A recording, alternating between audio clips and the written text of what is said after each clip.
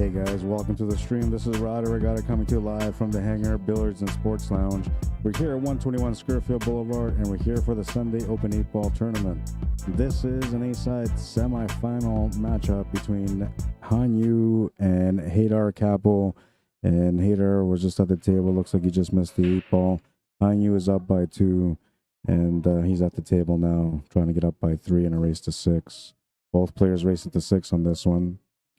We'll bring in the table a little closer here. Well, maybe much closer. How about that? Plays the combo.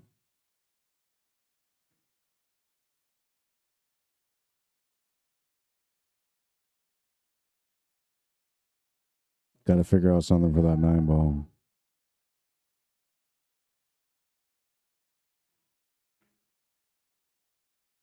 Here's a shot at the 9-ball now. Oh, maybe not. Doesn't quite have the angle. He could take a stab at it, but now, like when you use this 15-ball, you got to be committed to the breakout. And if you don't get the breakout, then that's your maybe one and only chance to get it out.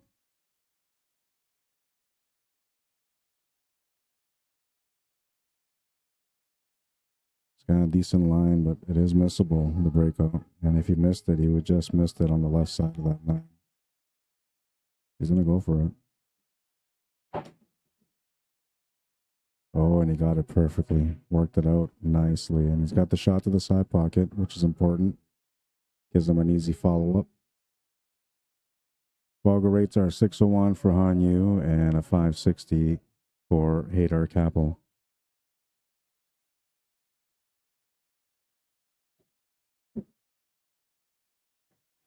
Didn't want to bump that ball out. And now he's got a line to the side for this third team, but he doesn't have a lot of angle to work with to get set up for that 14 ball. So now he's going to have to make a decision here on what he's going to do with that 14. He can either take the shot to the corner right now, tougher shot with a better reward, or he can set up for a bank afterwards.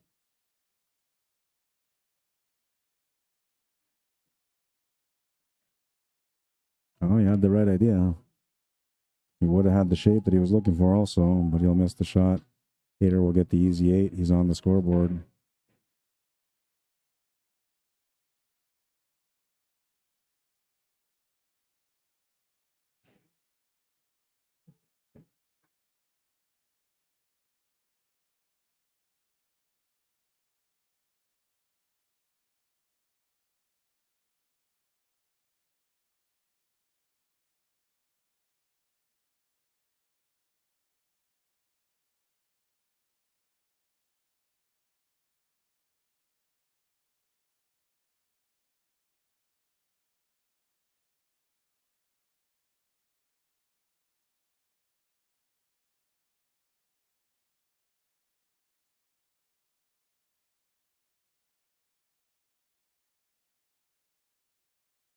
Moving into rack number 4 now. Hanyu to break.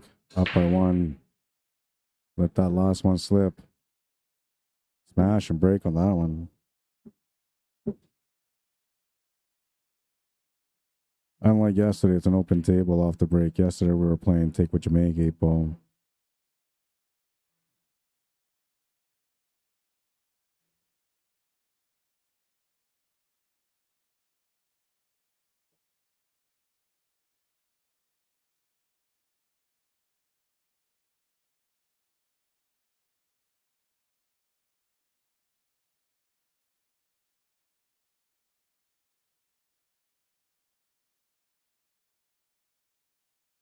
How you guys doing? Welcome to the stream. Chuck Archibald, Joe Cave.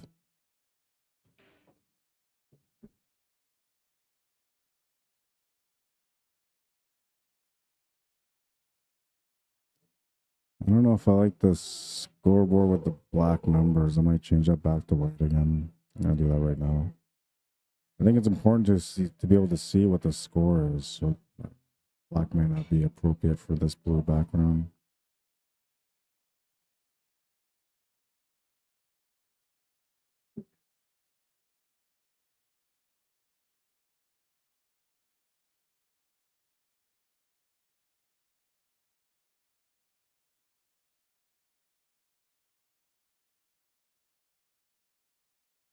They're much better now.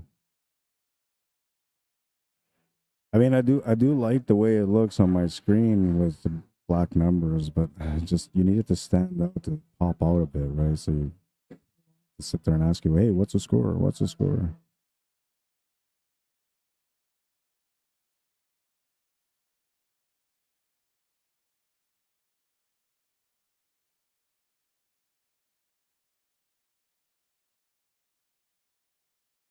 Nice breakout. Big bounce off the rail.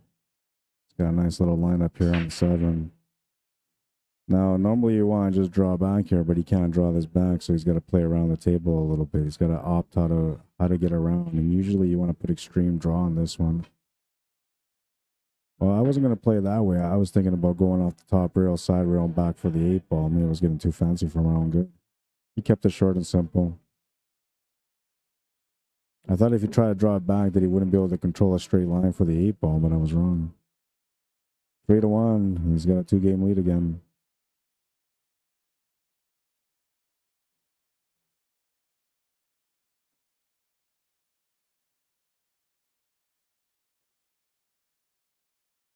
Absolutely smashed his break. Made 3 stripes off the break and a solid. Or no, 2 solids and a stripe. That's what it was. I thought it was 3 stripes when I first watched the break, but nonetheless, really nice break. Nathan Klutman, John Trebinier, Kelsey McLean, welcome guys. Khan, how you doing? Antonio Perron, welcome to the stream. Grant Short, welcome to the stream. Billy Ricker, what's up, bro? How come you're not playing in the tournaments no more, man? You used to play in tournaments all the time. Oh, he made the 5 ball off the break. It wasn't necessarily the best contact for the break, but it worked. I'll have an open shot. Not an easy table, though.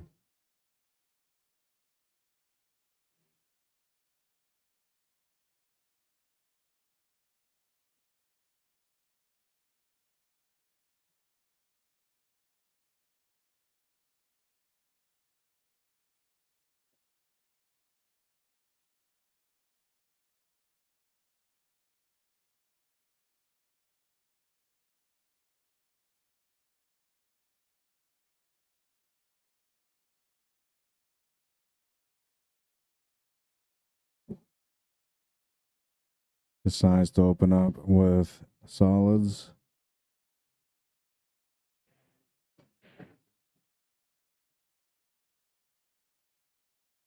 Six ball is a problem ball, so we like to get into it now and open it up.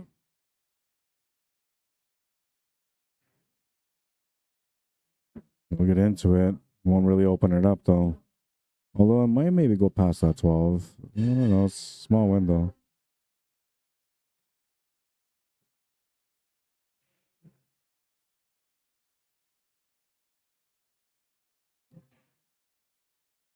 Curtis Chaborak, Joey Bulliol, Gail McCarchak, welcome guys. Rubs Gutierrez, how you doing? Mike McKinney, Max Roycross Sr. Hope everybody's having a good weekend. 25 degrees Celsius here in Winnipeg today, and it's, in my own words, it's too beautiful of a day for pool. But we still had 14 players come out today. I'm surprised, man. The winter is coming. We only have a couple of maybe month, 2 months of good, decent weather before this awful snow comes our way. So I'm surprised we had that many players come out today. Got some great competition in the house. HAYDAY CAPPO from Saskatchewan is here right now. His dad, Cameo, is here as well. Grant Henderson from Saskatchewan also playing today. We have Jeff Edwards from Lake Manitoba. On you, as you guys can see, Greg Wilson, who hasn't played in a little while, always a great player, very competitive. These flies are annoying me. Okay.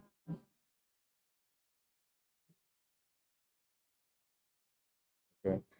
And the thing is charged or still charging? Yeah, it should be good. Okay, thank you.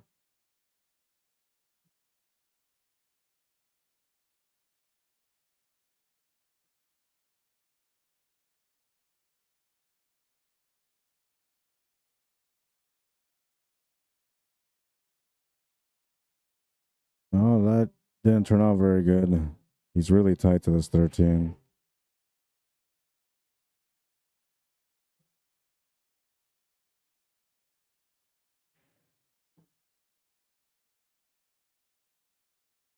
All he can do is try to play safety here.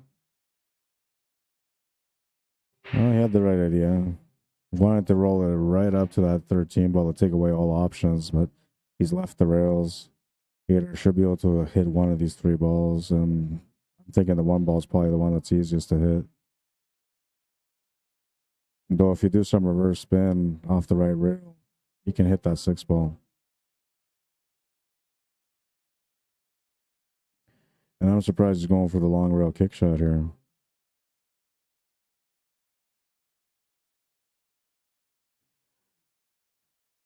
He'll hit the 6. Wanted a bit of a lucky leave. He's going to leave a shot on the 10 here for Hanyu. He can also take the 15 ball if he wants. Taking the 15 will push the 9 ball downwards towards that side pocket or towards the bottom right corner from this angle. He's going to want to take that 10. What he's trying to figure out is how he can get back up to deal with that 11 ball.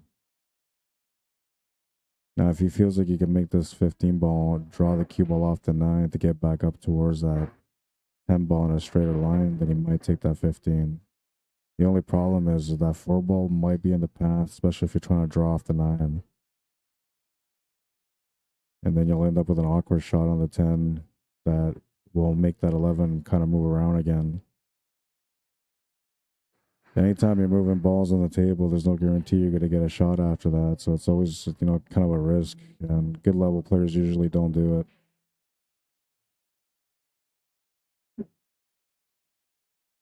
I'm surprised he left that 10 ball there because I know he had the shot on the 10 ball. Now he's committed to having a good line on the 10 ball to be able to get the finish on the 11. He's going to come up short on that shot. Maybe he wasn't fully committed to the plan. How you doing, Antonio? What's up, Mike? Mr. John Campbell, welcome to the stream. Pat Bonato, one of the players that played in the King of the Hill yesterday, was playing good too, man. Then things just kind of gassed out. Rolls stopped working for you. Kind of happened like that for Kevin Hoger too. Like just no rolls going his way. And then Craig Murphy was getting a lot of the rolls, but then the rolls stopped coming at the end too. Nathan just made some quick work out of that final last night. 11-7 final score, and I think the match was only about like an hour and a half long.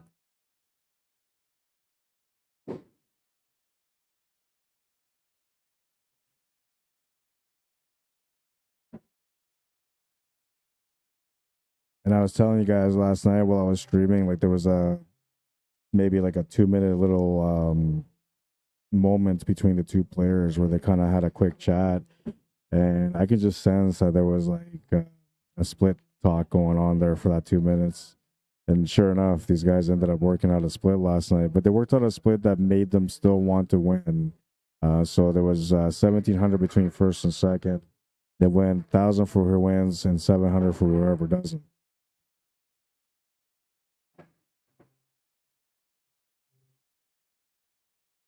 But you can see, like, I don't know, you can see like the intensity of the match kind of went away. And that's too bad, man, because if those guys didn't split, the intensity would have been such a good match. Such a good match.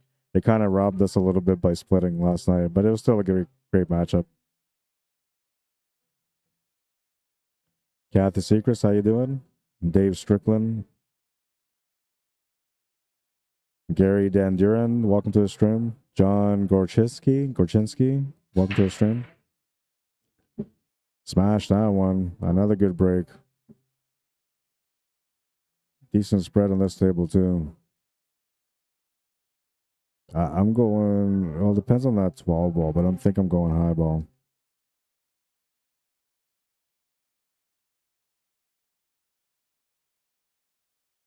If I'm going high ball, I will start off with that 10 and get shape for that 12 ball right away, just to get that out of the way.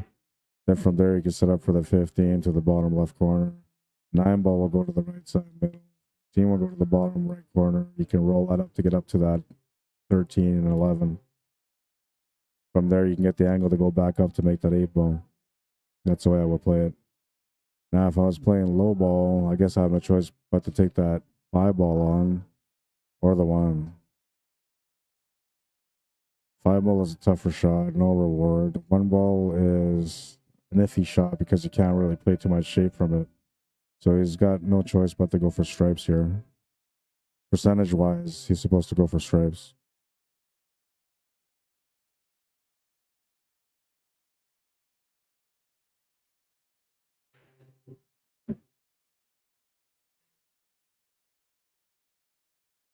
That's going to leave him the shot on the 14 to the side. He'll have to take the cue ball around the table.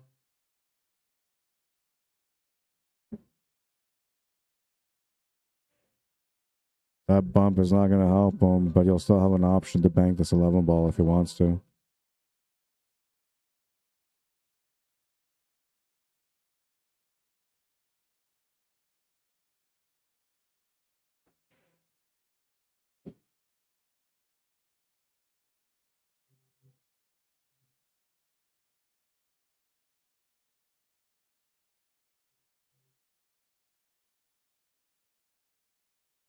Look at the safety. He's left him a shot on the 1. I don't think he intended to give him a shot on the 1 ball. Now, Hayday can play this naturally, and the cue ball should run towards that 15 and 9.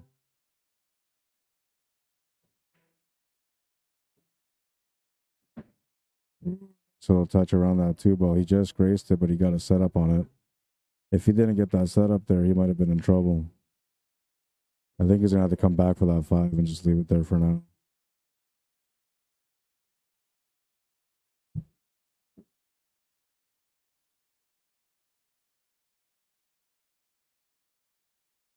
Now you got to make this 4 ball work for you somehow. You know what? I like to take the 7 ball to the side here, set up for the 5, and then use the 4 ball for the finish. I think that's how you get out here. I feel like he's taking the wrong shot. But he could make up for it if he gets a good lineup on the 7 ball. Which looks like he has, so he didn't have to go for that 7 ball.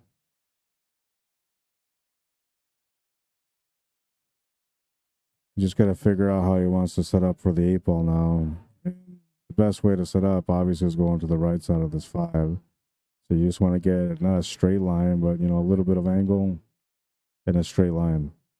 If that makes any sense. That might be too much.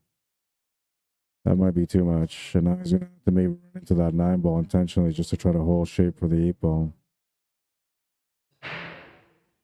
If he tries to go off the 15 and into the 9, he may not get an easy shot on the 8 ball. So he's got to hit that 9. Oh, man, but he hit it the wrong way. That 15 ball is going to be the blocker.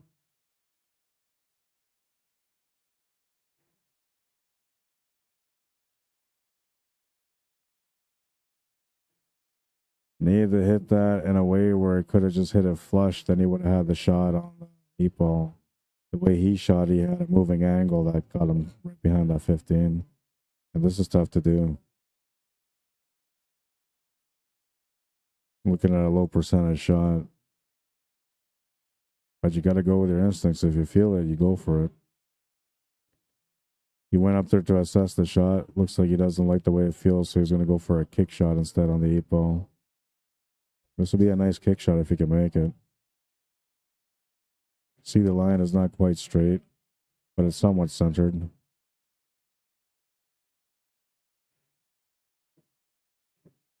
Good hit on the 8 ball anyway.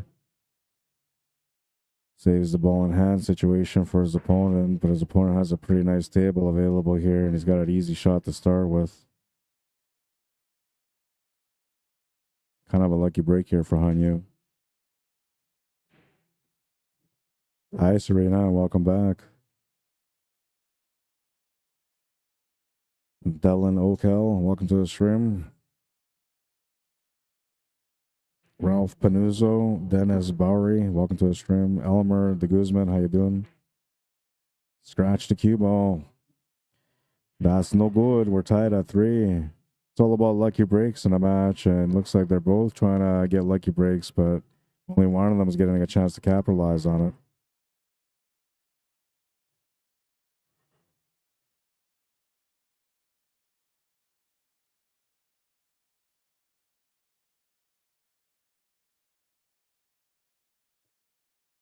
Do, do, do, do, do, do.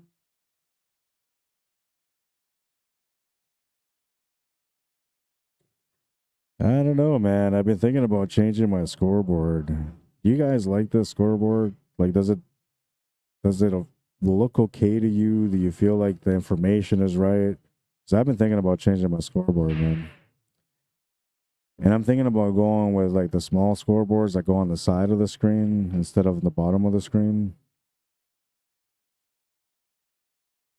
But I kind of like the scoreboard because you can fit in any name, you can fit in a lot of information on it. I just don't know if it does it for me though.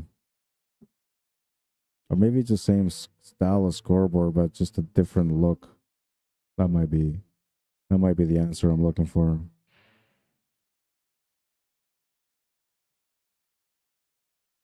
What's up, Carlos Malcolm? How you doing?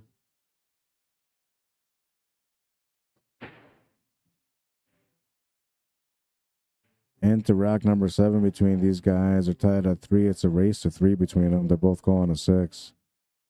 Mesh shot is going to turn the table over to Hanyu, who will have a chance to be able to work with his table. Bit of a tester on the opening shot.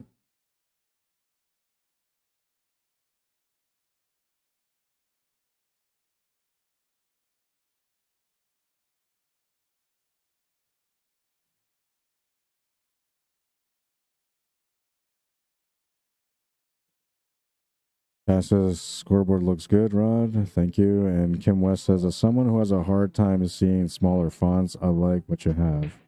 Okay. All right. And that's, I think about that all the time with people, right? Like I look at the scoreboards and I think like, is this something that if I'm watching, it's comfortable for me to watch, right?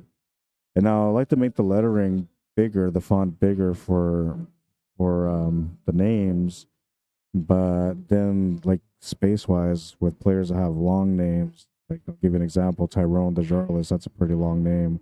And the reason I use that example is because anytime that I do any kind of work when it comes to like scoreboards and stuff like that, I'll always use the longest name that I know, which is Tyrone DeJarlis. I think my real name is probably longer, but I like using his name because it's like it's a name that kind of makes me have a good feel for how big the space is or how small the space is.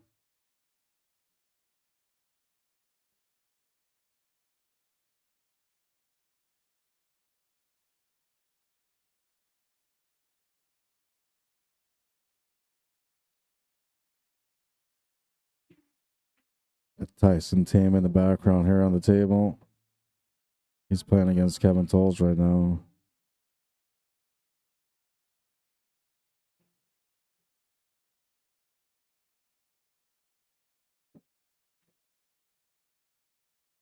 Big drawback shot.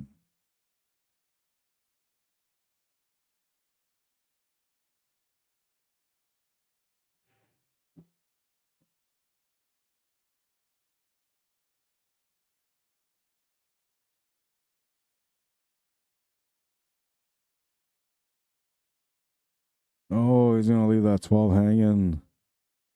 He was almost out. Almost out to take the lead.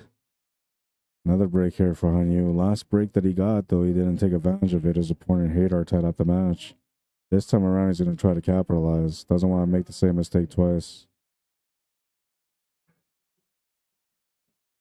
Getting down to the 2 ball right away, which is important. He would have liked to have had an angle, though. And because he doesn't, he's going to have to maybe take a longer shot on the 3 ball. And the shot on the 3 ball is going to end up involving a 2-rail positional shot for the 6 ball. So he can only roll this up a little bit. Oh, he was able to come over for the 1. So that changes things now. Now we can play with the shape from the angle on the 1 to be able to get set up for the 3 in a way where it's comfortable for him. I think there's no way around it, though. He's going to have to play 2 rails side to side off the 3 to get set up for that 6. And now the problem with taking this one ball now is that that one ball could have been the escape shot for him if things didn't go good for the 6 ball. Now he's all in, committed. Now things have to work out. If they don't work out, he's turning the table over.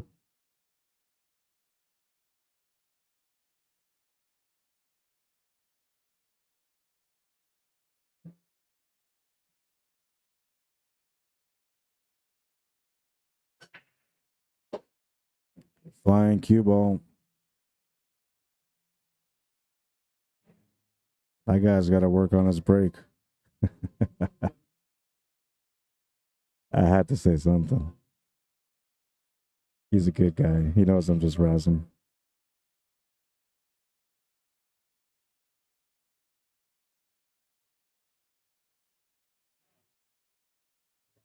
Derek Gagnon, how you doing, man? Welcome to the stream.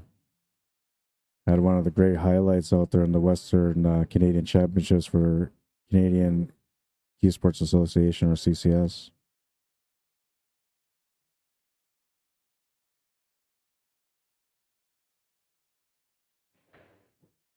Oh, he's gonna rattle it. And see, that was the problem, is that he was all in committed, right? So you should have left that one ball there instead of making that 2 ball following up for the 1 ball. You should have just got straighter on that 3 ball. Now what happens is, even if he didn't have the angle to get set up for the 6 ball from that 3 ball, he could have made the 3, come back down, made the 1, used the 1 ball to go back up for the 6. That would have simplified the work for him. But because he ended up making shape for the 1, then he potted the 1, he forced himself in a tough situation. Now he missed the shot, and well, Peter's going to capitalize on another return opportunity. You won? What was the score? Okay. I'll update it right away. You're a sweetheart. Thank you. You saved me a lot of steps. 4-0. Okay. France won 4-0.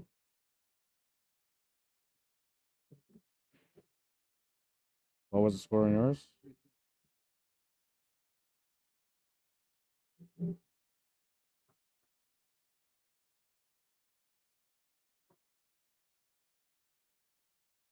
You're playing against Jeff Edwards.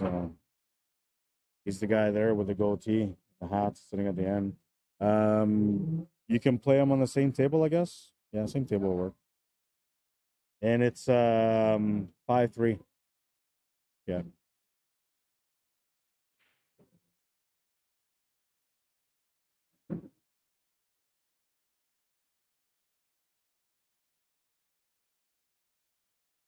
Woke up in a good mood today. I don't know, man. The vibes were right, you know. Started singing on the way here. I got most of my singing out of the way. And because I was like, you know, singing, I was in good mood, right? Music, I don't know what it is about music, but it could just lift your spirits if you listen to the right stuff. And I was listening to like CCR, you know, some Bad Company. So I was in a mood on the way here, you know, some Eagles. I let it all out. It made me kind of get started on a good note today. I had to wait for the first stream though, because there was a matchup going on and one of the players wasn't feeling up to par and they were having a hard time as it was. And so they asked me, hey man, is it okay if, you know, you don't put my match on the stream right now? Because I want to be able to level out. I said, okay, no problem. So I waited for them. And then that's why we started the semifinals. Otherwise we would have started at the quarterfinal today. Dakota Hill, Russell Hines, welcome to the stream. Mr. Stephen Valley, what's up, man? Michael Ross, Junior Boone, Timothy Cox. I hope everybody's having a good weekend. A few minutes ago, or maybe like 10 minutes ago, I said it was 25 degrees. It's telling me now that it's at 26 degrees. So things are heating up in Manitoba. And, well, looks like this match is heating up too.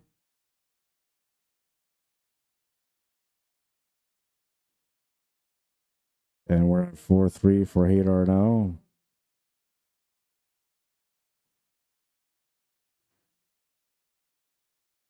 Please don't go.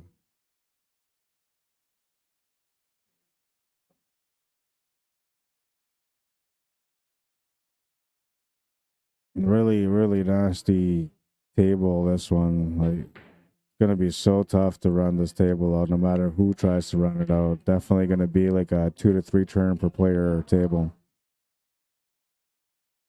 I'd say three. Each player should have about 3 turns on this table.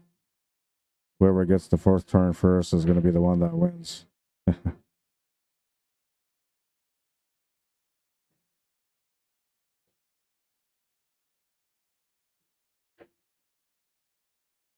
Now I got another question for you guys. This one is an important one for me because I trying to do research on how to provide better quality productions for you guys when you tune in to watch. So everybody says the scoreboard size is good, the fonts are good. Now, what about the quality of the cameras? So this is my main camera here. This is my main camera, which I love this camera. Honestly, the picture is beautiful. You know, the way the ball is shining on the table, everything just kind of stands out. It's beautiful. But then I had a hard time matching up the second camera to this one. And I've been trying the last few streams. I've been trying, and I've never come close to it yet. But I felt like this one here comes pretty close, and it kind of matches it. And now that might be something that nobody really cares about, but to me, I care about it because the presentation of the streams that I put out have to be good for me, in my own opinion, right, in my own eyes. So matching up the cameras to look the same was an important thing. I don't feel like it's 100% the same, but they're pretty similar. They're pretty close. At least it doesn't distract the eye, and it still kind of helps you enjoy the game fluidly without, you know, feeling like, whoa, what happened to the good camera? You know.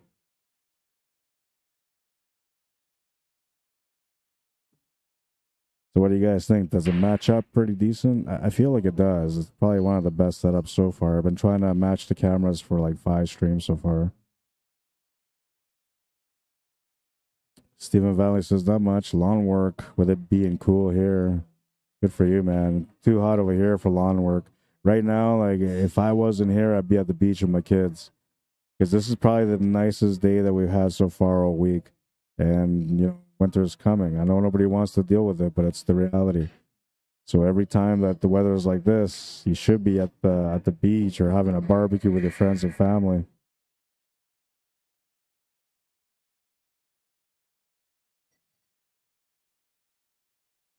Oh, I gotta bring in YouTube too because I've been neglecting them today. They weren't really interacting a whole lot yesterday, but I'm sure they're interacting today. What's up, Brad? How you doing? Says good afternoon, Rod. Thanks for the stream yet again. Alf Johnson says that's perfect. Talking on YouTube, he says top view be awesome. That's coming, man. That's coming. I gotcha. It will come. I kind of already can do it, but I'm just trying to figure out how to get it set up in a way where it'll always be easy to set up. But I'm definitely on it, man. My goal is to have multi-view, so not just like this view, not just the side view, not just the top view, but also angles from different sides, from here and from the back side. All right, so that way we can see, because sometimes you really want to see um, how a ball layout is. And now it's not easy to do like a 360 setup, and really, there's only one guy that I know of that's ever done a 360 setup. It's a beautiful setup, but so expensive, including the fact that he had to build his own software to make it happen. So I won't be able to do that much, but I'm gonna try to get, you know, another 3 cameras going, 3 more angles for you guys. It's a matter of effort, right? And getting, you know, funding for it. So usually most of my equipment comes from the work from my outside work, not the pool related stuff, but everything else that I do. And of course, there's been support from viewers that have helped me out when I first got this first camera, not this one, but this one, which I'll never forget. I'll never forget everybody that helped me out. At the time, I was doing really great work, you know, but my camera quality wasn't the greatest, and a lot of people were like kind of like asking about it, and so I made a push, a drive to try to upgrade, and then from there I got some other work, and then that eventually gave me some extra money to do more upgrading. So then I upgrade my system altogether, sound and computer and everything.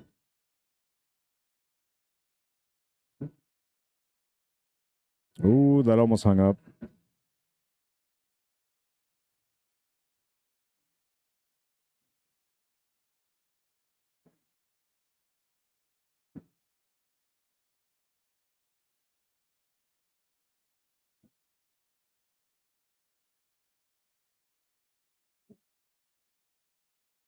Oh, Hater looking to take a 2-game lead and to get on the hill first.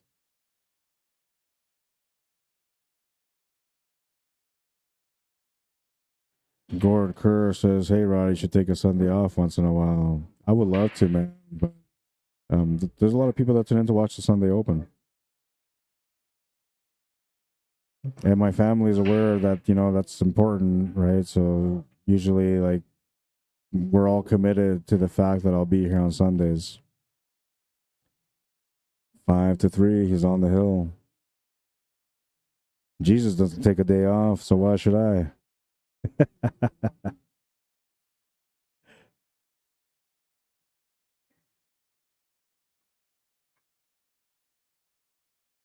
No, but really, I mean, you think to yourself like, hey, so Rod's only streaming twice a week. That's all he does. He's not that busy. I'm busy every day, man, all the time. I don't just do pool. I do lots of other events, and usually anything that anybody can think of, even if I don't have the experience to do what they wanted me to do, I will work on it and I'll figure it out and I'll give them the best production that I can. So I'm always busy, man. Last night I stayed around here to play against Grant Henderson, but long story short, it just took a bit longer, and then it was getting late. So I was like, you know what, I gotta go home because I gotta go and do work tonight. And he's like, really, you gotta go work? Like, oh yeah, man. Like, I'm gonna be working till 5 in the morning, 5:30 in the morning. I'm doing some editing for a project from another job that I did a little while ago. I got other events that I'm trying to build up and do the posters and figure out the formats. There's lots of things going on all the time for me, man. So I'm always working. There's no days off for me, even on my days off. Like right now, I'm fixing to go and try and enjoy some time with my family. I'm taking my computer with me because I have to work. I have no choice. And the other day, like, or not the other day, but a couple of weeks ago, we went to the beach with my family. And I thought, you know what, I'm going to take my computer with me because I'm not going in the water. I'm just going there to work. That's what I need to do. I need to work. I have a busy life, but it's by my own doing. If I didn't care about pool, if I just focused on everything else except for pool, it wouldn't be like that. I'd have all the time in the world. It's my passion for pool that keeps me busy, and because I always feel like there's just not enough time to do more. And even if I get like 40 years of work or 50 years of work, it still won't be enough time. So that's why I go all in.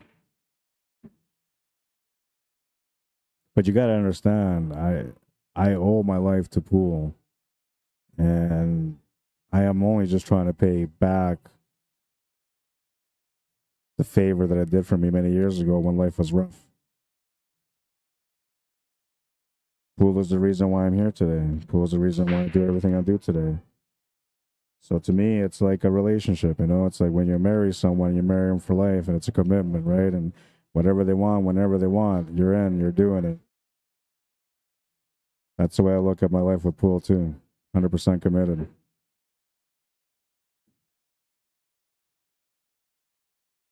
I really wish that I would have started this when I was like a little guy, maybe like 12, 13 years old, and kind of get into it. So by the time, I would have been in my 20s, I would have like been blooming in my work, man. But it is what it is. You can't make up for lost time. And I had a great time while I was wasting time. A lot of people do. David Wilson, what happened with the game clock? I got it. I didn't start it with this one because I came in from behind. And it's kind of late now. But on the next match that we have on the TV table, I'll run the clock. It's still here.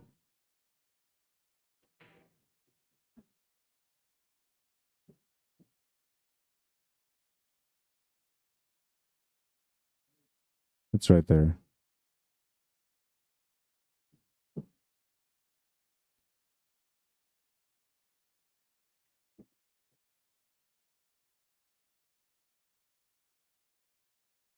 Gorker says, Rod, there are others that can cover for you once in a while. I don't think so, man. If that was the case, I'd have a team around me. I'd be realistic. I've been on this journey on my own for quite some time. Reality is, I'll probably end up being on my own till the day I die. But if I get people to work with me as a team, great things will happen. I promise you. But even without, I'll still make the effort. So great things will still happen.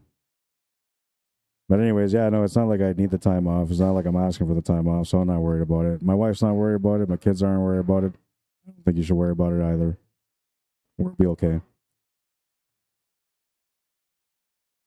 I was just talking to somebody else today about how beautiful life is and how great it is to have the opportunity to wake up every day. A lot of us just kind of take it for granted. We go through the motions of everything we go through, right? Work and family and busy things that keep you busy. And sometimes we don't have enough time to just kind of look back at life and say, okay, you know what? I appreciate it. I'm here for a journey, and I'm gonna make the most out of it. That's the way I look at it every day of my life. And today, when I woke up, listened to the music and singing on the way here, it reminded me of how grateful I am for the life that I have. It'd be nice to have some wealth and success with that, but um, the way I look at life is you got to do things that matter, that are important. And if they're not important to everyone, they're important to you, then they're important enough. And if they're important to you and they're important to other people, then it's even more important. And that's the way I look at my work.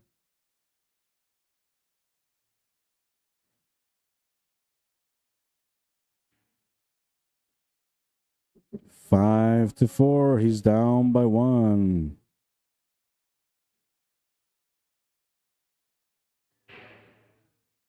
Lisa Van Dam, Paul Ramsey, welcome to the stream. Kathy Secret says, and we appreciate that Rod does the stream. I know you guys do. Every Saturday night when I'm doing the setups and it's getting late, I think like, okay, I gotta go to sleep, and then when I wake up the next day and I'm tired, I'm like, I'm beat. I don't want to get up. I just say, no, I have to go. The people want to watch the streams. They want to watch the competition. The players come out to play in the tournament because they want to play their best on the TV table too, and they're looking for their highlights and they're looking for their glory, and everybody just gets something valuable out of it. Even though it may seem like, it's a waste of time for some people, there's a lot of people that appreciate it, including myself.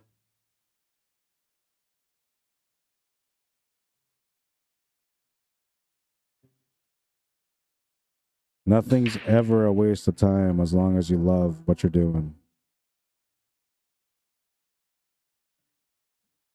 One thing that I do get out of this though is waste of precious time with my little ones, and that's probably the one thing that really kind of makes me think about taking time off here and there.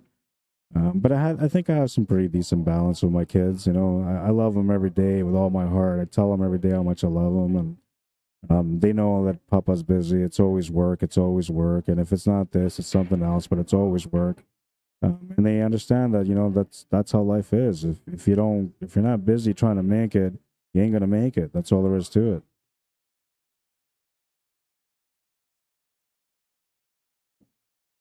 I do make up a lot of time for them, and I always tell them how much I love them. And every time I go out and I stream, especially here at the hangar, like late at night, it's the little things that matter, man. But they have like a claw machine with toys, stuffed animals that are there. And every day, like I'll take a few dollars, and when I'm done streaming, I'll go on that machine and I'll try to win some toys for my kids. And then I come in through the doors and I'll usually have stuffed animals for them, and it's a quick reminder that I love them and they're on my mind the whole time.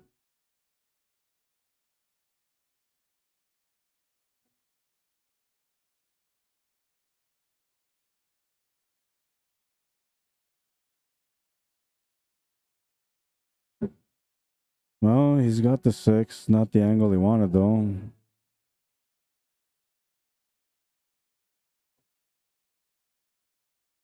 They have this gravy here. I've been talking about their gravy forever, and today, like every plate that's come out has gravy on it.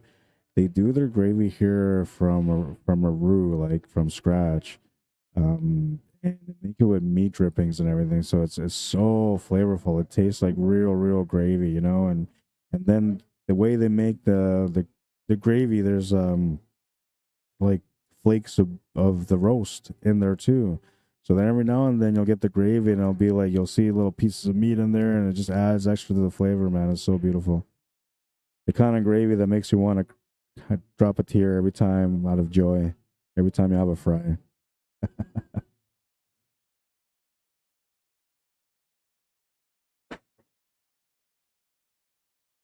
Kathy says, some people like football and wait all week to watch a game. I love pool and wait to watch pool. Thanks, Rod. Thanks to your wife and children too.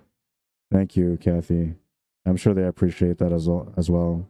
They know, my wife knows the sacrifices, you know, my kids know the sacrifices, but they also know that I'm passionate about what I do, you know, and there's a purpose to it. It's not, I'm not just going out there to run tournaments. I'm not just going out there to do streams. I'm not just going out there to teach people. I'm going out there to build a community, to make pool beautiful however I can. And I'm like the 1% in the world. There's so many other people doing it, you know? But I can only focus on what I can do and the people around me that get influenced by my passion. And that's the way it is. And trust me, I'm super passionate about this. I used to think I was passionate about sports too, man, like hockey, football, soccer. Then one day I realized that there's nothing more passionate in my heart than the love for pool. Well, of course, the love for my family. As far as away from that and your personal self, my love for pool. But if I had to choose between pool and my family comes first. Don't get me wrong.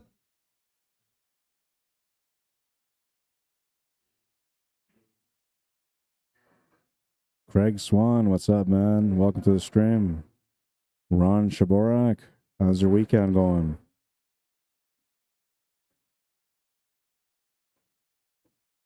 Craig Murky, Sandbagger. I'm kidding. You know what, Craig? Like I was talking about like last night, how like I felt like I dropped the ball with you, but it's not a bad thing. I mean, now I know how good you are. And the last time I watched you play, you were a good player. You've always been a good player, but you had some mental flaws that, you know, where people would still overcome you in matches. I didn't see that yesterday. It looked like you were pretty balanced at the table, man. You left a big impression on me. So much so that I spent most of the end of the night just talking about how you shouldn't be playing in that tournament. But that's a compliment to your game. Not a bad thing, man. Not a bad thing. It's just a compliment to your game.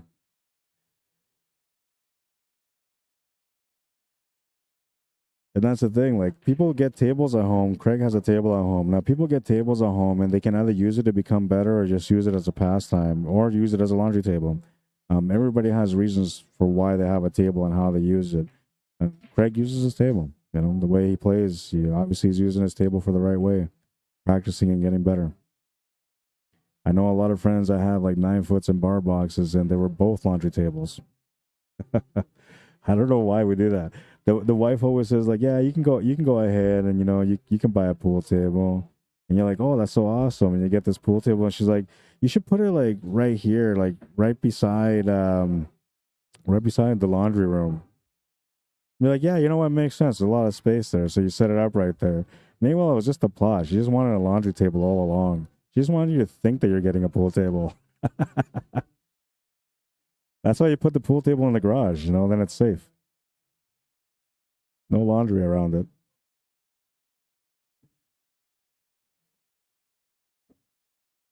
Gray safety is going to get a nice reward. No, he's not. He got the hit, so no reward. But, that's okay. If he didn't get a ball in hand, he still has an opportunity at the table. He's just trying to tie things up here, trying to work it out.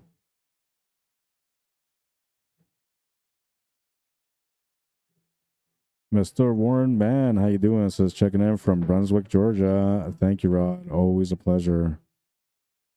Which reminds me, did I have YouTube up? I thought I did. No, I didn't.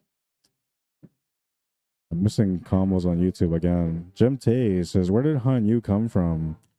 Well, I talked to him about it today, actually, and he's been in Winnipeg for 20 years.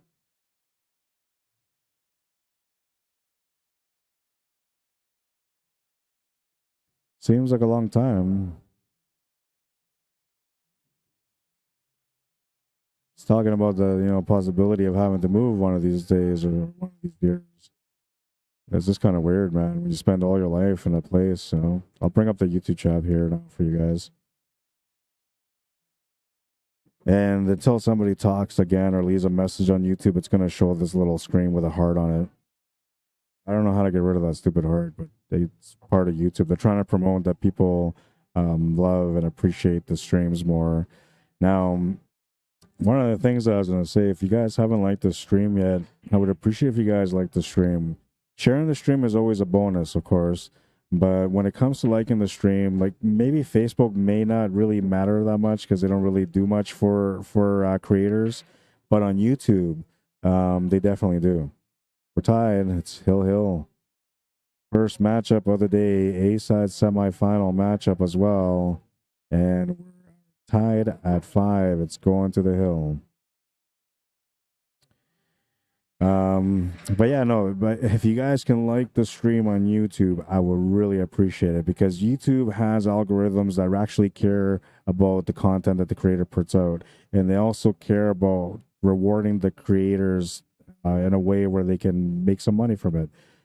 So they pay attention to the algorithms, whether or not people like the stream or don't like the stream. When people are liking the stream and people like the same people are liking the stream all the time, it looks good on us. But when other people are also liking the stream, it looks like we're more popular. Now the algorithm wants to push that content out to other people who normally wouldn't see that content. So exposure is a big part of you guys liking the streams on YouTube. If you guys can do that for me, I'd appreciate it. You don't have to if you don't like the quality, or if you feel like I just talk too much nonsense. That's okay. But if you enjoy the stream, you appreciate the work that I do, I'd appreciate if you guys can support me that way. And of course, you can always subscribe to my YouTube channel. That's another way to do it. I know a lot of you guys already have, and thank you to those of you that have. Honestly, your support means the world to me. And I see it all the time. I pay attention. Trust me, I always know when people are sharing, when people are liking, because I always go back to look. So thank you. Those of you that, you know who you are, that always do it. I appreciate it. Warren Mann, Brunswick, Georgia in the house. So thank you, Rod. Always a pleasure. I still can get the Vidalia onion, man. I've been thinking about it this whole summer too. I can't find it. It's got to be like an import, I guess. I figure it'd be something that's common, but I still haven't been able to find one. And I go to different stores. I don't just go to one grocery store. My wife takes me to all of them. That's the way I gotta say it. My wife takes me to all of them. I never want to go shopping, but she wants to go shopping. I work all the time. We're going shopping. Yeah, so I know all the stores in Winnipeg, but I don't really like to go there. Not the shopping kind of guy. Anthony Jackson, what's up, man? Nick Romaniak, Rick Sater, Medi Kakav, is that how you say it? Welcome to the stream.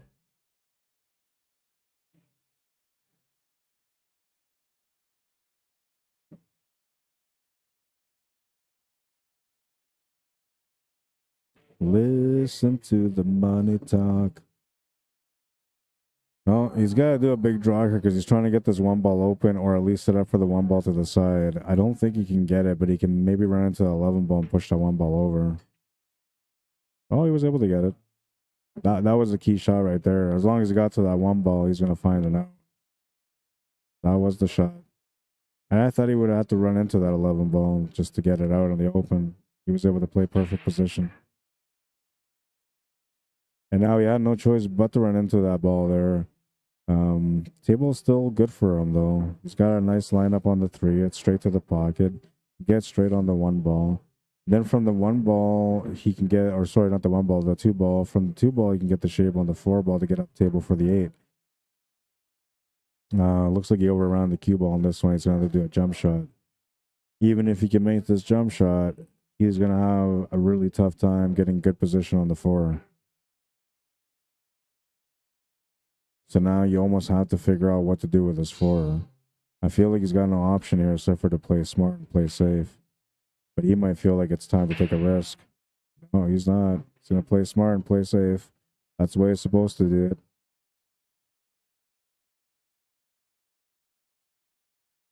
I remember when I was first playing pool, man, I used to go for everything.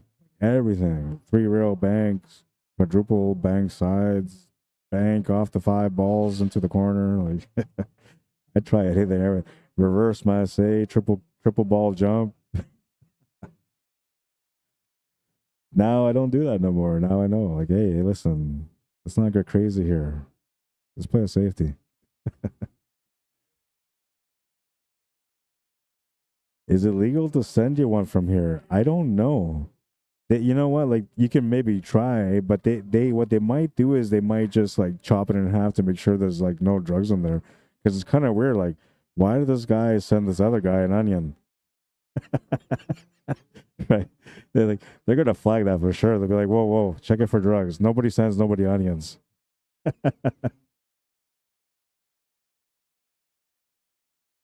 You can maybe put a note inside there that says, listen, I have the stuff inside the onion. The only way to get it is to fine chop it.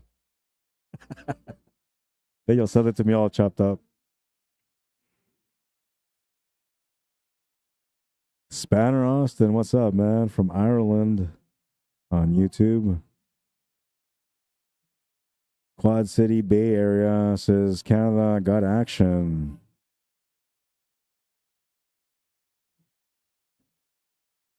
We always got action, man. I can't see the last part, so I got to bring it up here. Canada got action. I should retire to CA. Yeah, you would love it. I mean, I don't know. Like it's good, but it's not great in Canada yet. You know, I remember the '90s, the mid '90s, and the late '90s, how communities used to be all across Canada, and it was crazy, man. It was absolutely crazy. Lots of events everywhere, lots of players developing all the time. It was nuts. It's still like that, but I don't know. Maybe it's because we're not as united, so we don't really know all the work that's going on. But Manitoba's pretty good. There's a lot of action here. We always got tournaments going on. Calgary too. They always got tournaments going on. In Ontario, they got lots of stuff going on, especially in the Toronto area. Saskatchewan can be busy depending. They do have a lot of yearly events, and there's enough to call it consistent every year. But a lot of people say that the community is not a strong one, and not like the player wise, but as far as like where they can go play and develop their games and that. Oh, he had one of these shots earlier, but it was a lot harder and he missed it. This time it's a little easier. Needs to make it to get position on the 8. He overcut it last time. He's going to overcut it this time. And he didn't have the shape on the 8 either. Kind of a good thing he didn't make it. Maybe. We'll see.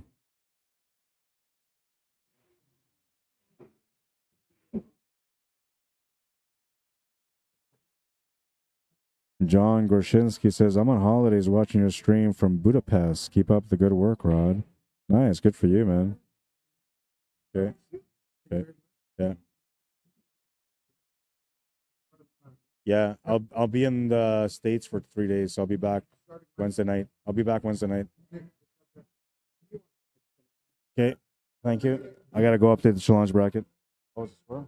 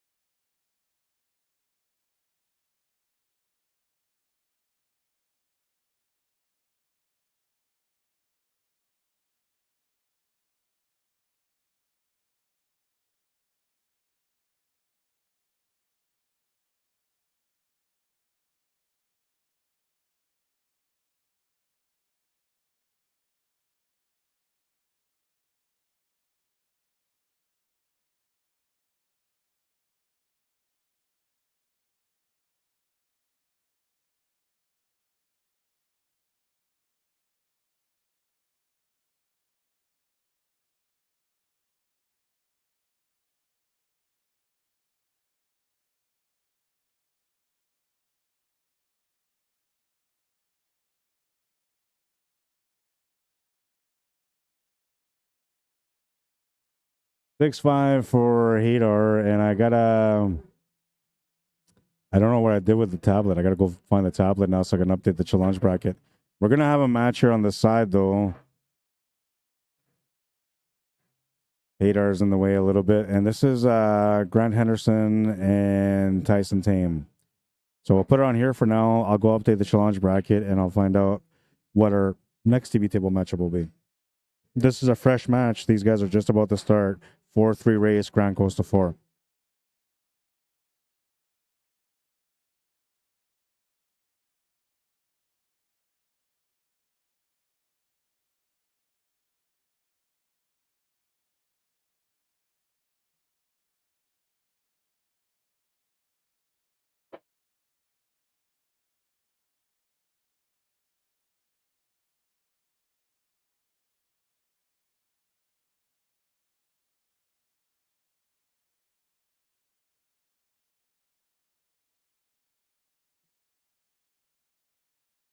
Oh yeah.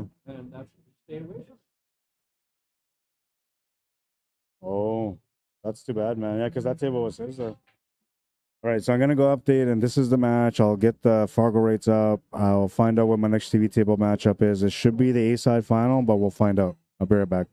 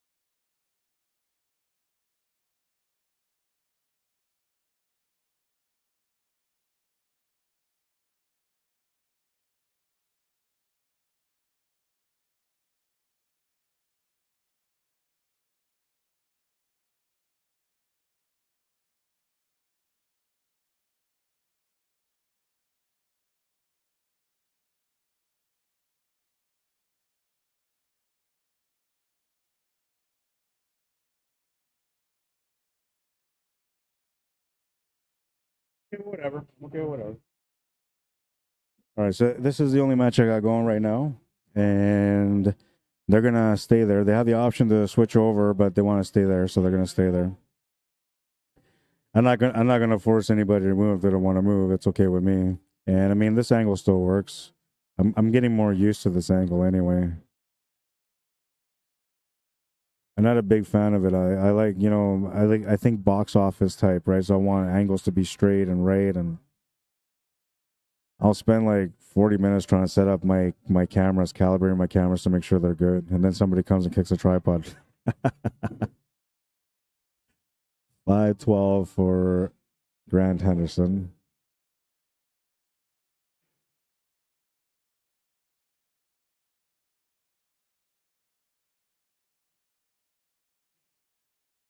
And Tyson Tame is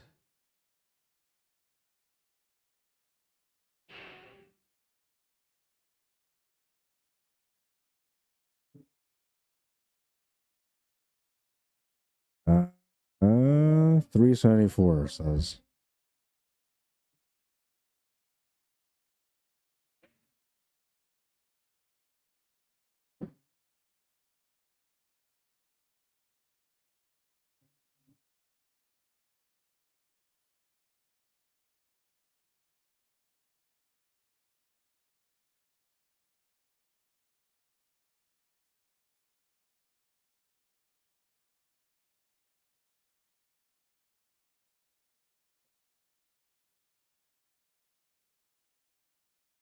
Do, do, do, do, do, do.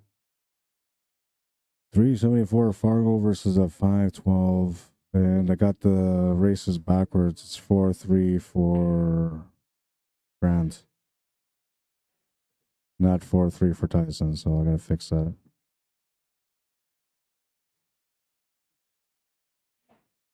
All right, it's been corrected. This is the first rack between them. Tyson Tame at the table right now, ball in hand. Trying to figure out the options here at the table. Needs to open up that 15 ball, so that's what he's looking at here.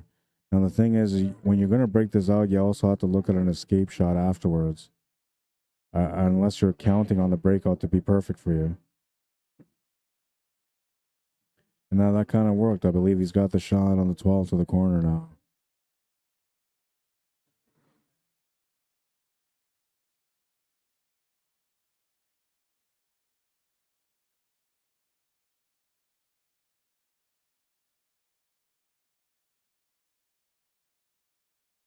Makes a great shot to the corner there.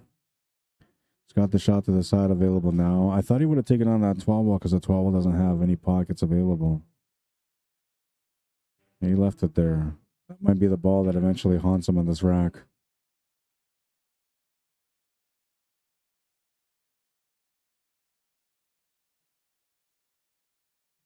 Sunil Sarwal, welcome to the stream.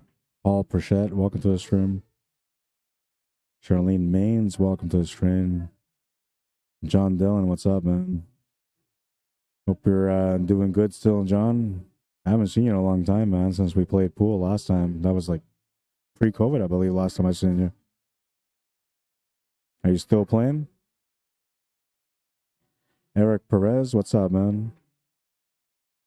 Andre Nolette, Jant Amaba, Michelle Jeff Ball, welcome. Olivier Darsigny, welcome to the stream. Warren Man says, are y'all in a certain section of the establishment? I'm curious because I see nobody in the background. Yeah, we're in a, like right now here, this is pointing towards the entrance. So there's that 12 haunting them after all.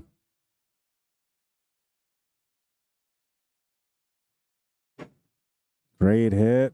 Oh, so close to making it. I'll back this up for you guys so you can see. So this is the area that we're in here. This is the entrance right here when you come in. Then there's the bar. By the way, this is a machine that I talk about when I was telling you guys that I play for stuffed animals for my kids. It's right there. What's up, Jeff? Did you finish? 5-2 for you. That's the machine that I play all the time. But we'll do a quick glance since you guys want to check out the room.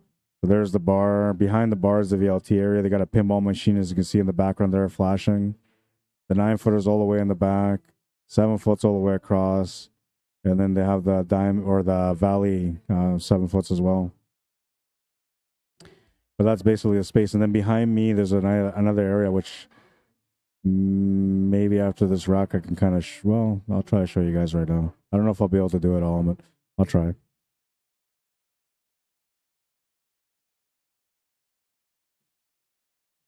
So this is towards me now. There's another area back here, which you can't see perfectly, but back here, there's a little room behind me, and there's tables in there too.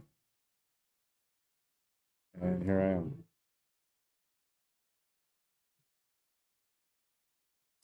All right, that was a dizzy spell right there. But that's the hangar. You know what? I haven't done a walkthrough of the hangar, so maybe I'll do a walkthrough of the hangar this week coming up, and I'll post it up on my Facebook so you guys can take a look at it. A little intimacy.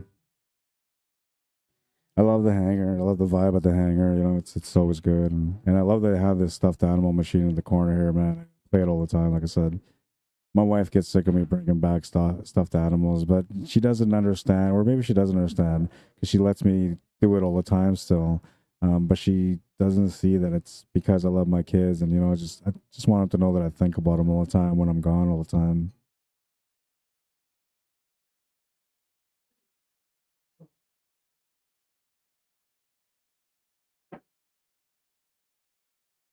Quad City Bay said earlier, better than San Francisco. San Francisco, it's dead after COVID.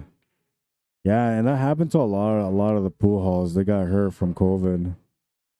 Quad City Bay Area says there's an open market in San Francisco for tournaments. You can run it, Rod. Man, I would love it. I would love it, man. Honestly, that's too bad. You know, it's nice to have a market where there's people that play the sport. You know, it's too bad. Because when there's nobody out there doing these things and organizing these events, then like the game just kind of dies, basically. Warren says thanks for the view. Looks awesome. Nice back room. Yeah, no, it's pretty good, man. And this back room is pretty neat too. But they need to get it set up more for like a pool area, because right now it's more set up like a lounging area for people just to hang out with their friends and stuff. But they should set it up. I've been requesting to make that room the TV room, but we'll see. I got to persuade them, because then I would set up everything better. We'd have every kind of angle you could think of at that point. Maybe.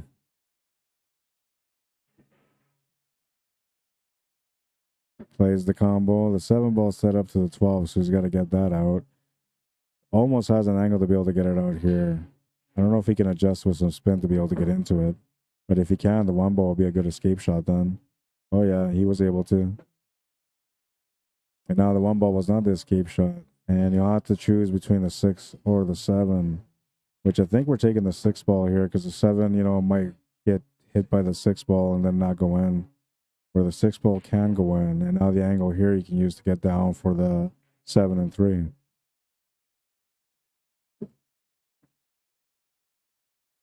Now he's got the option to take the 7 or 3 or the 1. He should take the 7 now and take the 1-ball after. Then set up for the 3-ball to get him set up for the 8-ball. Oh, wow. Crazy.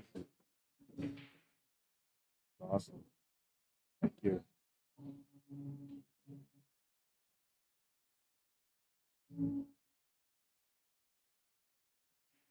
I'm trying out some chili, man. I just got my chili, so I might have to disappear from the mic. Oh, that double kiss on that 12 is going to help him. Not that he needed much help for that 3-ball anyway, but it worked out perfectly for him. Shouldn't have a problem here getting on the scoreboard.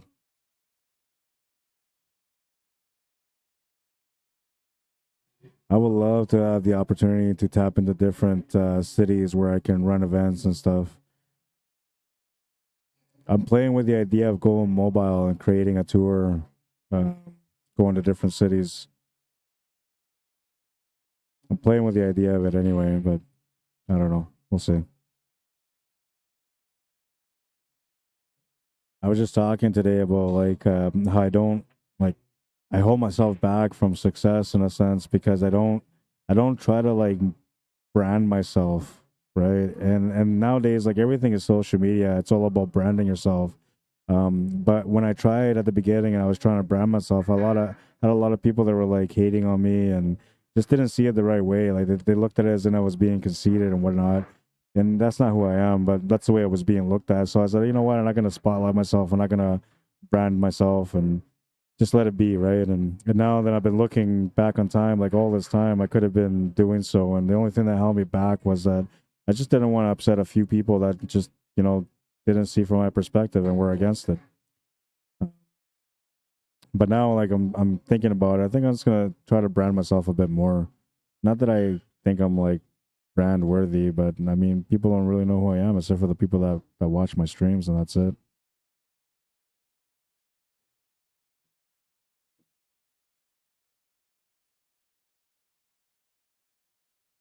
San Francisco, that'd be cool, man. I've never been to San Francisco yet. It's gonna lose the cue ball. Ball in hand for Grant Henderson. Up by one and a race to four. A chance to get up by two. Speaking of chances, I gotta take a chance on this chili. I'll be back in a minute.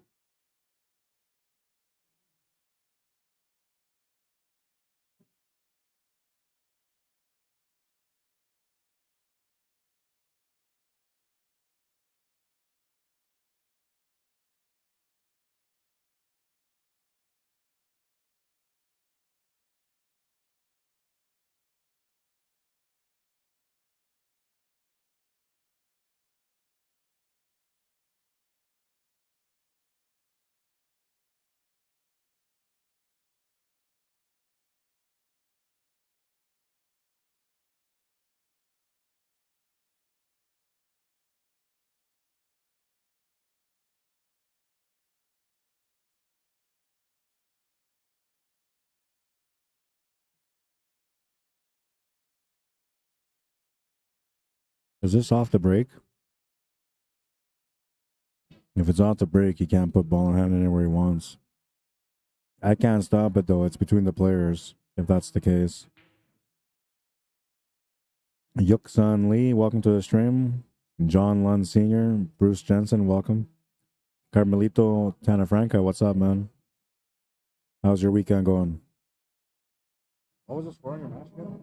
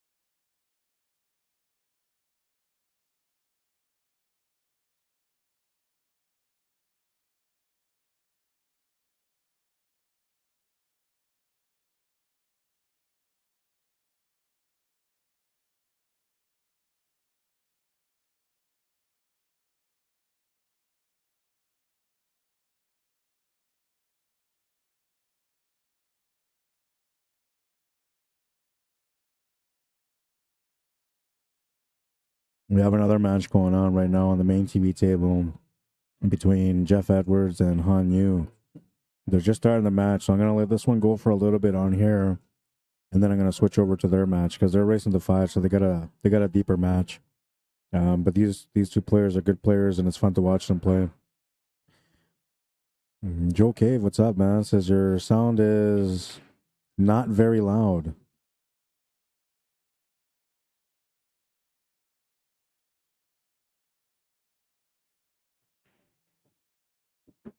Is that better? I wasn't talking until now though. How you doing, Joe Cave? From Las Vegas.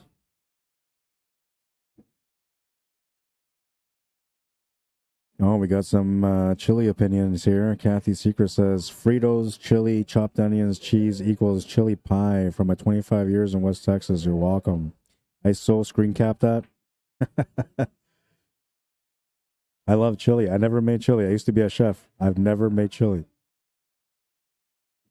I've always bought my chili. And I don't ever make chili at home or anything with chili at home. So that's why I never really had to learn it. And then all the restaurants that I worked in where we were making chili, usually for the new, like the commercial ones, most of the chili came bagged and pre-made. And the ones that were like family ones, there was always the one guy that made the chili because he made it the right way and nobody else could make it. So I never learned how to make chili, but I love chili.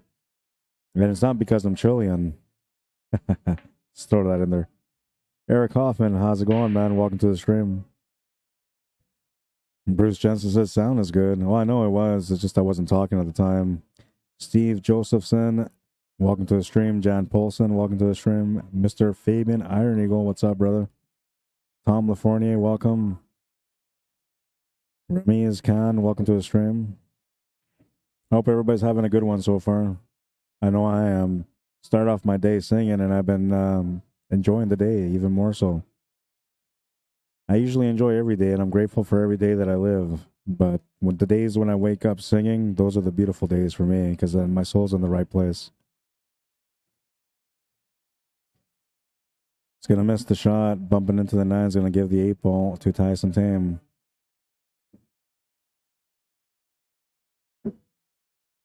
Now, he doesn't have to worry about scratching or anything here. He just has to keep his cool.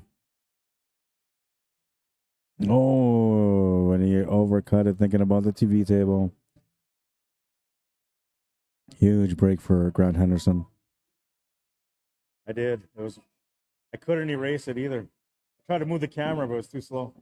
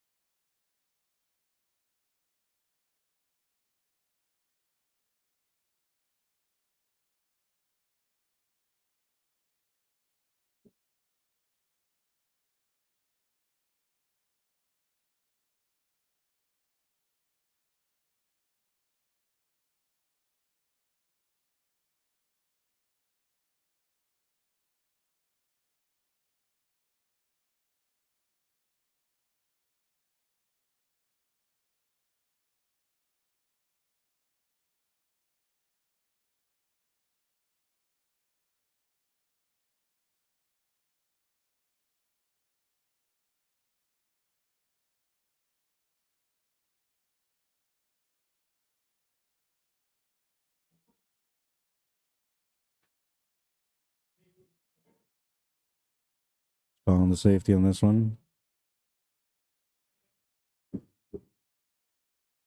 It's like Tyson was already putting his jump cue together because he knew that was coming up. And now he has a little bit of a line available here to make the jump bank side, but Not an easy shot, and the jump is going to be important. He's going to call the corner instead. Now that might make the jump easier, but the shot becomes harder. I was say the harder becomes shot. Oh man, did I say I was tired? I'm starting to feel it maybe. What's up, Mitch DuPont? Scott Swafford. Warren Man says, Google how to spell Vidalia onion and you'll see what I'm talking about. That's what we use in our chili. I did. I even screen capped it. Last time we talked about Vidalia, I screen capped it.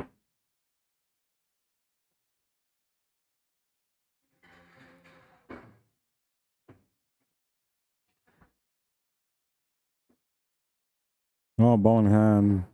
Should be able to get out here.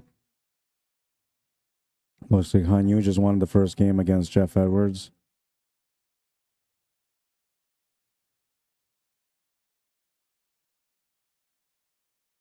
Daniel Wilson, what's up, man?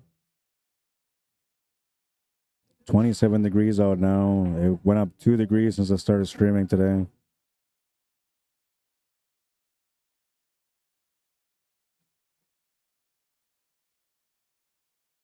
My kids got a chance to go to like a bouncy castle fair type thing down the street from our house. So if they were at home this time right now with this weather, they'd be thinking about me, how we should be at the beach right now. But because they're out there having a good time, they're not even worried about it.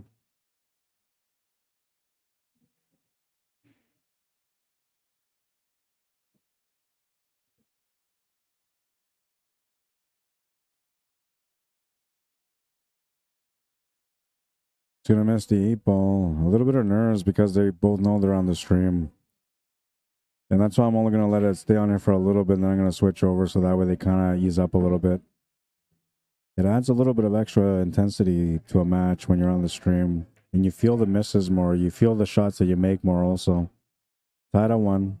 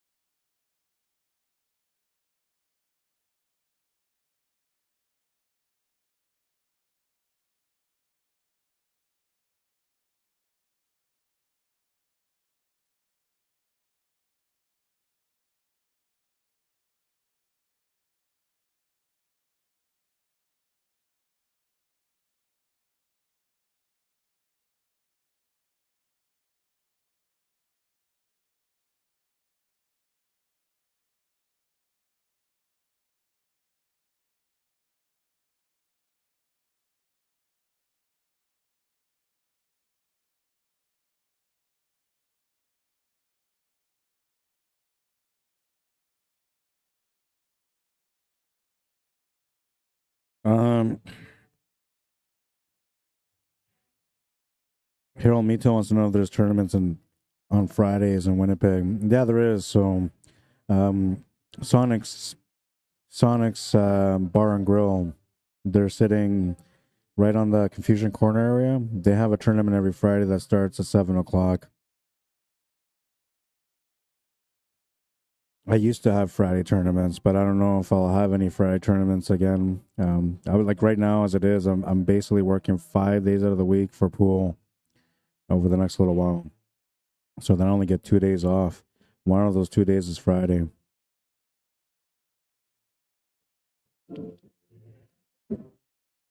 But if I find a way to like finish some of my other projects and then I can switch nights around, then I might be able to do some Friday tournaments. But the one at Sonics is pretty good. It's always on every Friday.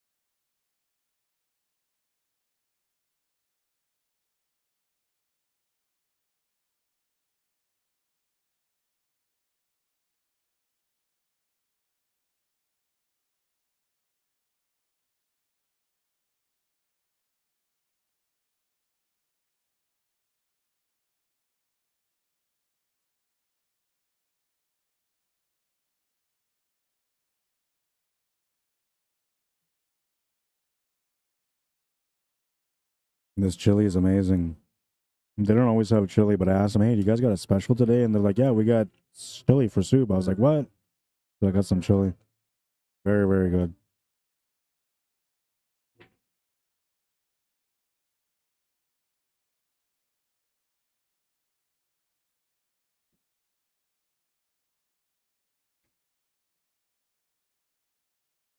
This one seems like a game of nerves so far. You and Jeff are tied at 1 right now. You're welcome, Harold. You're very welcome. Wayne Fagnan, welcome to the stream. Sagir Ahmad, welcome to the stream. Mary Lou Rafford, how you doing? Welcome.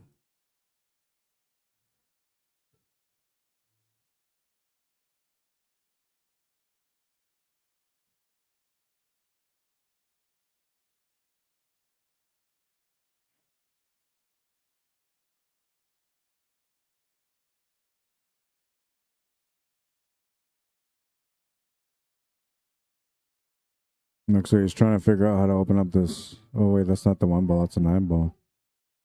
And that's the 2 ball, not the 10 ball. That's sitting next to the 9.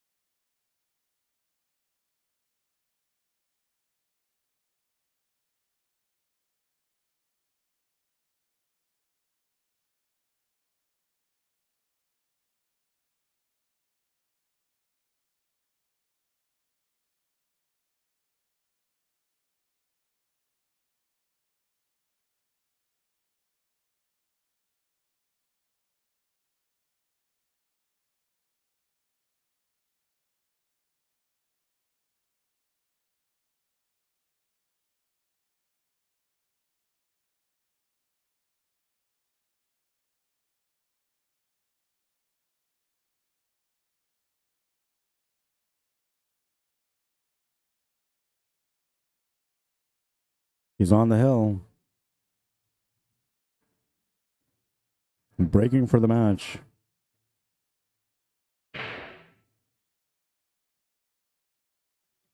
Here's Jeff Edwards playing against Hanyu right now. He's at the table.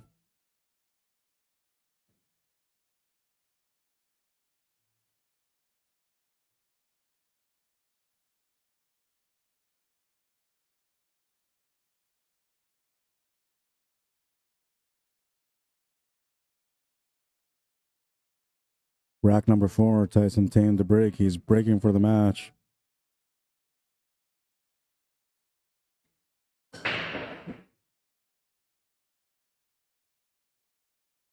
Nothing's going to go in, though. Open table for Grant Henderson.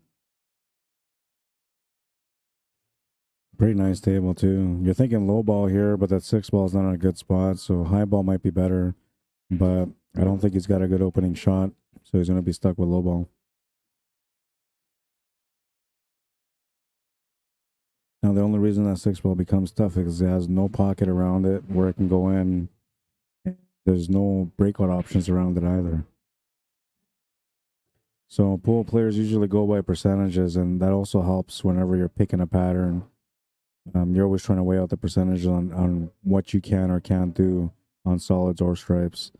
And then usually when you figure out that balance, then you go for what the percentages are leaning towards. I'll take the stripes. That was the better option. That was definitely the better option. Norm Glover, Earl Nabis, welcome to the stream. Andrew Jenkins, welcome. Ken Long, welcome.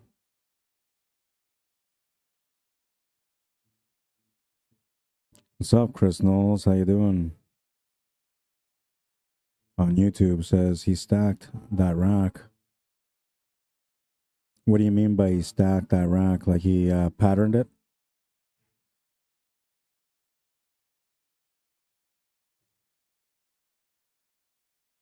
People say that you can't pattern rack an 8-ball, but they're wrong. You can.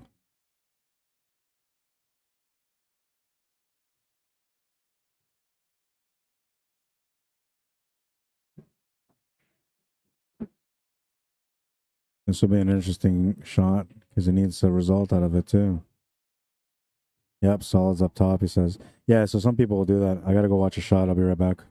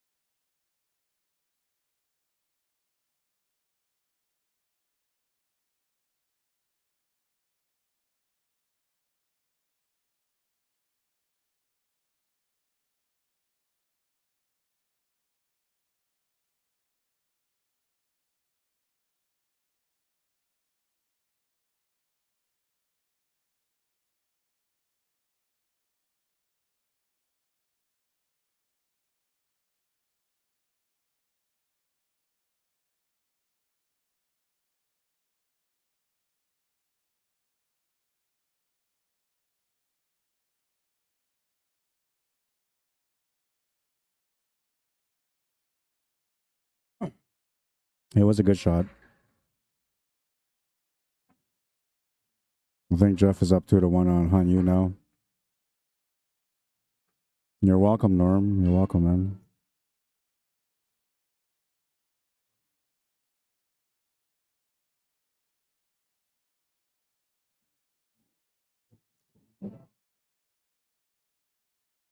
In lower left. What do you mean? Like you tilted the rack?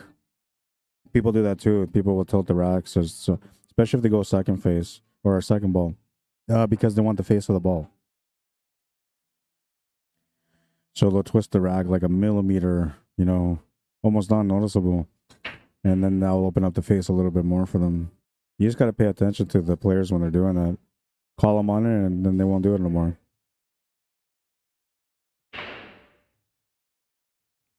But I've seen people rack all the solids on one side, all the stripes on one side.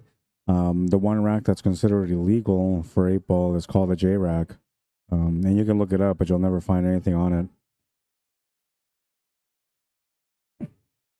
Nobody's ever talked about the J rack. But I know the J rack, and I have a picture of the J rack. I just don't share it because I don't think it's. I'm trying to promote pool and fairness in pool, so like pattern racking and stacked racks, like I don't promote that. Otherwise, I would show you guys, and then you guys would all have an edge on your opponents every time you played 8-ball. And no, I don't use it myself. In fact, I do the complete opposite. I make my racks the hardest racks every single time I break, because I don't care. I trust. I have faith in my skill. So if the rack is tough and there's only a couple of options to shoot at, I can still find a way out. And I think that's better for my opponent, even though they have a tough time with the tables. And then it's just skill versus skill, and that's the way I look at it. 4 solids on the 3 back row left.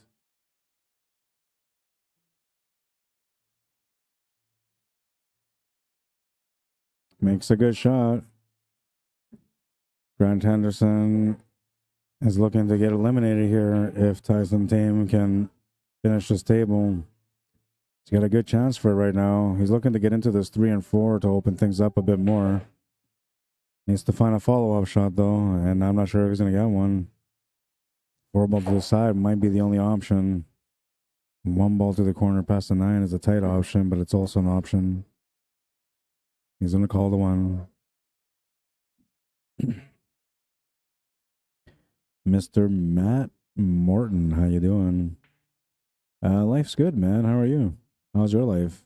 Last time I seen anything about you, you were having a baby, right?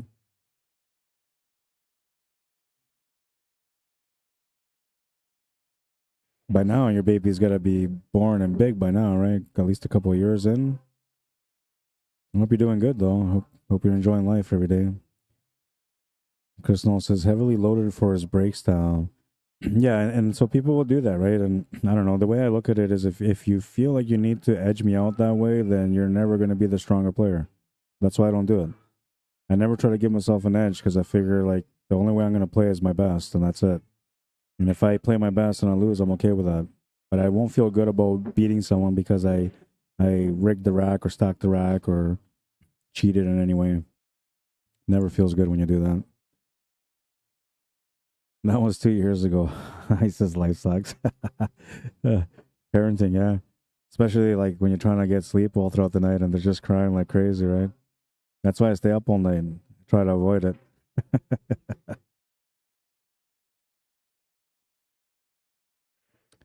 Yeah, sometimes people just feel like they need the edge, man. And if that's the kind of player they are, that just shows mental weakness. That's all. A lack of confidence in your skill. And it's not a bad thing because, I mean, technically that's how pool is. It's always been like that. But if you're going to be a good player, you got to overcome that and not get sucked into it. Usually when somebody tries to shark me out or anything like that, I take it as a compliment. It just means that they're intimidated, and they should be. Because I'm always trying my best. Not because I'm good, but because I'm always trying my best. And I never give up.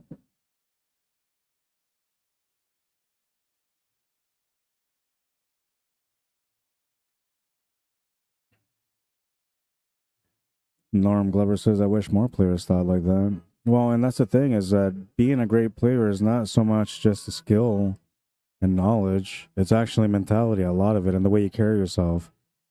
Like, you won't see guys like Shane Van Boening going out there trying to cheat people out. No way.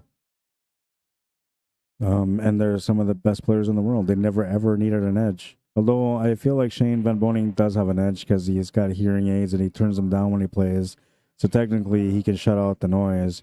But whatever, that's the way it is for him. He's got to make do with what he's got to live with, right? But for the most part, usually you don't see pro players sharking each other out or trying to pattern rack or anything like that. Usually it's all clean at the higher levels.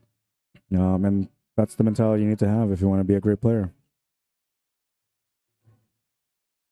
The parenting aspect is great. Every other aspect of life stinks. I want to play some pool. Need to go get out some frustrations. Yeah, I hear you, man. Well, and then the first few years of a child are so crucial, right? You want to enjoy all the moments and everything. So there's a lot of sacrifices from a parent throughout that time. And it doesn't really feel like sacrifices because you love your kids, you know, and you enjoy every moment that whatever they do, all the googly stuff, you know. Um, but you know what I mean. Parenting is not easy, and everybody that's been a parent knows. You just gotta go for it for a little while. Eventually, you get your life back again. Start going out again when they turn 18.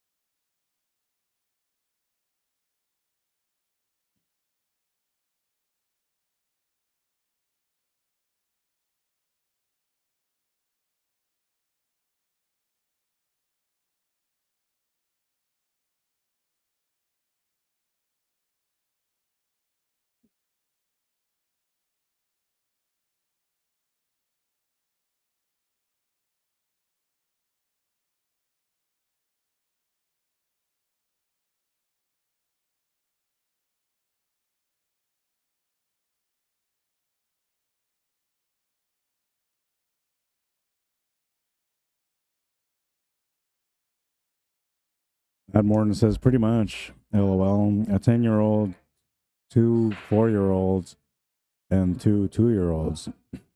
Yeah, that's pretty busy, man. What was the score?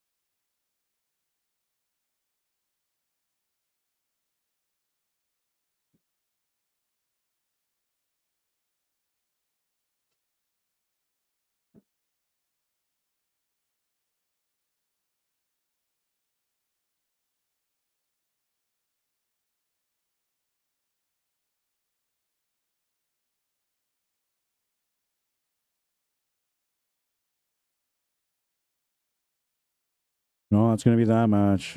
3-1 for Tyson Tame.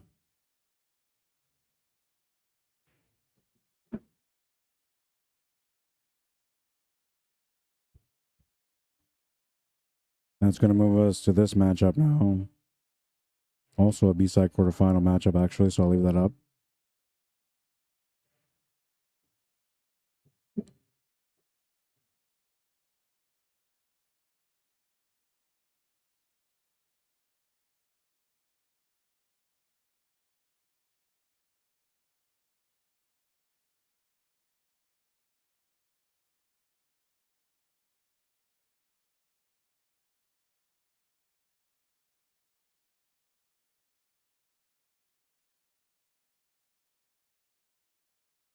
Nice bank.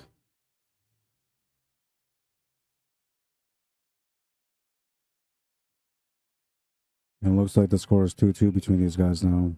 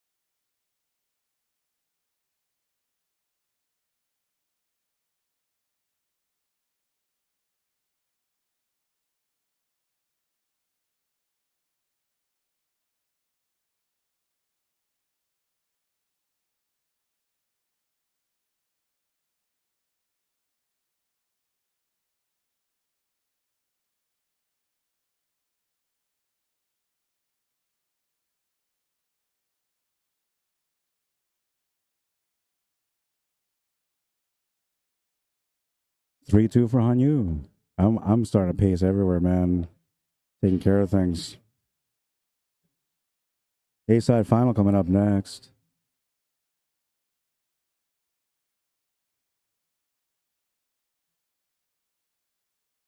You know, the good thing about kids, though, Matt, is if you love them every day, do your best with them throughout their whole lives, there's so many great rewards in the future when they grow up. And if you're, you know, old and senile, they're not going to throw you in a home. They're going to keep you in their home because you were a great parent, because you love them that much. At least that's what I tell my kids. I try to program them every day. Like, listen, when I'm old and senile, like, just try to remember that I have to put up with you guys too.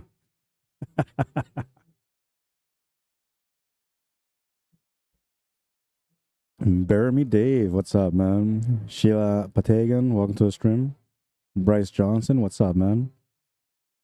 Gordon Aronik. Lewis Joseph. Hope everybody's having a good weekend. I was a little quiet there, but I was trying to bust a munch on my chili. It's so good. And now, like I said to him, hey, is this chili spicy? He's like, no. I said, well, you got to spice it up some. So he just added some cayenne pepper into it. But he put enough into it that it just tasted really nice. So just the right amount of heat.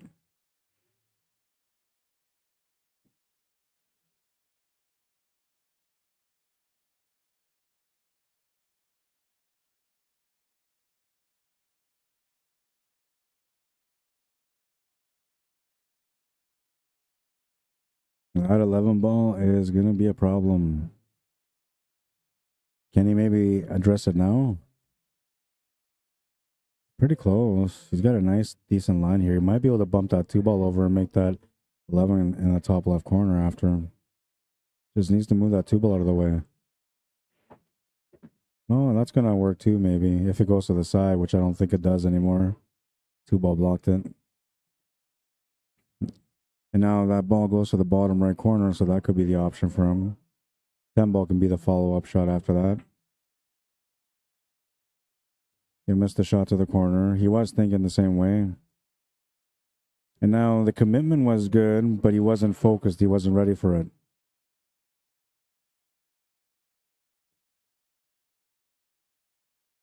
I always tell my students that you're supposed to go into the shot to assess the shot first. Once you assess the shot, you're supposed to reassess. So then you're supposed to like stop, back off, look at it again. Then when you're ready to go, then you step back into the shot and then you shoot. If you assess the shot while you're down and you're kind of aiming already and you go and shoot, you didn't have a reset, you're likely going to miss. You need to find a way to reset all the time to be ready for the shot, because think about it this way, like it's like being a sniper. If there's any kind of body movement, head movement, or even the eyes, if they close at the wrong time, you're not going to make that shot. You have to be 100% focused and balanced. And that's what you got to do in pool also. When you're pulling the trigger with that cue and you're making the shot, it's no different than being a sniper.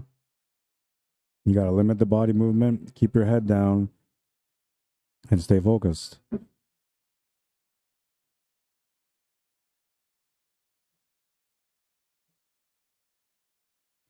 Matt says, of course, I love them to pieces. I'm legit cuddling one of the twins as we speak. He's attached to me 25 hours a day. That's what my little guy is too, man. He's going to be 10 months old. And man, that kid always, all the time, as soon as I come in, he's on my lap. But I love it, you know, and it's the special moments that you get with him. Oh, no, this is the wrong Fargo rating. Sorry. Thank you for pointing that out. I'll give you guys the right Fargos right away. Hang on. I know these guys as Fargos because they're in the tournaments more often than other players.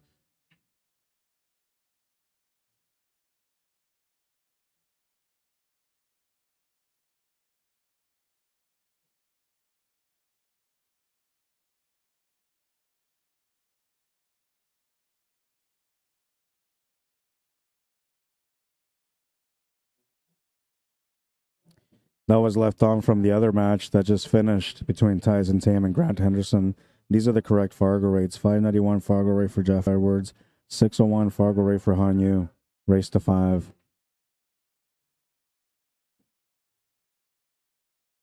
Yeah, honestly, man, there's no such thing as a more precious time than the time you get to spend with your little ones, man.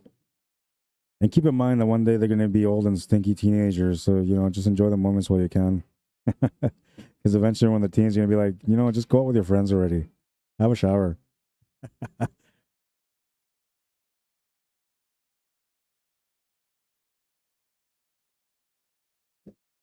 My day is going good, Bryce. Asking me on Facebook. I'm all right, man. I'm doing pretty good. Woke up today singing, I had some of my favorites going on the way here, and I was just letting it out, man, because I know you guys don't like me to sing, so like usually when I'm on my way here on a Sunday morning, I'll just sing as loud as I can, trying to get that singing out of my system, so that way I don't do it while I'm streaming. But if I'm tired, you'll find me singing anyway. Usually, if you find me singing, it's because I'm tired. So just know it's a survival tactic. I'm not trying to be on American Idol.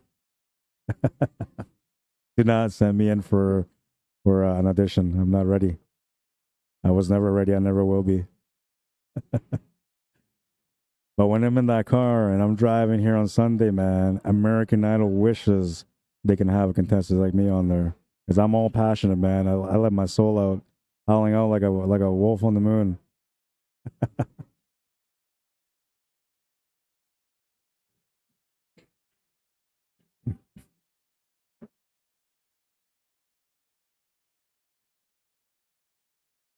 If there's one thing that the viewers that tune in and watch the stream all the time can grab from me is that you just gotta love life, appreciate every moment, good and bad. The bad ones are there to help you become better, and the good ones are there to remind you of all the battles that you put up to get there.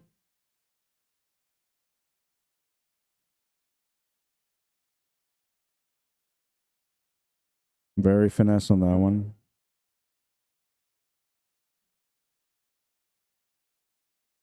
Shot is good. We're tied at 3. Both these guys should be on the A side, and they're both on the B side, so you're gonna expect a good battle here.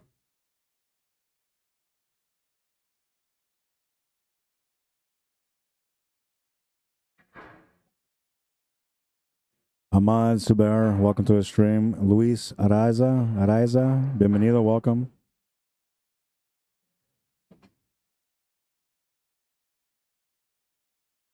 Now, I'm born Spanish, full-blooded Spanish. I'm from South America, but I was born in Canada, but my background is South American from Chile because both of my parents are from Chile. I always tell my kids, jokingly, like I'm a pureblood because both of my parents were from Chile. I've been contemplating, and somebody actually recommended this about a year and a half ago for me to start doing broadcasting in Spanish. I've been contemplating it.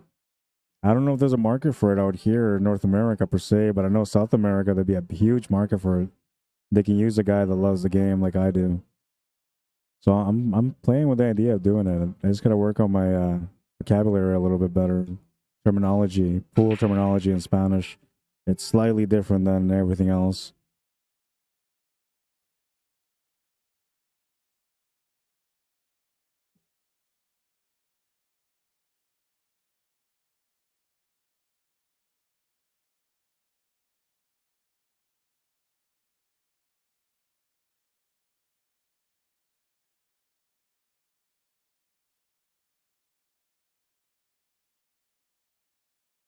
What's up, Randy Baggett? Perry Van Dam, Garnett Green, and David Crowshoe, welcome to the stream. Hanyu is not feeling good today, man. Confidence levels are really low, and he's having a really tough time adjusting. It happens to the best of us on some days. I told him a little earlier, like all you can really do when things are going that way is just to find a way to just focus more, reset more. You know, um, most of the times when a player goes to the table and they start playing and things don't go right for them, they start falling apart. And then the mind, the way it works is that if you start falling apart mentally, it just continues to happen. It keeps going and going and going, and it will never get better until you finally decide to snap out of it. So I was advising him that if you're gonna go through those mental moments where things aren't lined up mentally for you to be able to play, Those are the moments where you have to work on your mentality and try to find the best way to reset. Now, if you can find a way to play your game when you're not feeling good and confident, and you can still manage to win, that's going to boost up your confidence when you're playing good and confident. And then another thing too is the more that you try to get through it, the more that you try to reset every time the things aren't going right, the better you're going to get at it, the less that these things are going to affect you when you're playing. And I'm talking about like these little bad rolls when you miss a shot that was easy, you know, you played the right position but you got hooked, like all those little things. And now what happens is if you're not negative at the table, if you're not broken down from what happened and you're still focused because you have a good reset, you will find a way to deal with those obstacles in front of you in a better way, in a better light. You'll be more relaxed. You'll think clearer. Your shot delivery is still going to be good, right? So then you're giving yourself a better chance to play even when you're not playing good mentally.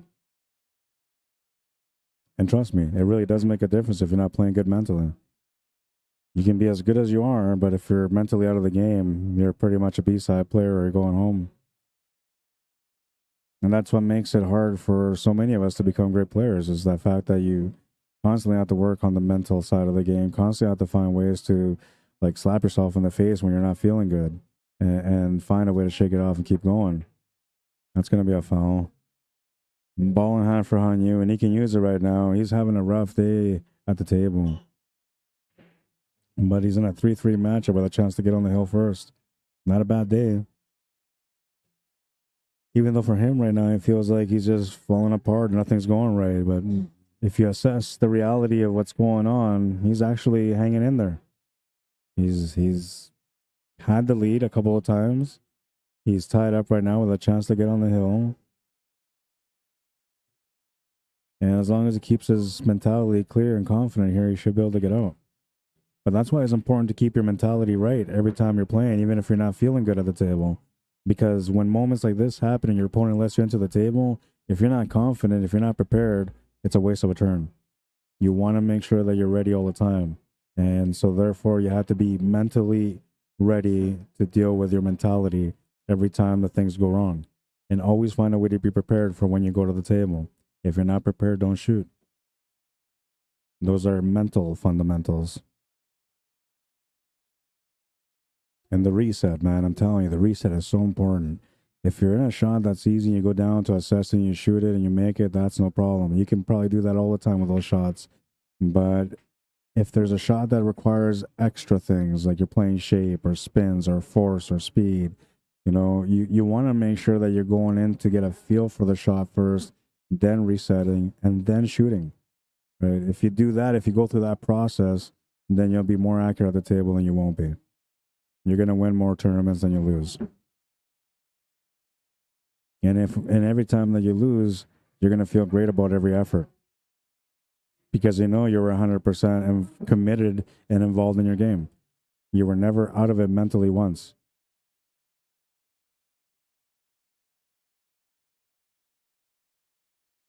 He's on the hill. Not bad for a guy having a rough day at the table. I wish my rough days looked like that. I'm usually the guy that's on 3.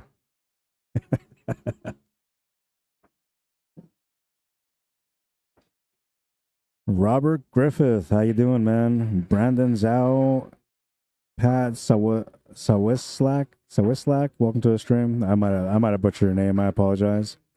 Frank Hernandez, how you doing, man? Welcome to the stream. And Jello Mags, what's up, bro? All right, we're going to move into rack number 8. And the guy that's having a rough time at the table has a chance to close out the match on his break.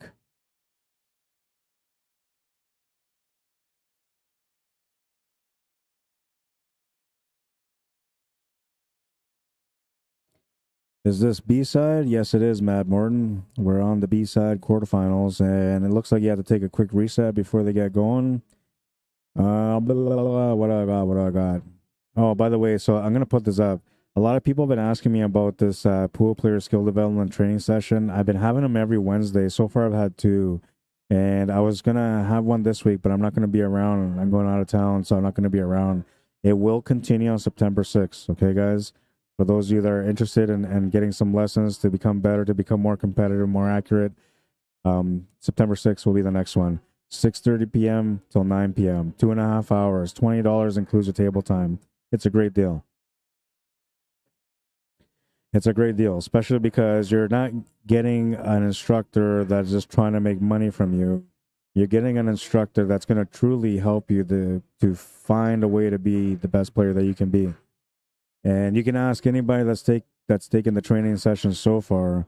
Every one of them that's come so far have all left with a smile on their face and feeling grateful for the experience because they truly learned a lot. And just from one session. Imagine if you're taking, 3-4 sessions, how much more you would learn. Every session that I had so far, though, every person came out feeling grateful for the opportunity. All of them said that I'm a great teacher. I have a great way of explaining things and teaching things. So I'm telling you right now, if you want to learn and you're here in Manitoba, that's a great opportunity for you. For $20, cheap, 2.5 hours. Half of that goes to green fees, so super cheap. I'm making like almost $4 an hour, less than $4 an hour to help you become a great pool player. Cheap, cheap, cheap. Smash and break, you made a ball, and you'll have an opportunity. Let's take a little assessment here on this one. Low ball looks like the better option. 2 ball's a tough ball, but you definitely want to go low ball here. Well, now the 6 ball's moved in a bad spot. He might be able to play something with that 2 ball. I think it might. No, maybe it doesn't. I thought it might go to the corner past that 8 and 15 to the bottom right corner, but the 15's in the way, so it won't let it. Can definitely get past that 8 ball, but the 15 is just in the way. Good thing he's got that 4 ball up there because that's going to be the rescue shot. And now that 6 and 2 are going to become the problem shots. He's going to have to solve that right away. He is a banker, so, he might line up for a bank at some point to be able to get out of trouble there. But the thing is, even if you bank your way out, you're not going to be able to find a finish with that 2 and 6 set up the way they are right now. So here's going to be an attempt at trying to open things up. He's going to try to drag shot this cue ball up table to get into that 14 and 12. Now, if he gets into one, he'll have an opportunity to keep going. If he gets into both, he'll definitely have a chance, but it won't be an easy opportunity. And if he goes in between them both, well, he's stuck. Now he's going to turn the table over unless he comes up with a great safety. So a lot riding on this shot right now, and he's just waiting for the player on the other table to shoot. That's all he's waiting on.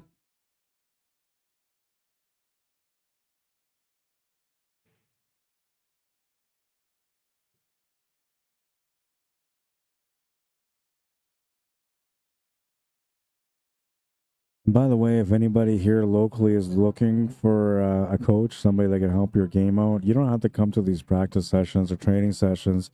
You can just message me. I'm willing to work with anyone. And like I said, you can ask any student. I will never say the names of the students that I teach because that's up to them if they want to talk about it. I'm never going to be like that. But if you find anybody that learned from me, you can ask them and they'll tell you. I'm 100% invested into my students like I'm invested into this game. That was a good one. He's going to give him the shot on the 10 ball, though. And now that 14 ball will open up that 12 ball at some point. So maybe it wasn't as good. Maybe it wasn't as good. And Jeff has good control of his table here. If he ends up getting out of position, he can always play a safety. Huh? Yeah, I know, man. And I was going to switch over like 2 minutes ago.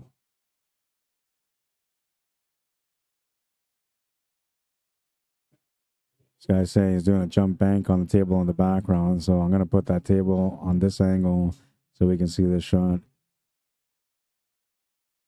Long jump bank on the 8 ball.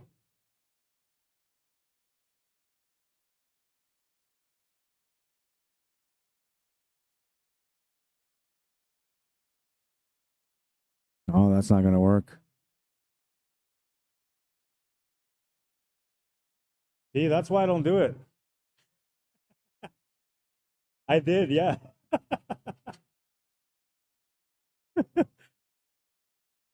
I should have known. I was just teasing up, man. I love playing around with these guys, messing around with them. I'm a playful soul, always enjoying life.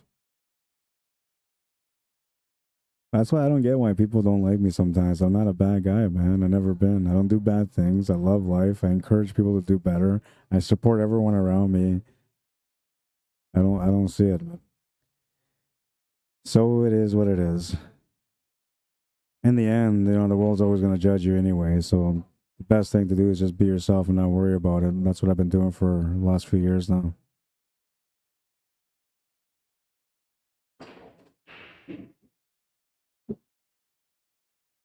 Moment of truth here.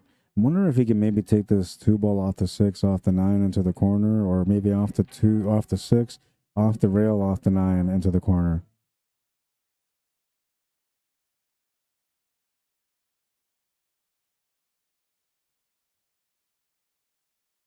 No, he's taking over the pocket, so that's not bad.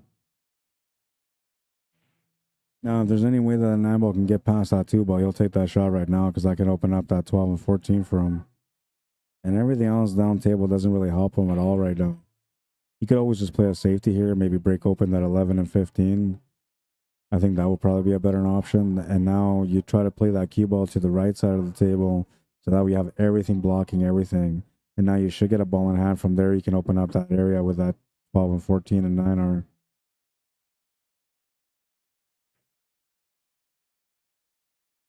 And that's what he decided to do. But I thought he would have played that 11 and 15 to open him up. However, the 15 goes to the pocket, so it's not that bad. And it's slightly ahead of the 11 ball, so there's not going to be an interference when he goes for the shot. If anything, that 11 ball will help him kind of pace the control of the cue ball.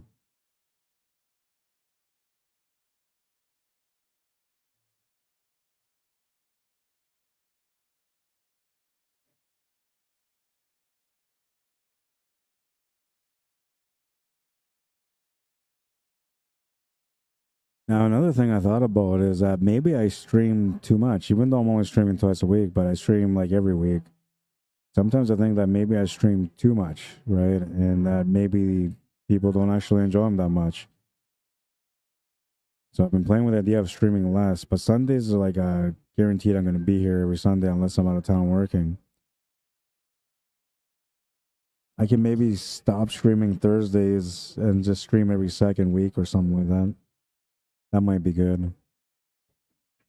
But I like to get away from streaming weeklies altogether. I'd rather have just events that I stream, just random events, kind of like how Grant and Ben do it. They never stream the regular tournaments ever. They only stream events that are like bigger events. I stream everything all the time because I just love pool and I'm proud of the players that we have in Manitoba. So I'm always trying to promote how great they are.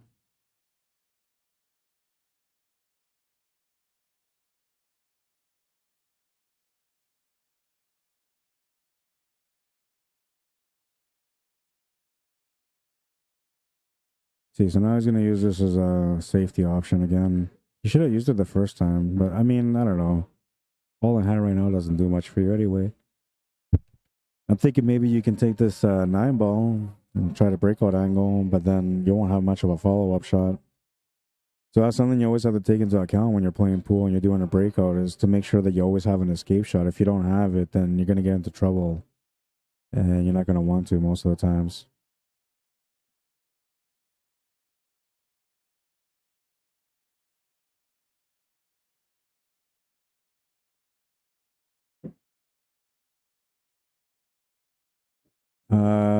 Matt Moore says, what day you do training in Toronto?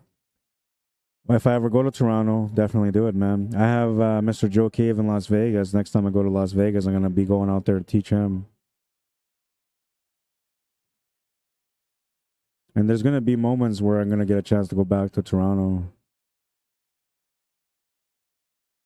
So you never know. Why would streaming be bad? Yeah, it's not bad, but I'm just saying, like, maybe it's too much. Maybe, I don't know. I guess I have a little bit of self-doubt, lack of confidence in some ways. I just don't want to overdo it, right?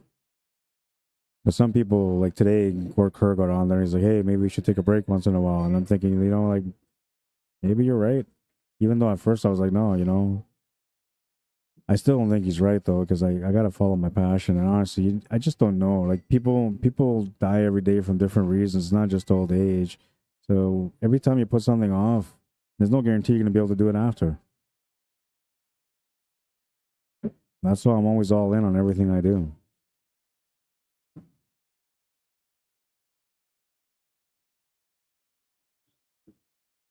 It's got a good angle here to set up for the 15 ball next. He wanted to get straighter on this yet, but he's still okay. The only thing is here, he might push that 11 ball up a little bit. And that could be okay if he's trying to set up for that 14, but if he's drawing back for that 13 ball, the 11 ball is going to go somewhere unpredictable. Just like that. And now he can still maybe survive this. Doesn't have to worry about it. Got lots of room to play safety. But that could have been prevented with better shape. I'm kidding. That could have been prevented just, by making a decision there. Maybe follow through lightly instead of drawing back. Then you could have pushed up the 11 ball just a little bit. You would have had the shot on the 14, then take the 11, and then come up for the 13, and you would have been out. Ball in hand for Jeff Edwards. The safety will pay off.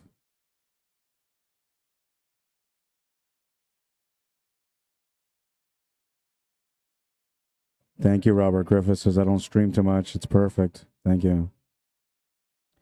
I do have a TikTok. I'm not very active on it at all, man, but I am going to be active on there. So, you know what? A lot of things, like I'm so busy because I'm a one-man show all the time. I don't have a supporting network around me that, I can lean on for, hey, can you guys do this? Can you guys do that while I do this? So it's always me. Everything's always me. And when I start doing something, I never half-ass it. I never do. It's always thorough. Always trying to make sure that everything is done all the way through the way it's supposed to be done. And if I can't commit to doing things right, I just won't try. There's no reason to try. Why try something if you're going to fail? I just don't believe in it. And the only way you fail is when you're not committed or you can't put in the commitment that's required to be able to succeed. So usually I won't.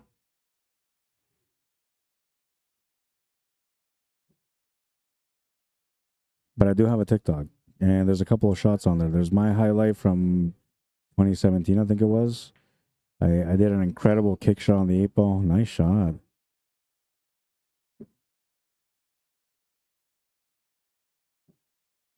That was the tie at the match, too. Very nice shot.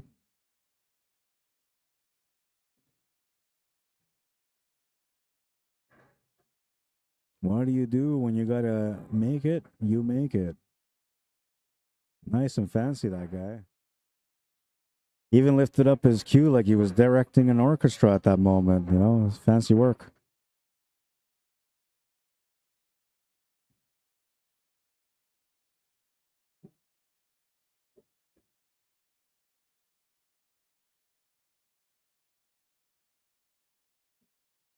Bryce says, we just need you to get 1,000 followers, then you can go live on there and make some money. What's your handle? So that's what I mean. That's why I've been asking for people to support me through my YouTube channel and subscribing to my YouTube channel. It's kind of sad because I see like people out there that do it, and I'm not trying to compare myself to the world, but I just see it. There's people out there that will say like, hey, follow me on Instagram. I just made a new account, and they're like, nobody even important or anybody that does anything important. And they'll get like 1 million followers, right? 1 million subscribers right away. Here I am, a guy with passion that truly loves the game, trying to do something, trying to find ways not to give up on my passion, to find a way to make money without making money from the players or from the viewers.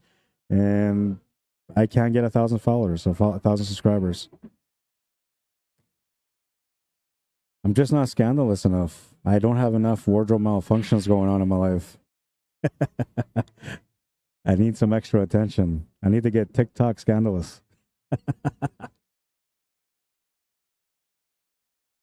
The only thing scandalous I got about me is my game. It's all over the place sometimes.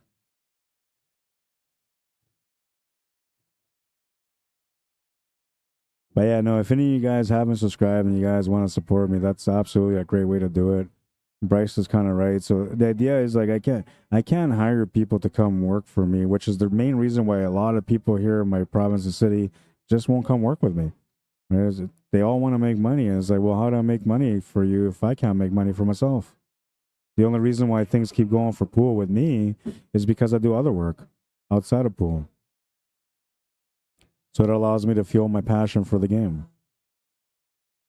But yeah, if I'm making money from streaming, from just support from subscriptions, and I got ads coming into my streams and stuff, that would be great, because then now I have some money to be able to hire other people who can maybe do this kind of stuff that I don't have the time for. Like everything. It always feels like that. Every day I wake up and I got a to-do list, and the to-do list always gets longer and longer. And at some point, I just put that list away and say, I'm just going to try to do whatever I can today, and we'll just carry on the next day. That's why the list is so long.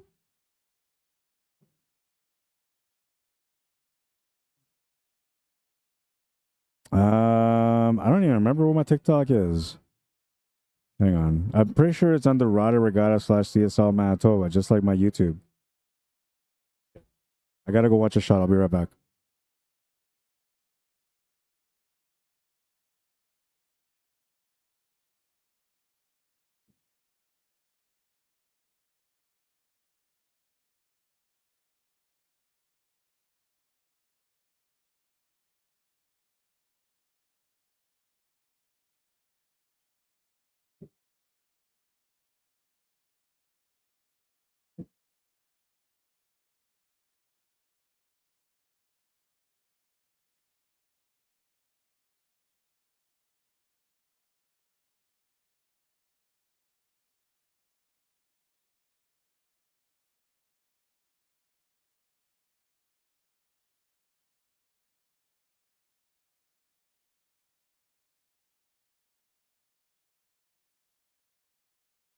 All right, I'm back. I have to watch the shot. This guy's like, "Hey, sorry for calling you, man, to come and watch the shot." And I'm telling him, like, "Hey, like, don't worry about it. You're playing in a tournament. If you don't call somebody to watch the shot, and then the player ends up fouling, the shot always goes to the shooter. The call always goes to the shooter. So it's important that you call me, even if it's like something that, like, okay, well, this guy's gonna hit this ball clean for sure. It doesn't matter, you know. In case if he doesn't, it's better just to call someone. Nobody's ever bothered me when they're calling me up for making sure that everything is legitimate. I'd rather me be up there taking a camera view and my eye view than having two players arguing over the shot being right or wrong. Can you pin it in the comments? I'm gonna try. I'm gonna try, man, but I have to remember what my login is. I'll take a look.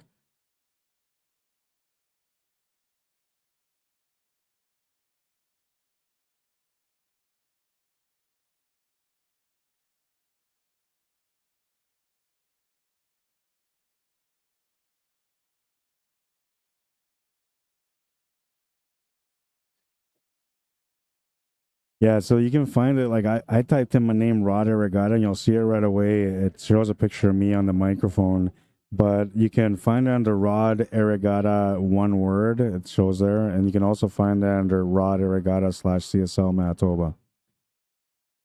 How do I share this though? Okay, I found it. QR code. What about a link? Just give me a link. That'll be good. There it is.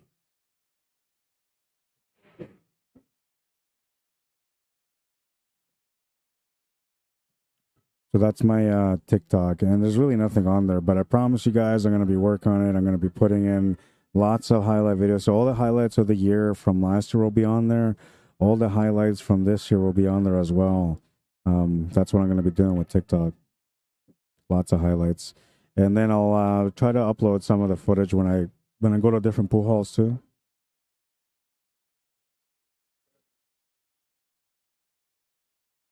I'll pin it for you guys there.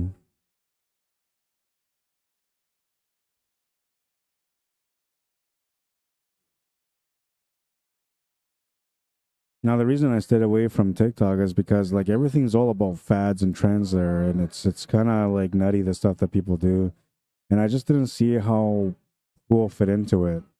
Um, but I think that like the players that come out and play in the events that I host and when I stream and I get them on a highlight reel, I think they deserve some exposure for how great they are in those moments when they make these great shots.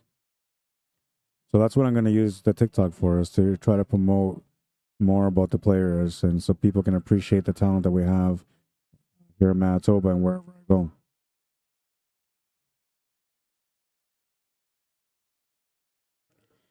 Jericho says, have you considered, if you have the time, doing short videos on YouTube instead of just streaming to grow your subs? Simple drills, what's in the case, and utilize local players to showcase said videos. I thought about it, but like I said, man, it's like every time I think about taking on another project, I think about all the projects that I got in my hand already, man. But yeah, I'm thinking the same thing that you're thinking. We're on the same page. And so YouTube, like I'm gonna be doing some training sessions on there. I've been talking about them forever, but I've been hurt for a long time, and I haven't really had a chance to train yet. Last week was the first time that I put in 3 hours of training. But now, like now the pool season's about to start, I'll be training more often. So there are going to be training sessions available through my YouTube channel that people can watch, and that will only be on my YouTube channel. TikTok, I'm probably going to do all the highlight videos on there, so that way you can only see the highlight videos there, and just kind of like that, just kind of move around a bit more, I guess. Jericho says it'll bring attention to local players and the local pool scene as well. And yeah, that's what it's all about for me. I'm proud of the players that we have here in Manitoba. I think we got lots of great talent, man. So I try my best to spotlight them. Bryce says the pool community is huge on TikTok. Really? That I didn't know. See, and the reason why, like I said, like I didn't get it. I didn't see how TikTok fit into my life when I tried to get it going the first time. And then the second time around, I was like, yeah, I'm going to do it, right? And I'm like, I'm going to do this and I'm going to do that. And then the first night of trying, I was like, oh my God, it's taking me an hour for just one clip. I was like, I can't do this. How do I justify taking an hour to get one clip set up that only lasts 5 seconds? If that's how my life is going to be, I'm always going to be busy for a very little bit of exposure. But I'm going to try. I'm going to do it.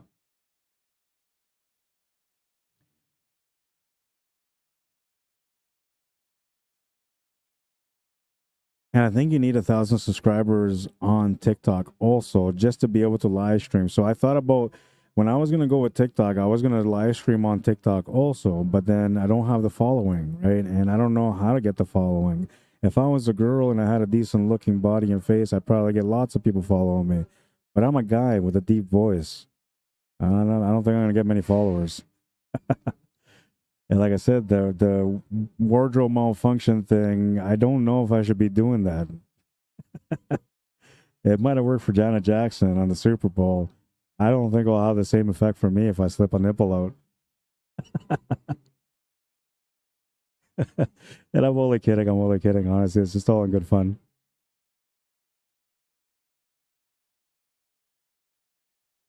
See what YouTube's got going here.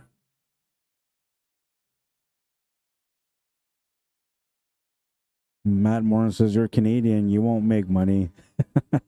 Our government sucks. Yeah, well, that's another thing too. By the way, like I was talking to somebody, and I think it was one of my students. I can't say his name, but it was one of my students anyway. Um, and he was saying that like TikTok in China is nothing near the same as TikTok in North America. TikTok in North America is all about like fads and trends and like people, kind of showing off their bodies or whatever they're doing on there. Where in China, it's all about education. So, like, all the videos are all about ways that people can prosper, become rich, how to follow their passions, all that kind of stuff. Totally different mentality than the North American crowd. And I found that really interesting because, like, I've always thought of TikTok as, like, it's just for the people that just want to get stupid on there. And that's the way I looked at it back then. But then like, for myself, when I go on TikTok, I do a lot of research for things that I want to learn about or things that I'm curious about. So it can be used as a better tool than Facebook, for example. But it all depends on the user and how they use it. But yeah, he's telling me that out there in China, like almost nobody does these little trend videos or anything like that. Most of them are just doing videos about success and getting better. I gotta go watch the shot.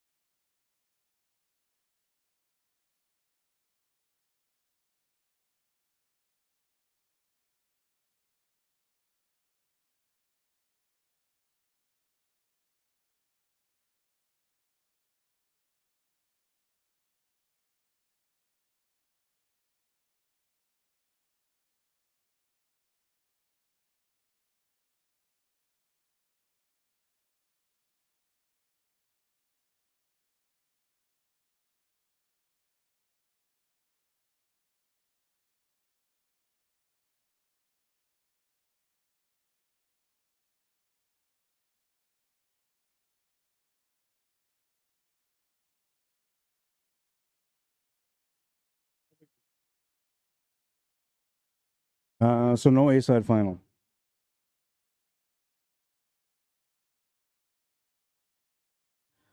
The A-side final, I asked them to wait until this match was over so we can have the A-side final on here. And usually, like, when the A-side final finishes is about an hour and a half wait before they get to play a championship match. Sometimes 2 hours, depending on how long the other matches take.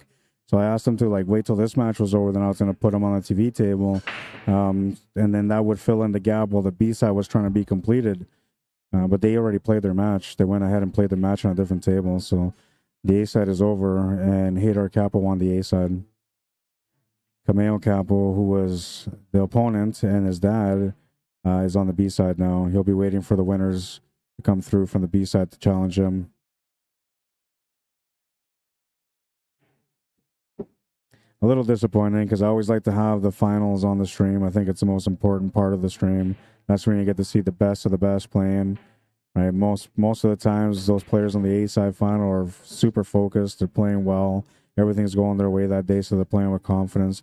Same thing with the B side finals. Usually those guys, like whoever's coming through, either just finished on the A side playing a strong match, or they went through the B side, you know, fighting all day long, building up confidence.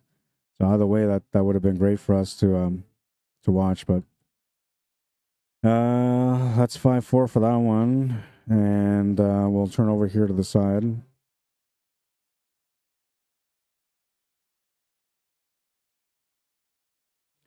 Followed the TikTok. Thank you. I appreciate that, Matt.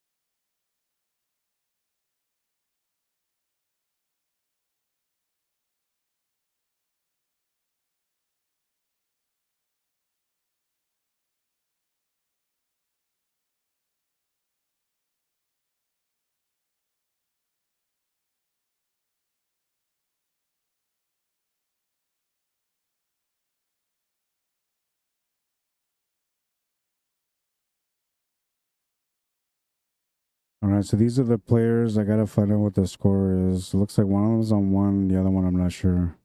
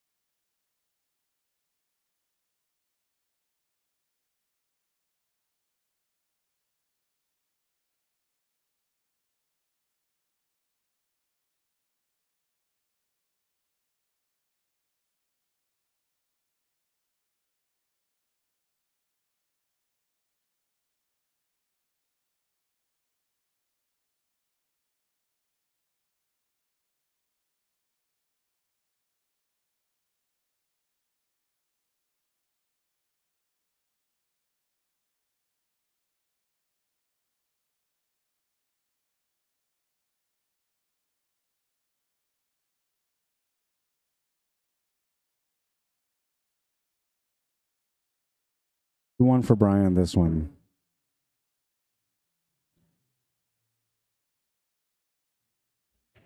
Score has been updated. We'll do their challenge or their FargoRate.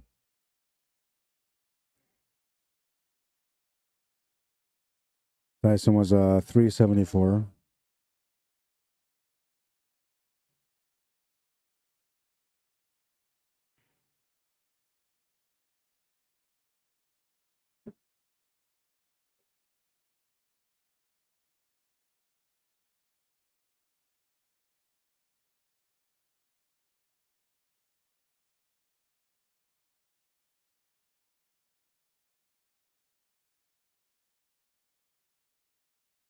$469 for Brian.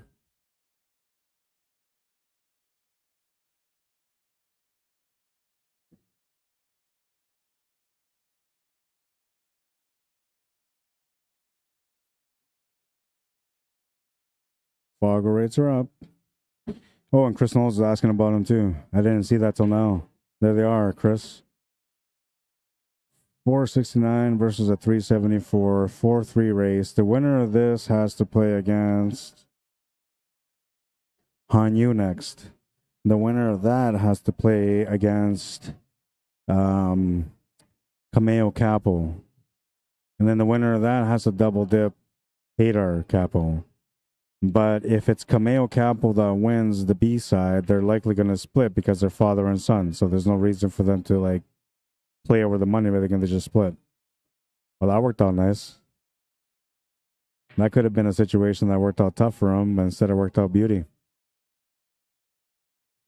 Tied at 2 now.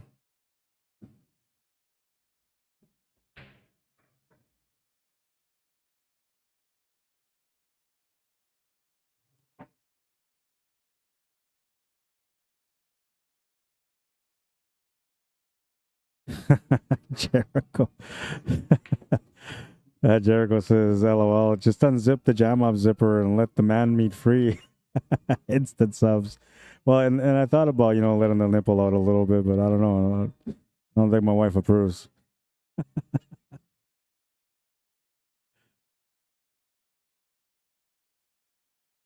Bryce says, yeah, I watched some live on there and usually well over 100 viewers and your commentary is the best. Thanks. That's what I mean. But to me, it's all about support. So here, if the people here in my province and my city don't really support me that way, then I need the viewers that are not from here to support me that way, right? But somehow it's got to be done. If it was strictly up to me and only up to me, I would already be there because I'm committed. I'm dedicated, you know. But it's not up to me. It's always up to the people that have the accounts that want to follow or subscribe. And you can't force people to go out there and support you. They have to want to support you, right?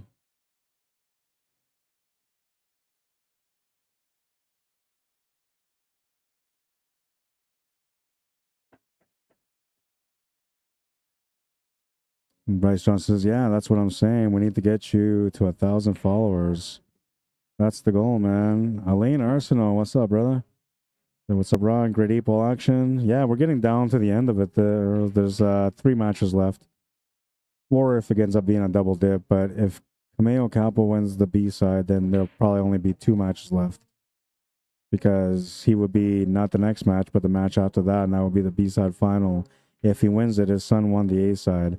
So likely, you know, father, son, they're not going to play against each other for the title. They're just going to split. But if that was me and I was playing against my kid, I'm sorry, kid. You're going to get your ass whooped on TV, man. That's just the way it is. Yeah, if you don't want to lose, then you got to try, kid. That's all there is to it. Other than that, I'm sorry, man, but I'm taking this money. No mercy for me, I'm telling you. If my 10-month-old was trying to play pool against me, and trust me, he already tries, I still make all the shots. I don't care if you don't learn. It's not my problem. Play pool or don't.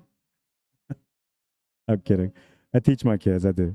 But I don't have mercy on them. If I'm playing against any of my kids or my wife or anybody, it doesn't matter who it is, no mercy. I just play my best all the time.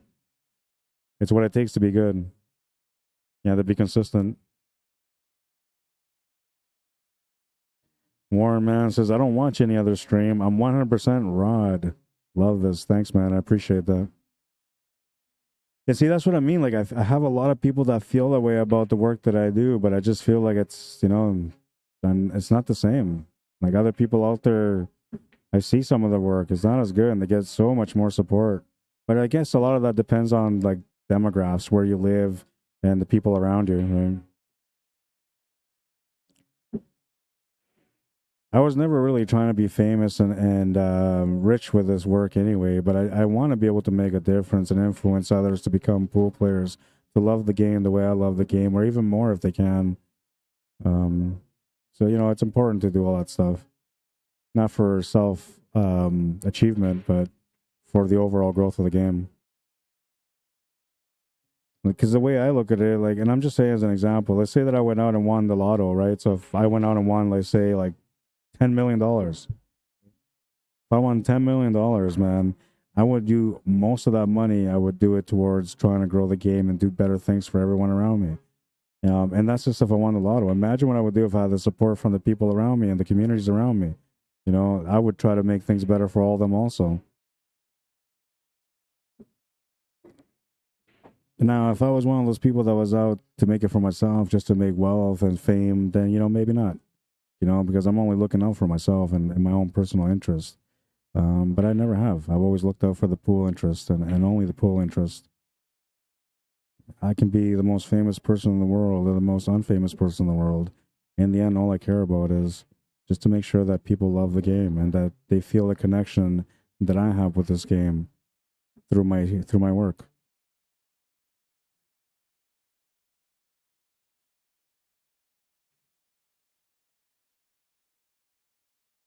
I grew up playing soccer, so I could have easily been a soccer player and then things would have been totally different for me.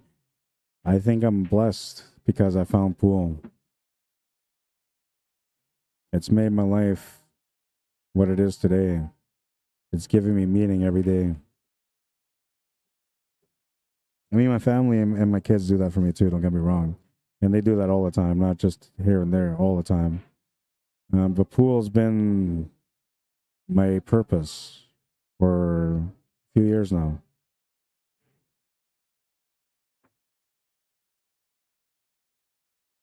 He gets lucky with those leaves, says Chris Knowles. It happens, These guys are 374 for 469. So there's going to be some like moments where they get those lucky breaks. It just happens. Part of the game.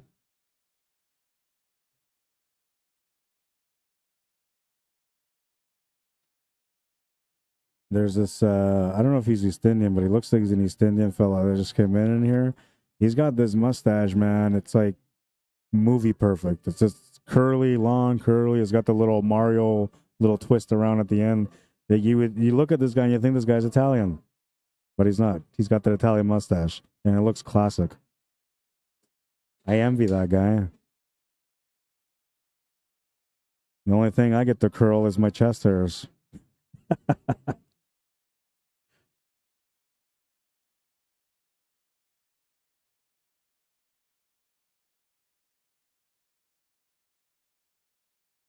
Oh, he's got a chance here. If he's got the one ball, then he's going to be all right. Looks like that's what he's aiming for.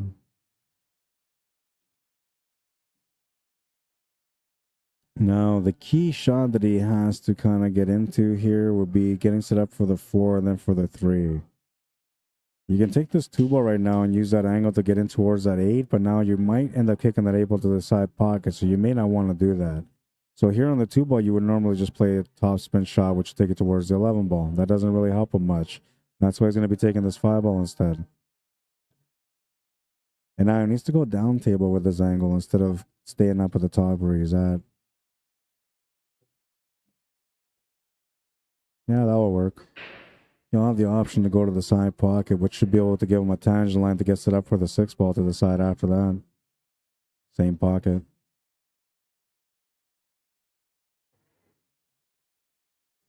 He might be assessing the idea of playing something different, but he's got no choice but to play that 3. And now shape-wise, he wants to play something that complements the angle that he has, and shape for the 6 to the same pocket as the 3 ball would probably be that shot. It is that shot. Not probably. It is that shot. Your tangent line is taking you right to the left of this ball. When you're adding a little bit of draw, it's giving you the perfect line for the 6 to the side pocket. Then from there, if you can get a good lineup on the 4, you can fall off for the 4, take the 2, come over for the 7, and you're pretty much out. As long as you don't move that 8 ball from where it is, the 8 ball is going to be easy.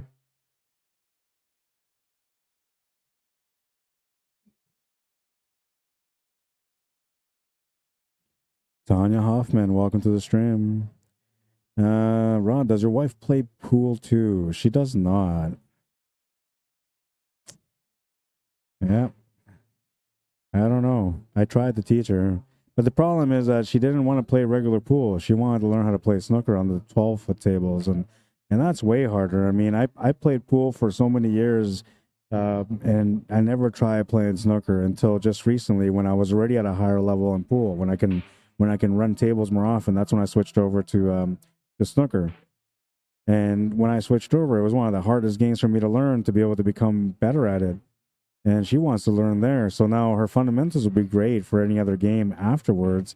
But to get those fundamentals developed on a 12-foot table, it's so much more effort than if you start learning on a bar box, for example. But yeah, no, she doesn't play pool. I'm not like a pool player. She does enjoy playing pool, and I bought her a cue. She's got a little pink chalk stick and the whole works.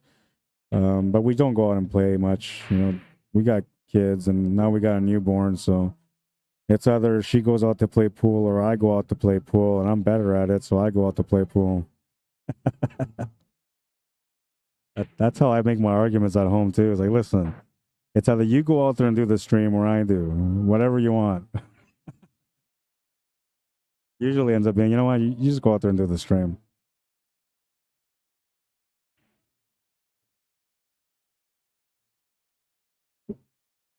Very supportive, though, and she allows me to do all the work that I do without questioning my efforts and my reasons as to why I do it. Just 100% understands that I have pure passion for this game and supports me every step of the way. So I'm lucky that way. If she don't want to learn how to play pool, I'll allow it because she supports me every other way. But if she didn't, then it'd be like, sorry, you don't support me and you don't play pool, I gotta go.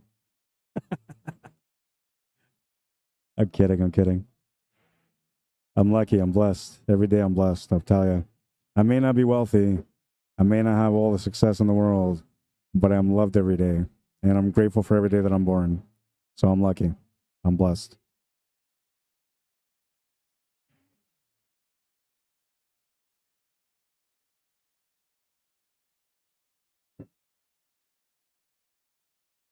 Bryce says you should make a TikTok video saying once you get 1,000 subs, you plan on going live. Say how many times a week you go live with tournaments. Okay, I like that. I'm going to screen cap that too because that's some really great advice, man. Man, if you just moved to Winnipeg, Bryce, you'd be the guy. I hire you. You'd be in there.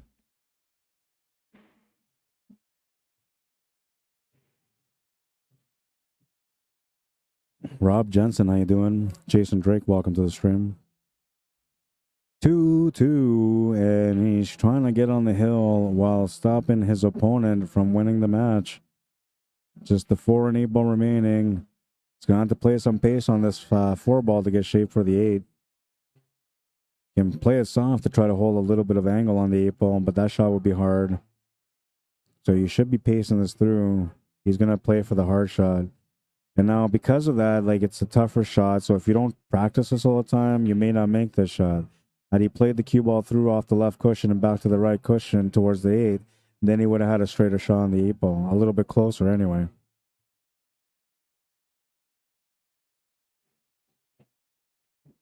A bit of a challenge here. He knows the shot's not easy. He's got the option to try to play bang corner with a safety towards that where that 14 ball is. Now, if you do that, you can hit this soft and just try to take over the pocket. You call the 8 ball in the pocket in case you make it, but you hit it with a soft piece in case if you don't make it. Now you block that 14 ball, and it makes it tougher for your opponent to be able to come out and win that match. Another thing, too, is that by banking this 8 ball, you would also leave the 8 ball there, which leaves a tough leave on that 9 and 11 ball.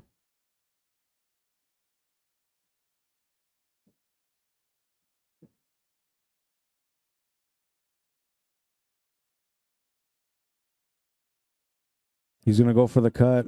Oh, and he just overcut it a little bit. And now the problem with going for the cut and not making it is that you turn the table over to your opponent. He's on the hill. He's looking for the kill now, and he's got a chance at it. Only 5 balls remaining. Everything kind of complements each other. Should be okay here, but he'll miss that 9 to the corner. And Brian will get the break that he was looking for. Easy 8 for him to get on the hill.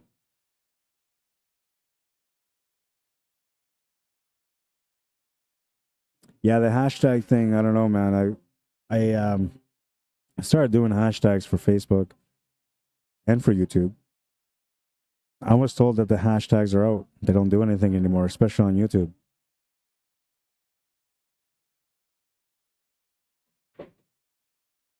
Makes the 8. He's on the hill. A hill showdown yet again on the TV table.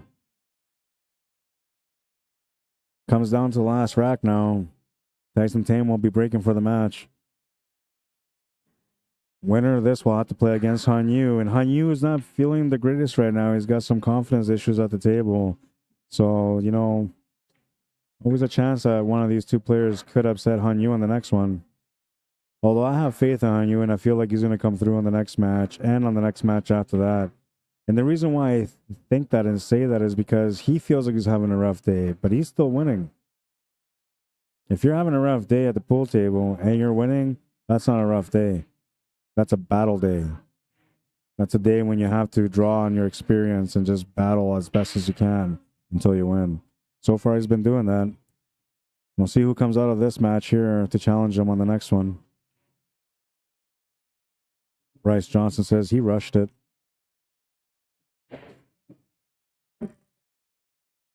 Oh, okay. Okay, then I'll start doing that on TikTok for sure.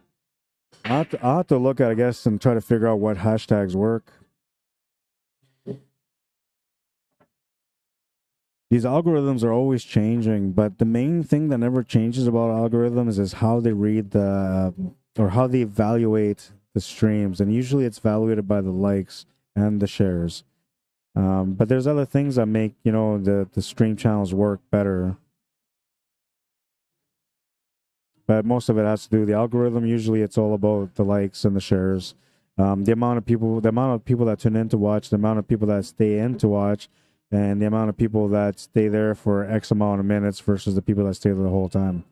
All that stuff kind of comes into the algorithm. And then, so another thing too is like if people are watching the streams and they're always liking the streams and it's the same people always liking the streams, then it starts suggesting to people that they have on their friend list to watch those streams too. There's lots of people out there that try to like, what do you call it? Like take the system apart to figure out how it works. What do you call that? Like analyzing the system, but not necessarily analyzing it. They look at the numbers, which is analyzing, but they see the algorithms, they break down the algorithms, they know how they work, and that's how they help themselves become more popular with social media.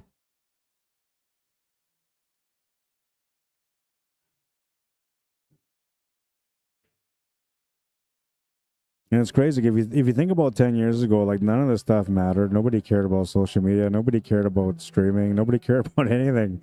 It was just like whatever, right? And then at first, I remember like the first years of Facebook, like everybody was posting about their food and their dog. That's all it was, and like little complaint comments here and there. Now it's like it's just different. Everything about social media is just different, and it's going to keep changing. Just like the algorithms will always change and adjust as well.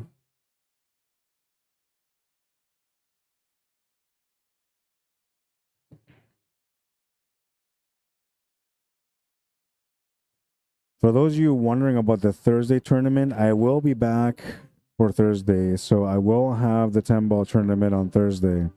It is likely, I'm like 95% sure that it's going to be the last 10-ball Thursday, this next Thursday coming up.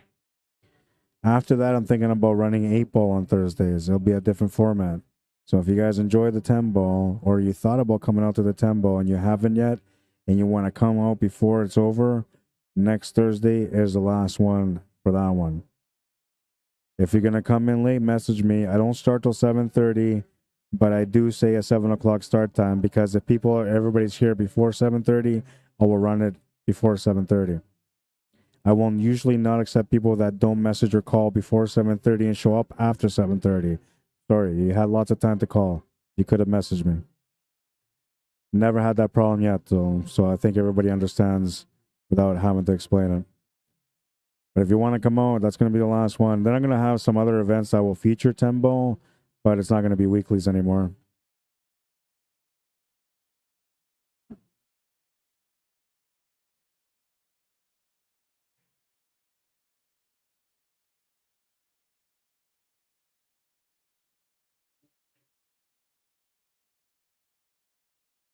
Nathan Wood won that 550 and under tournament yesterday, and he got a jam up shirt as a gift for winning the event. And he came in wearing it today. It looks good on him, man. He's all happy too, you know. I wanted to do something extra, and I had this jam up shirt, and I said, you know what, I'm gonna do something extra because usually for the Open King of the Hills, I have like this big check. Everybody autographs it, and then the winner gets like this big giant check that they can hang on their wall with everybody's signature. I never do it for the 550 and under.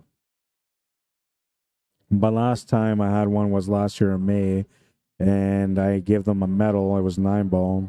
This year I gave them a medal for 8-ball plus the jam up shirt plus the money. Always finding ways that we can do extra things for the players.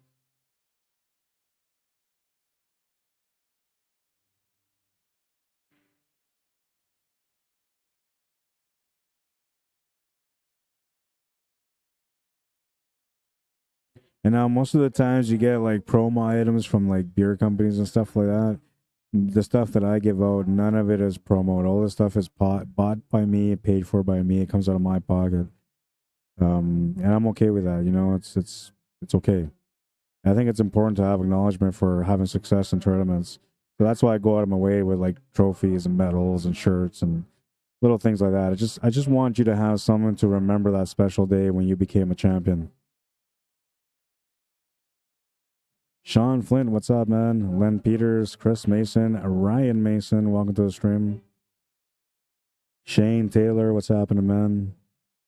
Hasibal Hazan Shanto, welcome to the stream. Tim Rieswig, welcome to the stream. Jim Wilson, welcome to the stream. Bryce Justin says, I'll duet it too. Yeah, so what is that duet stuff? Like I see people do duets. Is that just like, it's the way I look at it is like maybe duets are when like people will try to like use somebody that has a famous account, duet with them so they get a little bit of that attention. That's the way I kind of look at it, but I'm not sure that's how it is. But that's the way I've looked at it so far. But I do see duets, and it's always like the one person showing a video of the other person and saying they're doing the same thing. Do I got that right?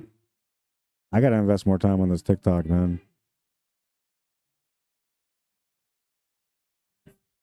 Honestly, like just I read something that says like successful people are never on their phones. I think it's only because we're so busy, and I'm not successful, but I have the habits of a successful person. I'm telling you, it's only because they're busy.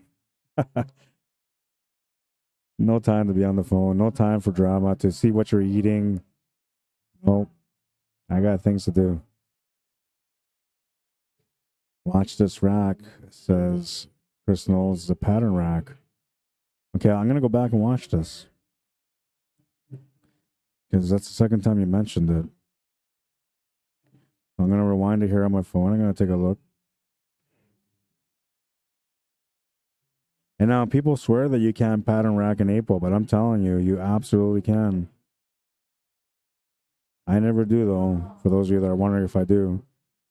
It's good for me to know, only so I can be aware when the players are trying to cheat in my tournaments, but I'll never, ever, ever do that myself.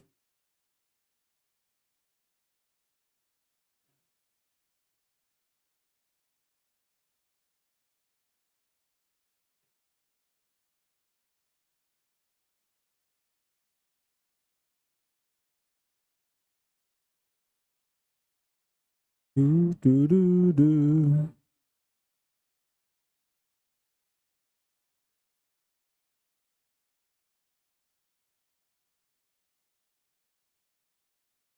Okay, so I took a picture of it.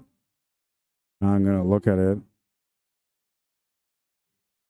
And I'm going to zoom in on it so I can see.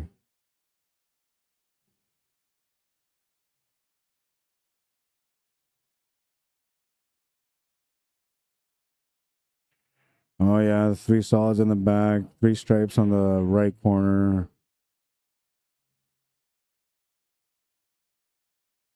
Oh, yeah, interesting. Well, you know what? I took that one. I'm going to save it as my favorites. I'm going to try out that pattern. I'm going to see if there's such a thing as a pattern from there. I'm going to try 10 breaks and see how it goes. Maybe I'll post up a video for that. Just so you guys check it out. And then maybe on my TikTok channel, and I'm going to find a way to persuade you guys to come over there.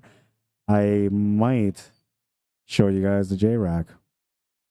I really don't want to teach you guys about the J-Rack, but if I'm going to study a pattern, I might as well introduce another pattern in there.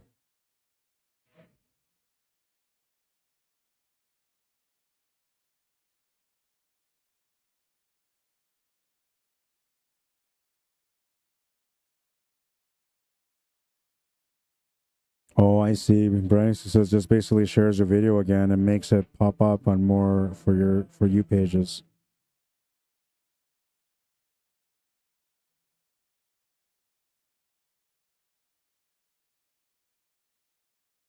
Didn't get what he wanted. This is kind of a classic, typical hill matchup. Never a wide open spread in a run out. It's always a bit of a battle and a grind out.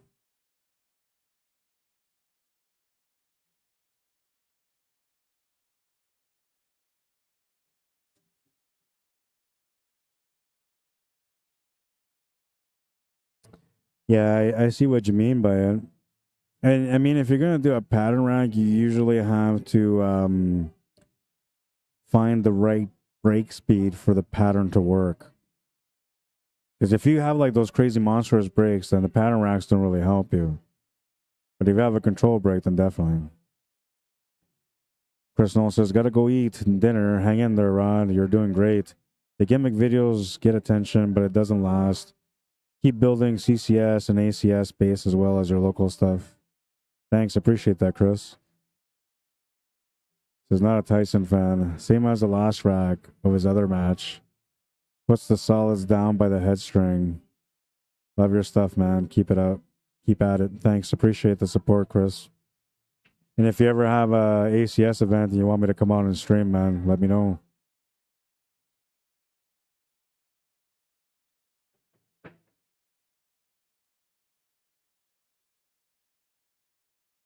Oh, it was an effort. Got lucky on the leave.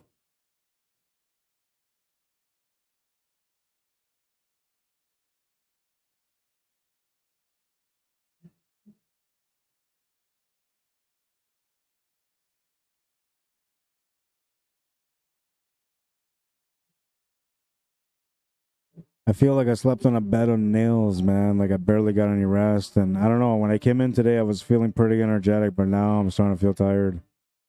It's starting to hit. I brought my cues with me, though, so I'm going to be playing some pool tonight after this is done. Maybe another challenge match. I played against Mitch Dupont last week, lost to him. I think it was on the hill or close to it. I can't remember. I usually don't really focus on win or losses. I just try to play my best and consistently the same way. And Greg Wilson came out to challenge me last night, but there just wasn't no time for it, so maybe he'll come out and challenge me today. He's always a good competitor, too. Han Yu is not feeling very good, so I can maybe try to play against him, but I'd rather play against him when he's playing his best, not when he's not feeling confident at the table. I like to get pushed around when I play. It's the only way to see how good I'm playing.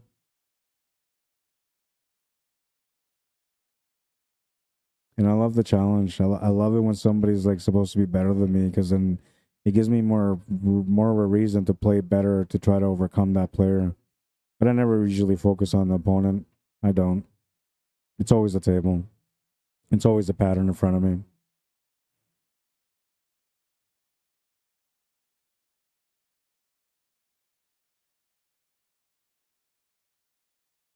My operator is cheap. I asked, says Chris.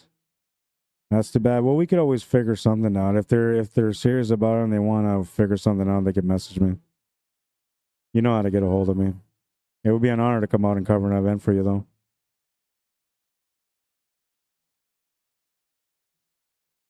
Brian Kanischuk with a chance to win the match.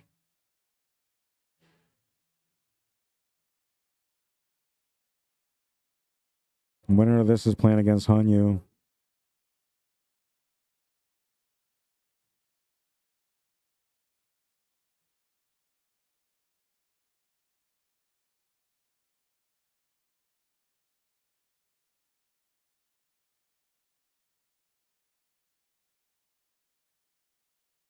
Greg Wilson is here and he's playing. He was playing in the tournament, but he's been eliminated and he's still around playing. So he might be in a mood for a challenge match.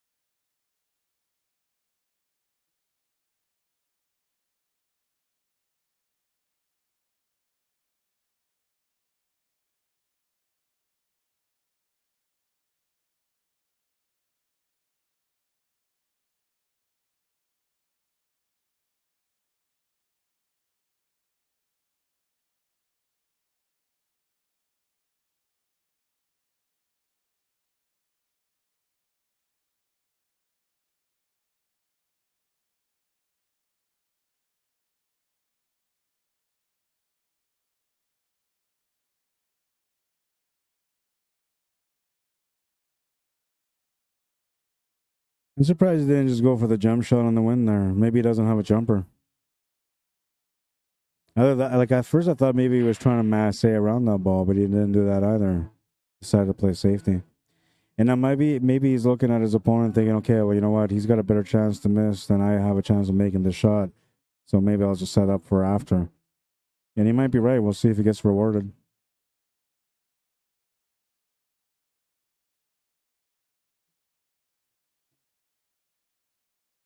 Tanya Hoffman says, playing pool is how Eric Hoffman and I met.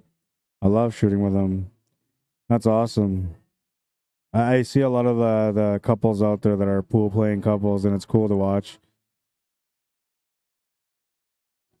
It's easier to travel too when your wife or your partner is a pool player, because now you're like, hey, I'm going to a pool tournament. Okay, let's go. You know, for me, it's like, hey, listen, I'm going to go to a pool tournament for 5 days in Vegas. Like, what do you mean? You're taking us? Like, no, you guys don't play pool. That's the excuse I used last time anyway. It worked then. Might use that one again. Kaylee Axamet, welcome to the stream. Mr. Bomb Wolf, Dave Blacklaw, welcome, guys. Harold Meatel, welcome back. Vinny, what's up, man? Welcome to the stream.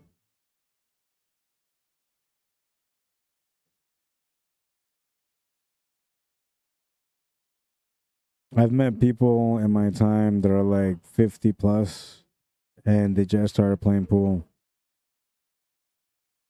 And the only reason they started playing pool is because of a loved one, and they finally decided to try it out, and then they fell in love with it. But now they're 50 years old and making all those efforts to get good and competitive. It's almost like you get discouraged because you think, well, it's going to take me 20 years, but then I'll be 70. I'm probably not going to want to play pool no more. You could be right. But if you're a true pool aficionado, you will play even when you're 90. Max TV, what's going on, man? On YouTube. Says, hey, Ron, hope you're having a good weekend so far. I am, absolutely. It's been a busy one. I worked yesterday. I didn't get out of here till 1:30 in the morning. Then I went home, and I was so exhausted that I ended up passing out, man. And I never go home and pass out. Like, I go home and I do my work all the time. Whatever I got to do, I'll take care of it. But last night, I was tired. Brian Kanischuk's going to win that match. 4-2. Tyson Tame will call it a day. And we're going to get going here on the second table, our main table. I'm going to go get Hanyu. I gotta set up the challenge bracket here.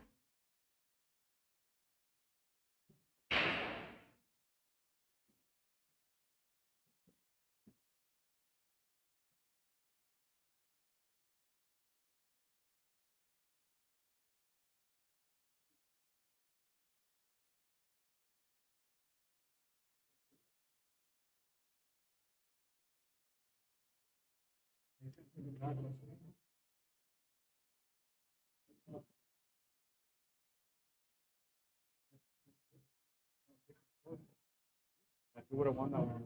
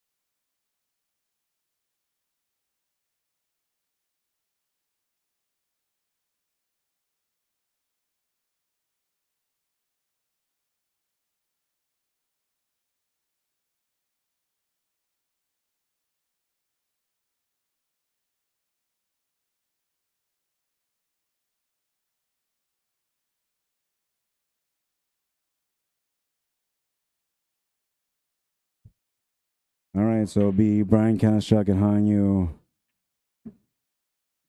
B-side semifinal.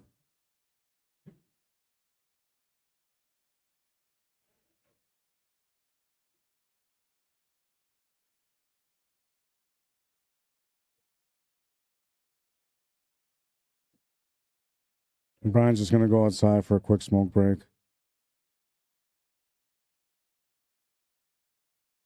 This will be a 5-4 race.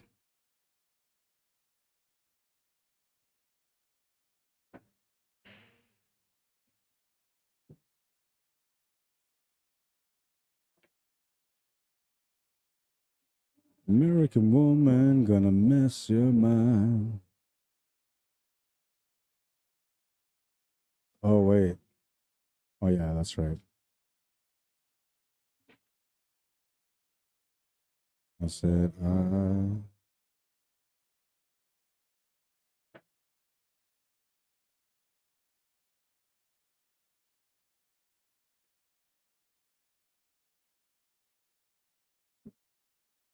Fargo rates are up.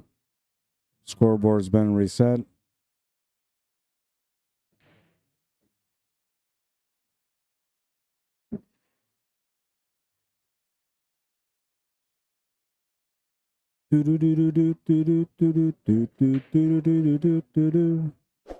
If you guys haven't found me on YouTube yet, you can go over there and check me out and maybe subscribe to my channel. I'm looking for 1,000 subscribers so I can start monetizing from the work that I do, and I can't do that without you.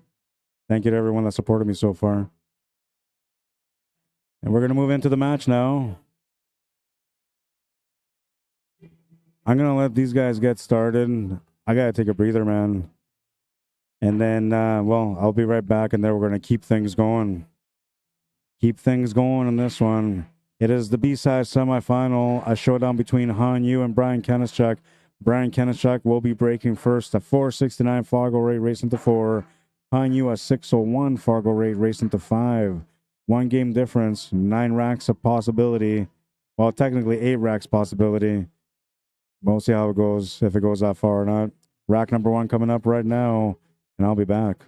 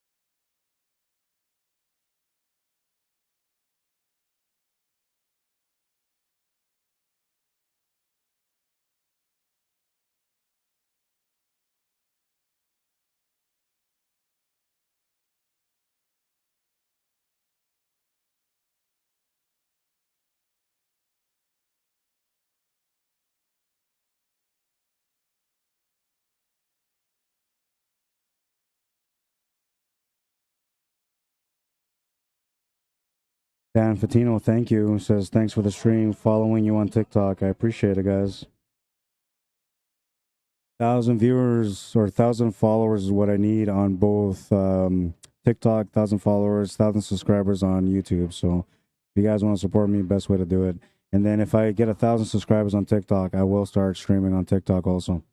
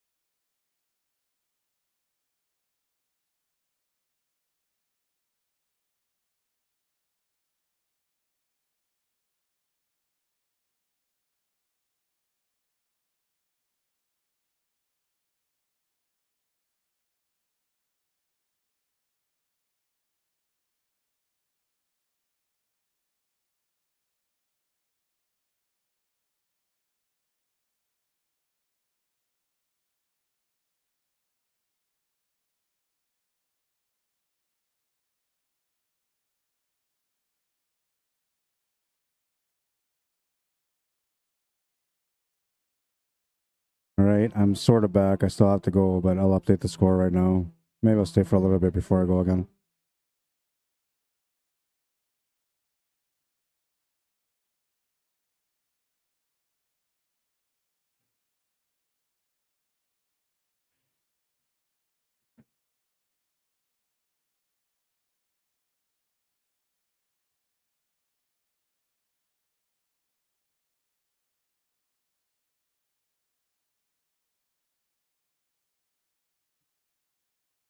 Eric Hoffman says, we meant shooting, but it's Guitar Hero that sealed the deal.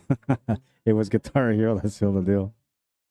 You guys like that stuff? I enjoy playing Guitar Hero too. There was that other one that came out. What was the name of the other one? It's not Guitar Hero, but it was something else. And that game, you get like everything that was like it was connected to a guitar. Can't remember that game, but I always wanted that game, and I was never able to buy it. That came out for the PS3. I don't know if they have one for the PS4 or PS5 now. Oh man, I can't remember the name of that game now. But you'd hook up your real guitar to it, and then it would teach you how to play like real chords. Guitar Hero was awesome, but you never really got to play the chords. It was just hitting the buttons, right? I love Guitar Hero though. So many great tracks also. It was Rock Band, but not as good as Guitar Hero. No, not Rock Band. It was a different one. Oh, I gotta look it up now.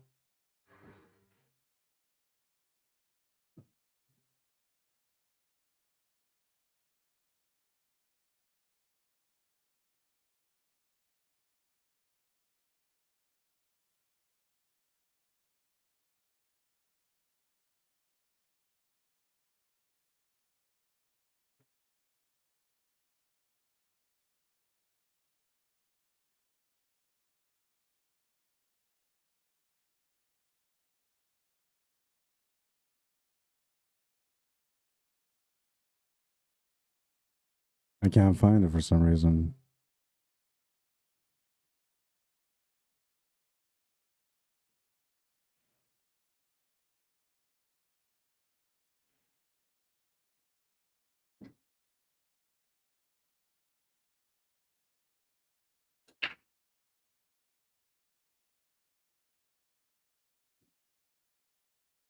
And I'm now checking the commentaries right now. So if you guys are saying what it was, I can't see it right now because I'm looking on my phone. But I gotta remember what the name of this game was because it's pretty cool.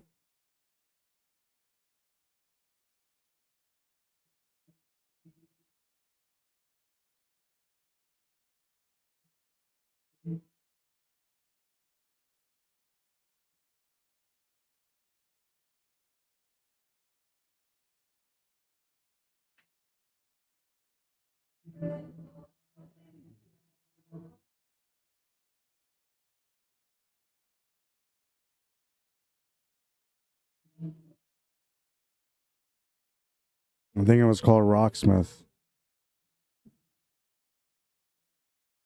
Pretty sure.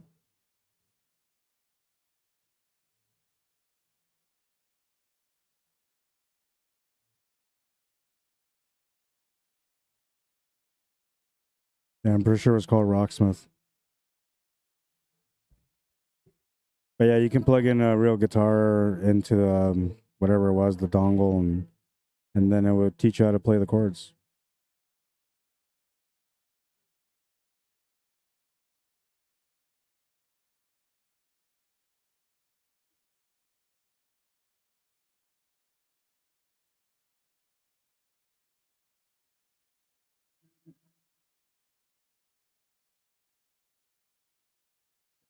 Kind of quiet in the building right now. It's 7:30 p.m. here, and maybe a handful of customers, and the rest are just pool players shooting around. There's some sets going on down here. Sets on the 9-foot, sets on the bar box. Nathan is playing against Ron Shusky, and Ron never plays for fun. It's always sets, and usually likes to play for 50s. They're playing right now. Nathan's got some fresh money in his pocket right now because he won the tournament yesterday. So why not play some sets? Plus, he's feeling some confidence from playing good. He's wearing his jam-up shirt that he won yesterday, too. So, it's giving him some extra confidence today. We'll see how he makes out against Ron Shusky.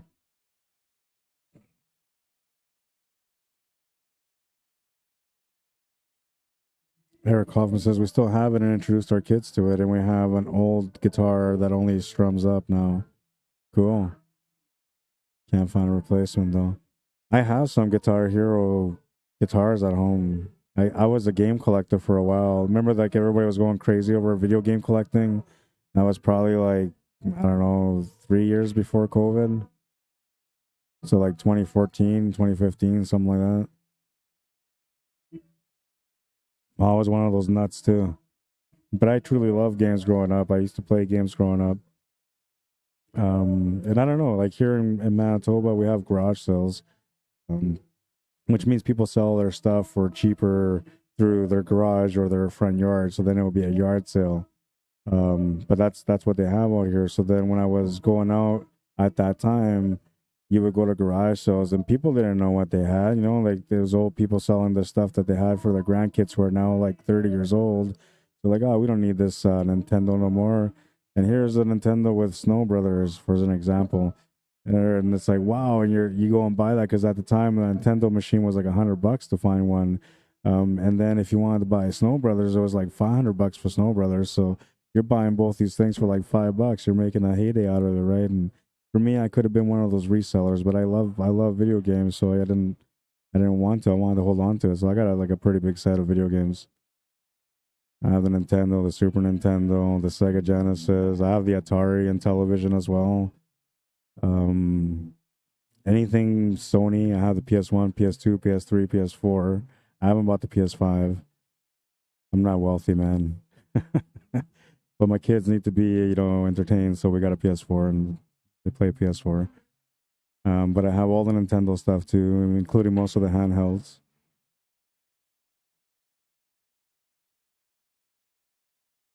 Game Boy Color, Game Boy Advance, the original Game Boy, black and white. And then games, man, I probably have like, I'm going to say close to 3,000 video games. Every Mario game they can think of, I got at home. One of the Mario games that I'm missing, let me think. The Mario Parties, like Mario Party 1 and 3 from the N64. Missing those. I have all the Zeldas, most of the Mario, Donkey Kong, all those games too. And the kids, when I had my game room set up, they were like love playing in there. Set up, I have a boob tube TV, a big one, so that way they can play with all the video games on there. And then I have a flat screen big TV, so that way they can play with the newer games there. And that's all they would do is just sit in the room and play games. Now we don't have the room for it, so everything's just sitting in storage, and I'm gonna be selling most of that stuff off probably next week in a garage sale myself. But not for $5, so bring some money.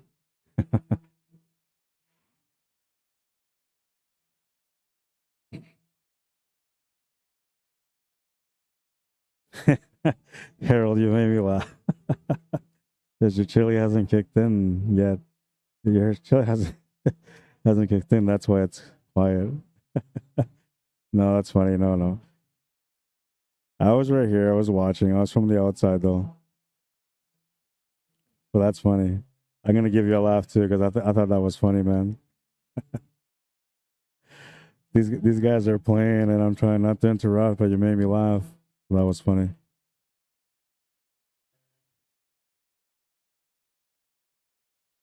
Playing Smoking Joe right now in the man cave, says Vinny.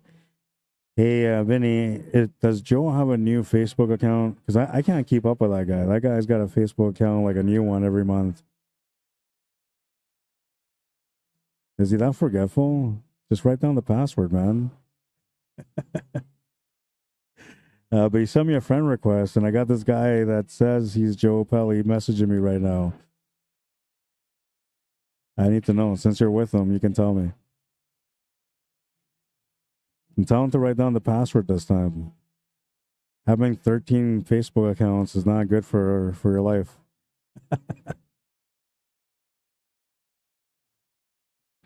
Just kidding. I got two myself. I was actually going to create a third one for like friends and family where I can share all personal stuff. I hate a free world.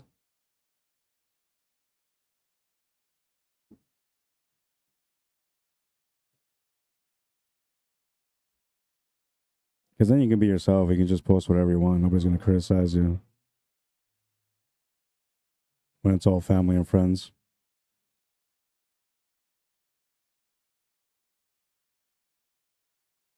Let's see. There's a comment here on Facebook from Lee. Lee says 601 Fargo. He's a huge pro. Well, to be a pro, you're looking at like basically 725 and up. Closer to 800, the more of a pro that you are, obviously, but 725 is roughly where you start considering people as a pro.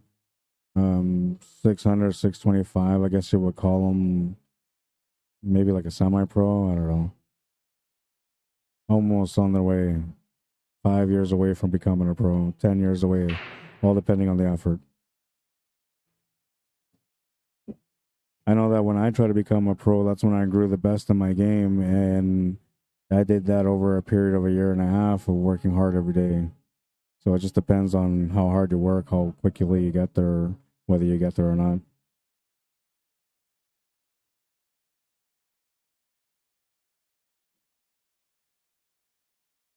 Yeah, I don't eat white dough. That's why I never had a pizza. They usually don't eat fries either, but I had some today.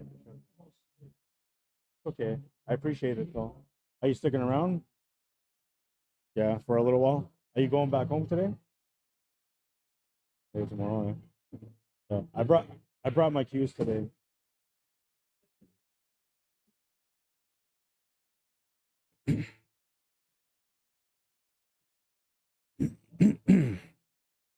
Supposed to play against Grant yesterday, play some straight pool, but it didn't end up working out. So I brought my cues just in case because I knew he was going to be here today. So we might do some straight pool on the 9-foot table. Straight pool, like a race to 50 on the 9-foot. Yes, he was hacked, says guy. Okay, well then I'll accept it. See, Joe Pelly, if you're watching this right now, another reason why you should appreciate your friends. I wasn't gonna accept because like I don't know, man. Like I had a hard time accepting his 10th account. I was like, "What? Is this the 10th time this guy's got a new account? Do I really trust that it's not a hacker this time?" But then he like messaged me, and then he like posts videos and posts, and I was like, "Oh no, that's Joe," so I accepted it. I'm trying to accept Joe. Oh yeah, there it is. It accepted. Now he's messaged me. What's up, Joe? You can text. I'll just talk to you on the mic if you're watching. Unless it's something private, then I'll text it back. Oh, and it's 2-0 right now. Not paying attention, but I seen the coin.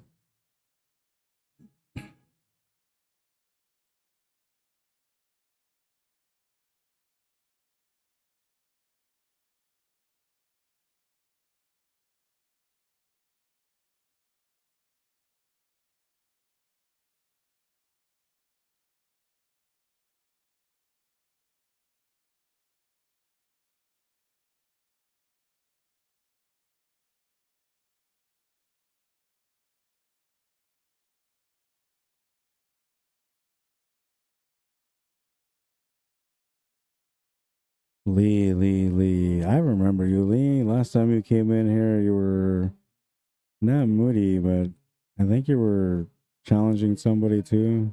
Are you challenging the 601 FargoRate? Are you in Winnipeg? I'll stream it for free.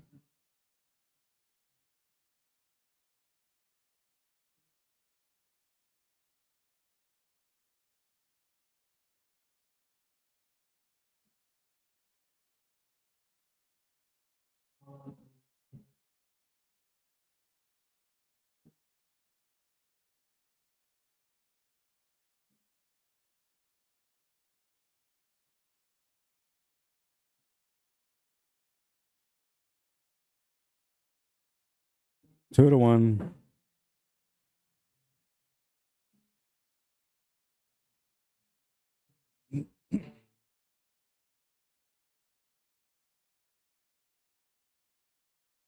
Winner of this has to play against HAYDAY CAPPO next in the B-side final.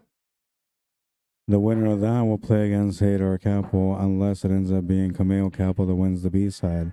Then their father and son, they're likely not going to play. They're probably just going to split the money. They're traveling together too, so, you know, probably better not to have a battle and just share the money. It's a better ride home.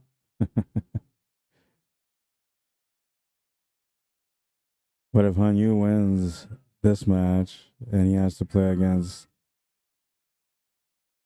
HAYDAY CAPPO and he wins that match, then there'll be a double dip. If Brian wins this match and he plays against Camille, then he wins that match, maybe a split. It might be a match, might be a split. We'll see. It all depends on how late it is by then.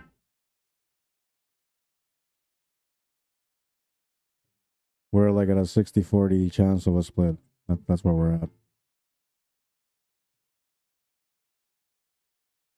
The 40% all lies on Hanyu if he wins, because he won't split. He'll play.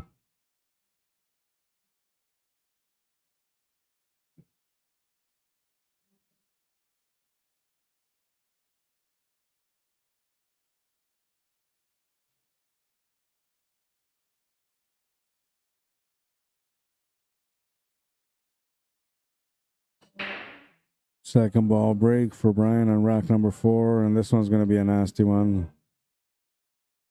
No spread on this one. It's like a one pocket or a straight pool rack right now. More like a one pocket than a straight pool rack. I'd be pretty good with a straight pool rack like this. Maybe not.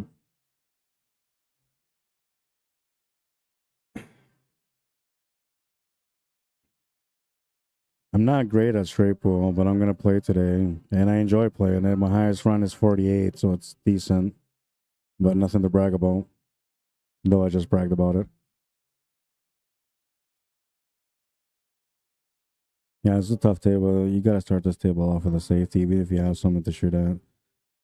Unless you can see the solids. Well, I guess you could always do a jump if you're looking for the solids. Jump over for the 2 ball. That's the way I would do it. If you can cut the 4 ball clean without running into the 9 ball first, I would take the 4 ball. Oh, wait, the 4 ball's the one on the right. That's the 8 ball in front of him.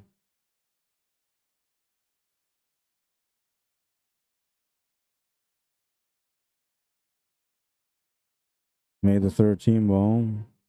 He's got an interesting table. I don't think he's going to be able to run this out, but, you know, sometimes a table like this brings out the best in a player.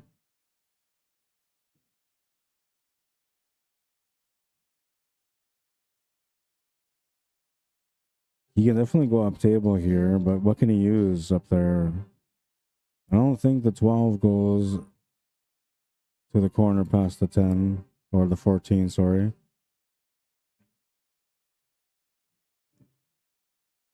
There's no real simple way out of there. He can maybe get the shot on the 14 ball. That's probably about the best that he can do up there. And then from there, he'll have to kind of open up the table and hope for the best result. Likely looking for the 15 ball as a follow-up shot. He'll try to set up for it right now to get up for the 14 ball. They don't want to hit that 2 ball. He would have had a peak, though. I don't know if he would have been able to make that 14. But I know you can see the 12 ball. Full ball right there. So Brian Kennestruck gets to work on this one. He's playing the solids this time around.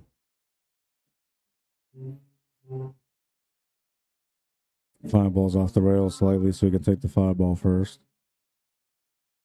He needs to get into that area where that 4, 6, and 3 are and just kind of open things up slightly. It's got a lot of support around him right now to be able to get going in that area. The 1 ball will support him in many different ways. So it might be a good time to try to go in there. But if you go in there from the 5, you're going to end up going towards that 12 ball, which really won't help you much on the leave. And you may not get anything opened up for yourself here. He's going to hit the 3 ball, so that's good. Then it ran to the 12 ball. Doesn't have a lot to shoot at, but the 7 ball's available. Natural angle to come off 2 rails, and if he plays it, well, he might end up running into that 14 ball if he plays it naturally, but I think he can avoid it. Now, if he was to avoid it, the best spot that he can get to is where that first and second diamond is on the left top rail, near where the 6 is.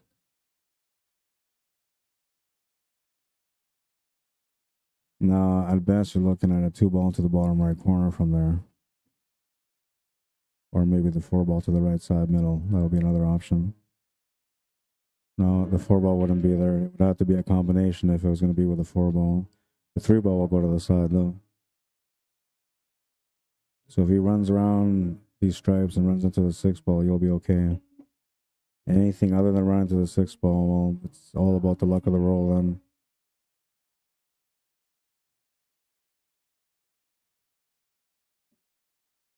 He's going to play something different. Maybe you can see the 6 ball.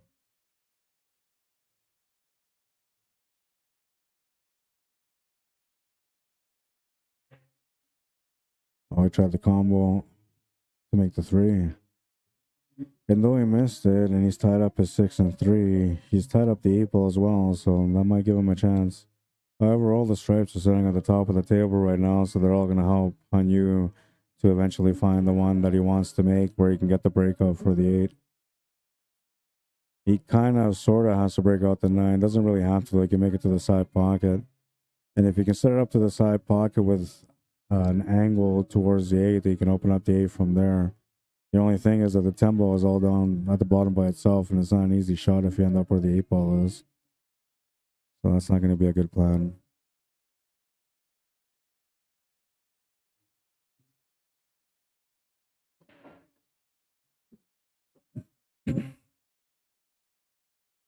This is still not a good plan because he's thinking about trying to open up the 8 ball a little bit from here, but that's not going to work either.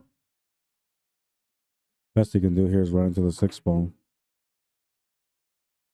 He was trying to get away from it to create an angle here on the 9, and he was going to try to get out that way. Interesting. I don't think it would have worked for him in the long run. That 8 ball's in a bad spot. Now, if he had the 9 for the finish only, then that would have been fine because he could have shaped up for the 8 ball. But because of that 10 ball sitting where it was, it made it different and harder.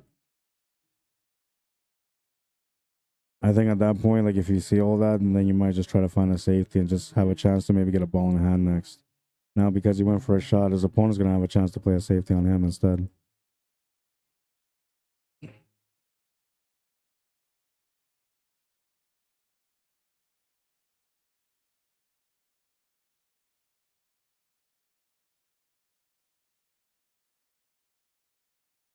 And now he's lucky that his opponent has some mercy on him and gave him some room here. I would have brought that cue ball right into that 6 and 3. This is going to give him some room to jump, and you'll have the shot to the side with possible shape for the 10 ball after. Not an easy shot, though.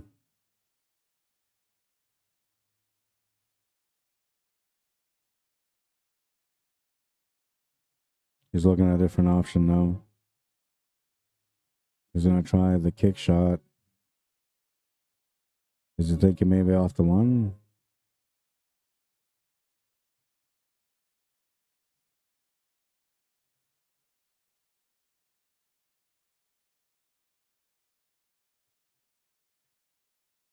Nice try. Not a bad try.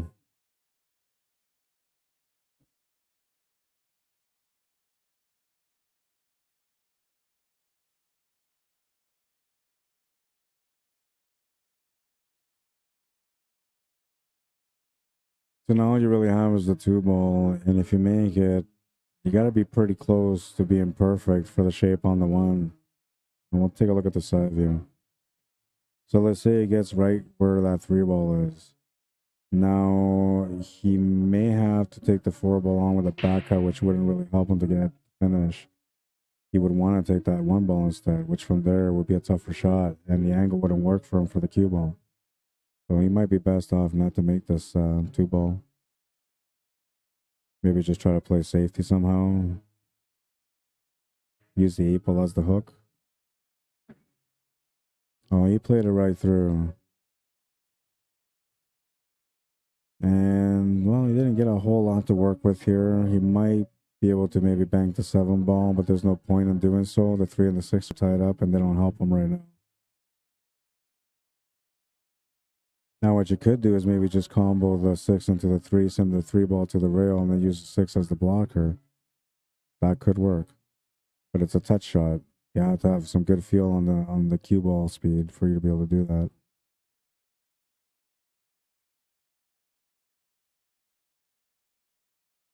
Now, if I go side view again, when I'm looking at this 7-ball, I think if I hit this with some left hand spin, 7 o'clock spin, I can make this cue ball go off that bottom rail, off the right rail, and then behind that 6 and 7.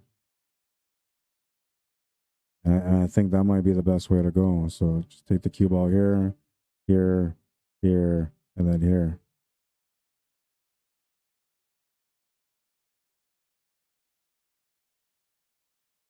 It's about a half ball shot with some topspin. Not bad. He needed a little bit extra weight, but he's actually pretty good. He's got the 8-ball blocking. He's got the 3-ball blocking. Takes away the shot on the 10. Takes away the shot on the 15. Leaves the shot on the 9-ball, though, I think. Or at least he can maybe hit the 9-ball. But that's the only thing. If he would have been a little bit closer to that 6 and 3, now he takes away the shot on the 9-ball also. Now you get a good advantageous position where you can maybe come back and play a safety. That was a nice shot from Hanyu. Had to masse it a little bit to make it, and he made it.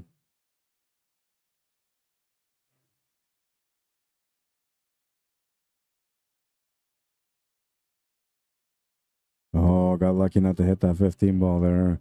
If he runs into it, he's in trouble. Instead, he gets a great shot and a great angle to work with to get onto the 8.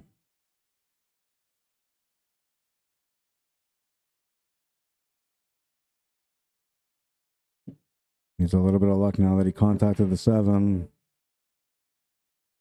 And he may not have the shot to the side, but he's got a jump shot possibility.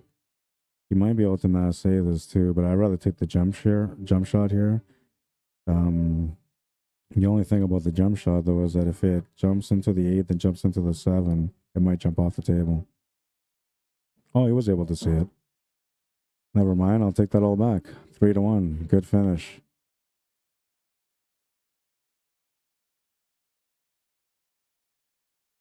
This one he had to masse a little bit.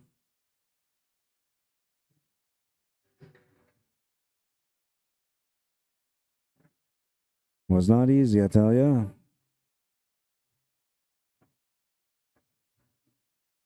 Yeah, that other guitar game I was talking about was called Rocksmith. Now I remember the cover and everything.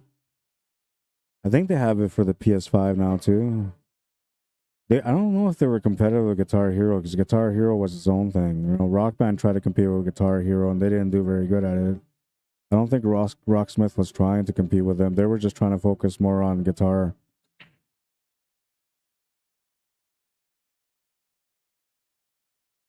Oh, 1-ball's going to try to go in, but I'll stay over the pocket.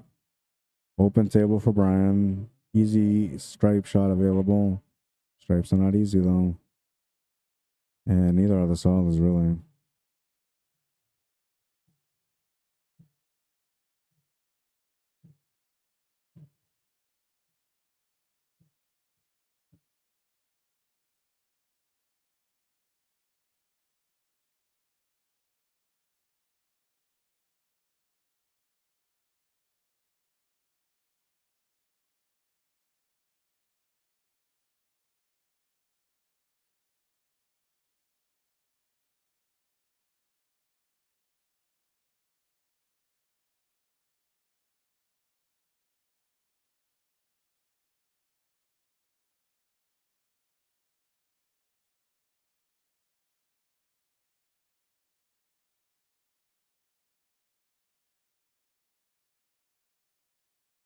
So they didn't do anything with that 9.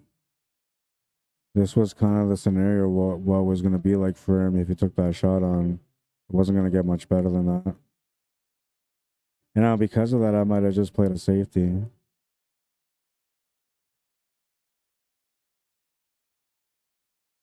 And you could always play it like, I'm pretty sure that in the rules you can play a safety by potting a ball and not claiming anything. Just drawing the cue ball back to this area where he is now. Get the table back to your opponent with nothing to shoot at. Instead, now he's got to take this shot on. He's going to open up the table a little bit more while he's turning the table over also. Unless he makes a miracle shot here. Or he's trying to play a safety. He's going to leave the 6 ball.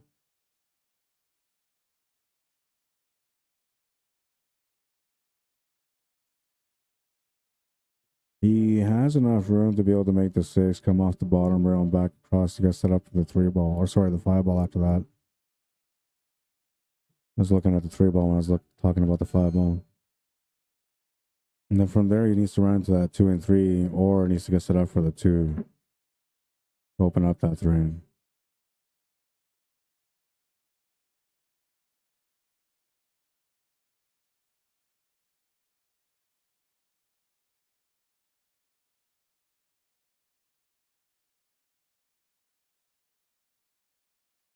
We'll make the shot to the corner.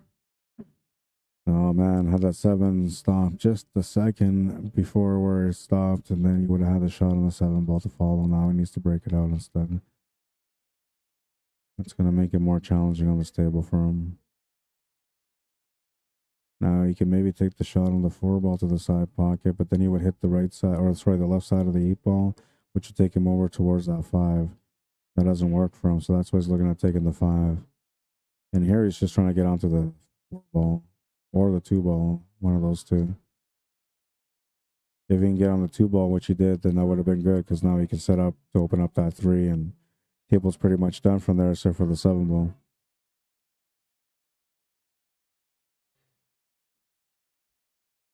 Oh, what happened to the YouTube chat?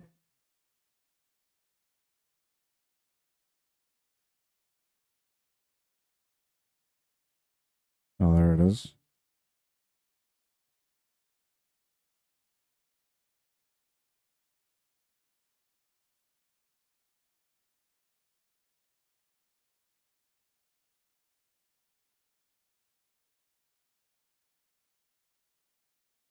I lost my mouse cursor again.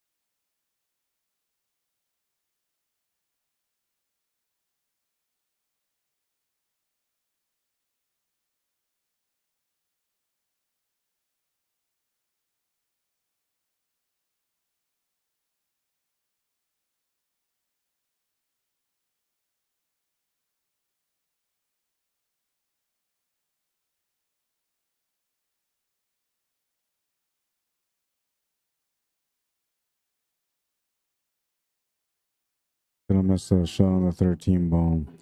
He'll open up the 2 and the 3 also, which is going to give Hanyu part of the puzzle that he had to deal with.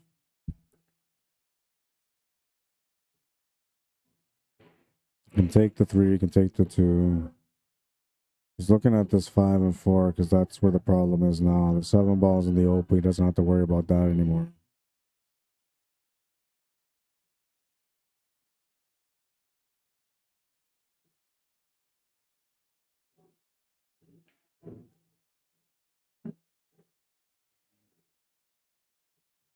Really focus on trying to get onto that 4 and 5. And you can see the 4 ball to the corner. He can stop shot that right there and set up for the 2 ball next, or even take the 5 ball afterwards.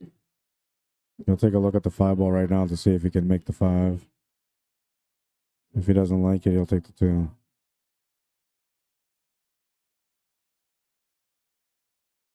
And if he takes the 2, he'll try to like just stun draw slightly or draw back a little bit for the 5 ball here. Yeah, I decided to go with a stun overshot. And I'm surprised he played it that heavy, but oh, okay, I know why now. I thought he was taking the 5 next. He's taking the 7. That's why he did that. He's using the 5 as a finish. Now, slightly heavy on the shot, so he might have to run into that 14 ball to set up for the 8.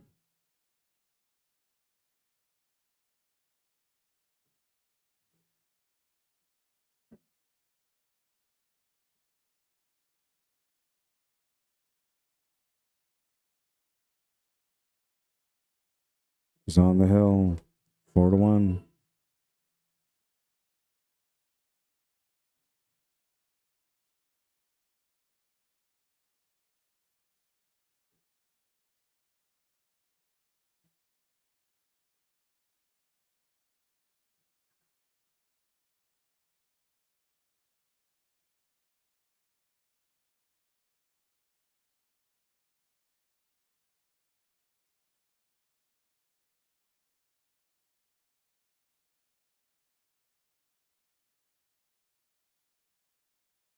If you're in the market for some new gear, check out jamupapparel.com. You can find all the latest gear that we have, including the Predator stuff. This is the Predator Golf shirt right there. Sexy little thing, that shirt. Tyler Steyer. It comes in white and it comes in black as well. Predator Golf shirt, another one. The Predator Gore shirt. Love the shirt. I need to get it ASAP. And it comes in a long sleeve, which I actually like better.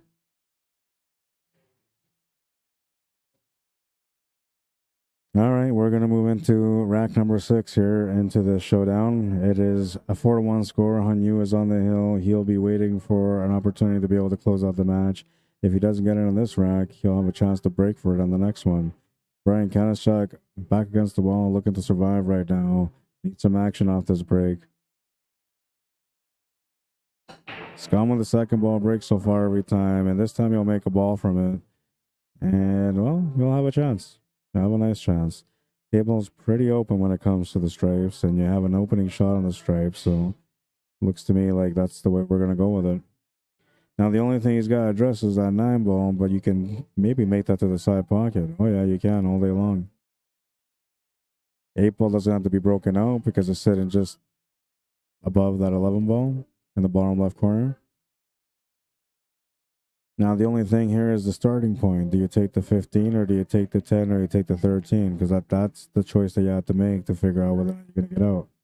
I like that he's going for the 15. I wouldn't have minded taking the 13 also. 13 would have been okay. But you want to go up table and you maybe be able to open up this 9 ball a little bit more here. That's what he was looking at.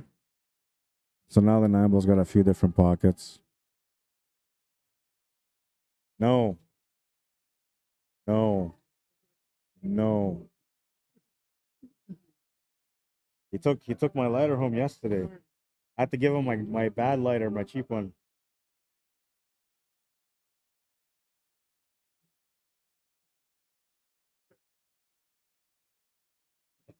No. No, I always carry two.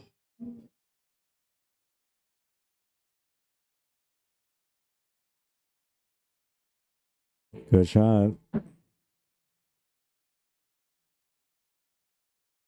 14 ball will be a cushion ball for him. He can use this to get a better setup here on the 11 ball. He can also use this to get draw back on that 14 to get set up for the 13 ball to the left side. Now, two things have to be done here on this table for him. One, he needs to get the 11 ball away from that 8, so he needs to make it soon. The other one, he needs to get to that 9 ball. And these 3 balls in between the 9 and the 11 are important. How he uses them to get set up is going to matter.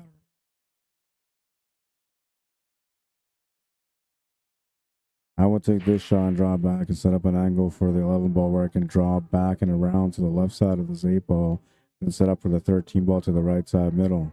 From there, I would have a forward upward angle to be able to set up for the 10 ball. Then I would just make the 9 and come back for the 8.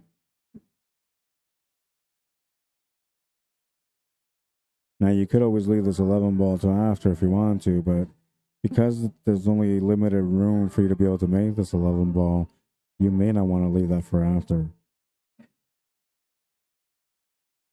And now, if you open up the 8 ball for your opponent, it doesn't matter. They got a big problem at the top of the table that really you're likely going to get another chance back at the table. So if that's the only reason why I wouldn't take this 11 ball, I don't think that's the right reason. But I don't like the angle that he's got here on this 11 ball right now. It makes me feel like I wouldn't try to draw around this now. Now I would try to play through slightly medium pace to try to set up for the 13 in the top right corner. That's the way I would do it. And I would try to get as straight as possible on that 13 to make it easier for the setup on that 10.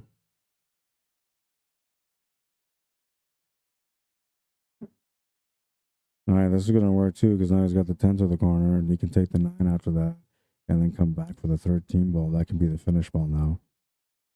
So it's not a bad result. Still in the high percentage to be able to finish the table.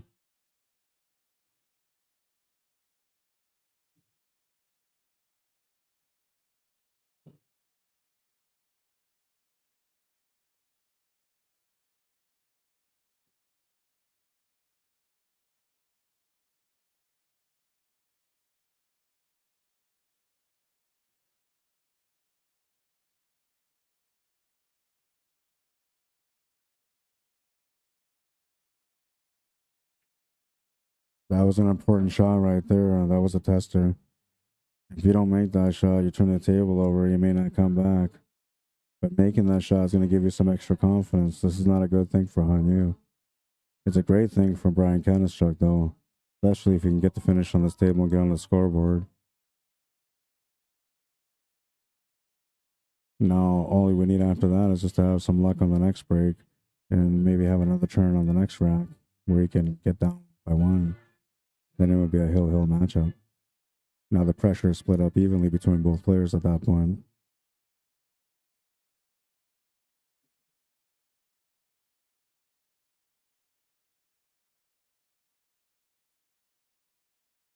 He's just trying to figure out how to get the finish here. I like setting up for that 13 in the bottom left corner from here with this angle. But the bottom right corner will work too. I keep it simple no matter what. He was trying to set up for the bottom right corner. Some extra body movement because he was trying to get that extra speed. He'll come up short on the shot. He would have had the shot on the 13 ball. Might have been maybe a little bit of a background thought there too, which sometimes happens to players. Little things, right? Like, I'm going to run this table a lot if I make this. Oh, I'm only going to be down by 2 now. Like little things like that. If you're thinking anything like that when you're shooting, don't shoot. You're not supposed to. And Hanyu is going to do what most disciplined players would do here, just try to play safety and wait for a better opportunity. Try to earn a ball in hand so you can figure this out. And if he doesn't get a ball in hand here and his opponent gets a good hit, he'll just try to find another way to get that cue ball tied up at the top of the table. I don't think you can do it at the bottom of the table because only the 1 ball is down there. But at the top, there's lots of room for blockers. But ball in hand can change all that. Now, you can't really see this 9, but he can throw around the 4 ball to make the 9. Or sorry, not the 4 ball, the 8 ball to make the 9. But if you're going to do that, you're better off, yes, making that 13 ball instead, because then you're throwing it a little bit, but not by much. It's only about a quarter of a ball throw that you got to get on here. Basically, you jack up as if you were going to do a jump shot, but you come to about 11 o'clock on the ball.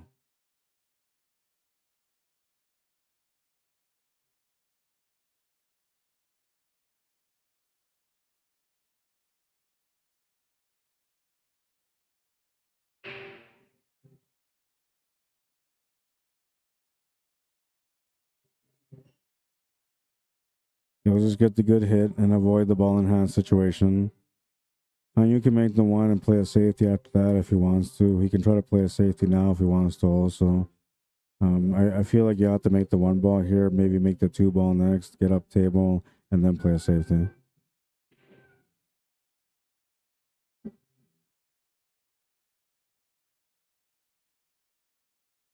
And then I would try to play a safety where I can combo that 4 and 3, send the 3 ball to the rail, and bring the cue ball in between that 4, 5, and 6. I would lock him up 100%. And for that, all he's got to do is just make this 2 ball and maybe move ahead just slightly, like that. A little bit further up would have been better, but he can manage to do that from here.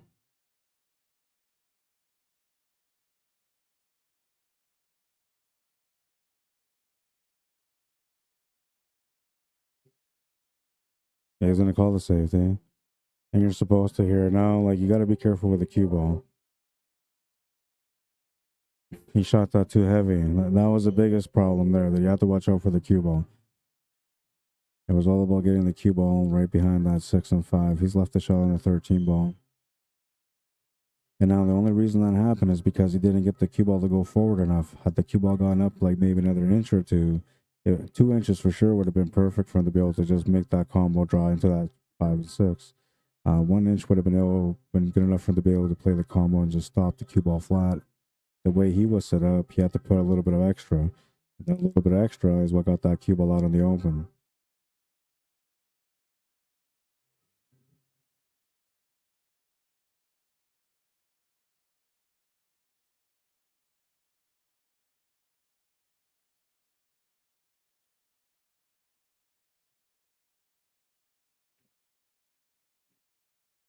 Gets a good kick into that 9 ball. That's going to set up the 9 to the side.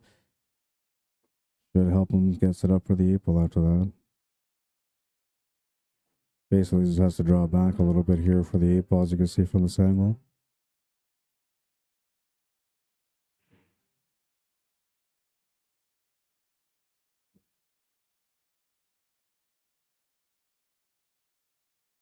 He's calling the corner. I thought he can go to the side here. Like, from here, it looks to me at this angle like he could easily make this to the side. He's thinking about the corner. Now, the corner is not a bad shot. Don't get me wrong. But, I feel like the corner might be more missable than the side pocket. But that's just my opinion. And I could be 100% wrong. He could make the shot and it'll be fine. But I feel like if you're feeling pressure, this is the shot that you don't want to make.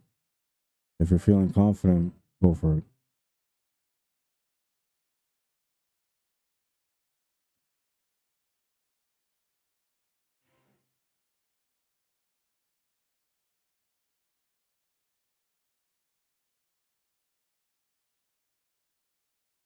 Yeah, that was the problem with that one.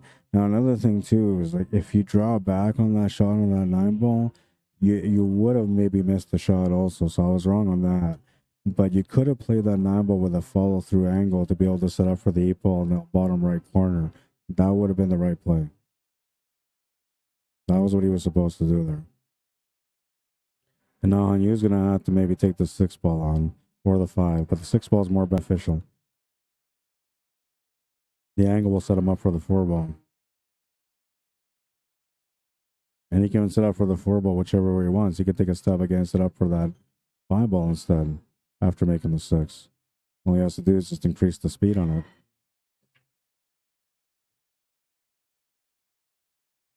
He's gonna hit that softly, will miss the shot. A little bit of body movement on the shot. He got up with it too. He didn't stay down. All factors as to why a player will miss a shot. And now this could be a sticky situation technically, because like that can put some extra pressure on Brian, because he might be thinking his opponent missed because he's under pressure. And then you start thinking, well, I'm not under pressure. But then you start thinking, well, what if I don't make the shot?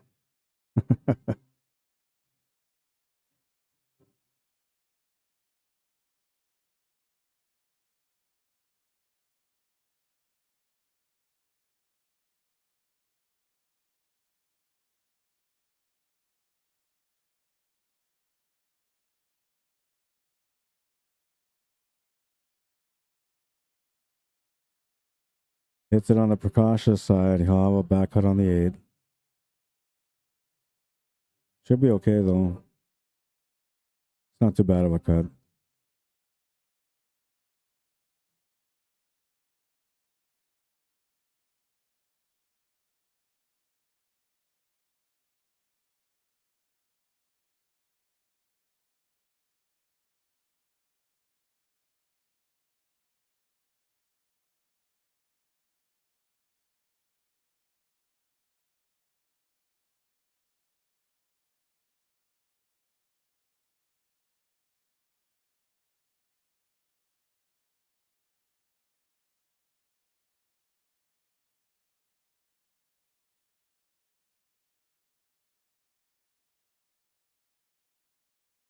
Takes the 8 ball, 2-4 or 4-2.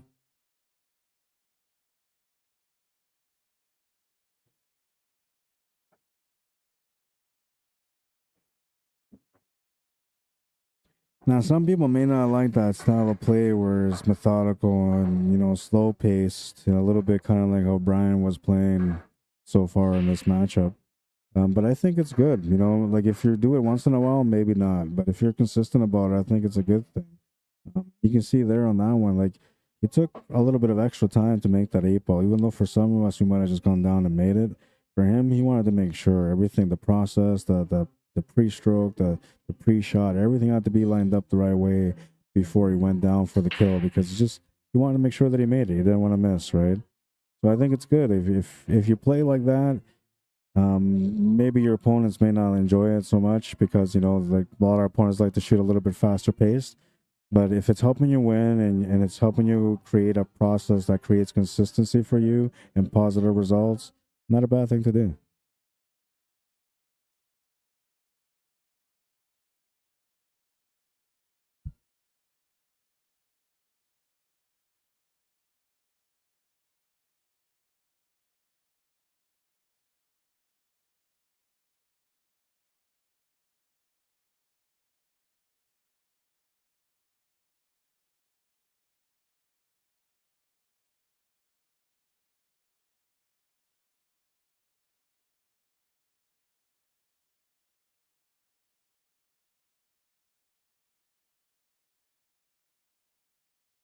All the 9 animated. He'll get a shot on the 14 ball next.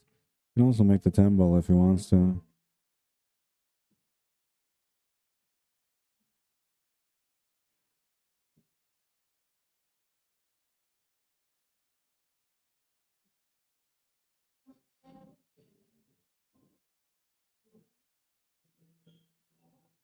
Nice. Appreciate that, Bryce Johnson.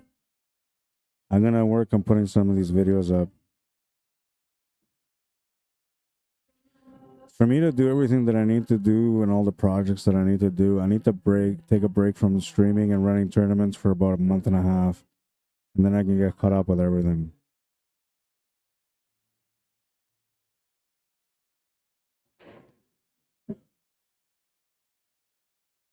Winter is coming though, so usually there's a lot of extra time in the winter, but not for pool.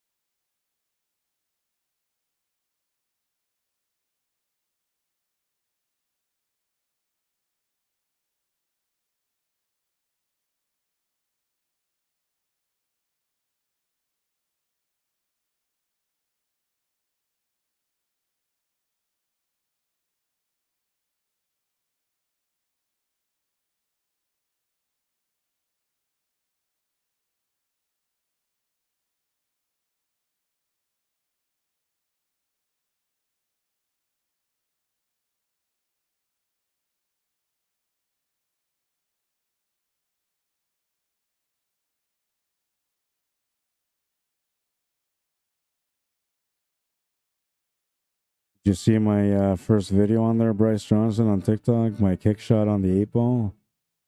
Man, that was a powerful day. I felt so in tune with my game that day. It's like when you wake up and you're in dead stroke. That's what it felt like that day, the way I was playing. It's too bad you can't wake up like that every day. I would never work. I would just play pool tournaments all the time if I was that good.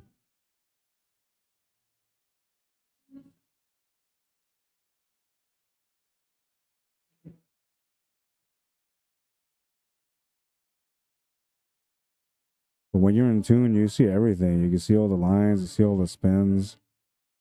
It's beautiful when you're playing like that. And some of us get a chance to experience dead stroke. I've experienced it a couple of times. It's beautiful. I got more connected with dead stroke through snooker. But in pool, I felt it a few times. 3 times to be exact. It's going to miss that. It's going to be a ball in hand. That's all Honey was looking for, was just the better opportunity. Ball in hand will give him that opportunity.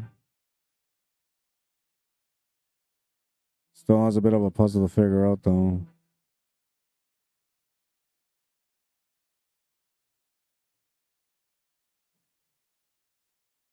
You can maybe do a 2-in-1 here. Take the 5 to the side and break out the 1 ball at the same time. He didn't do it, but he could have. Definitely could have. However, I guess the pace from there would have maybe pushed that 13 ball up towards that 7 and tied that up instead.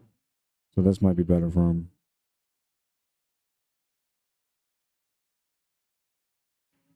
And he obviously has a plan for that 1 ball. Maybe he doesn't even have to have a plan for it. Maybe the 1 ball will just go to the corner after he pots this 2 ball.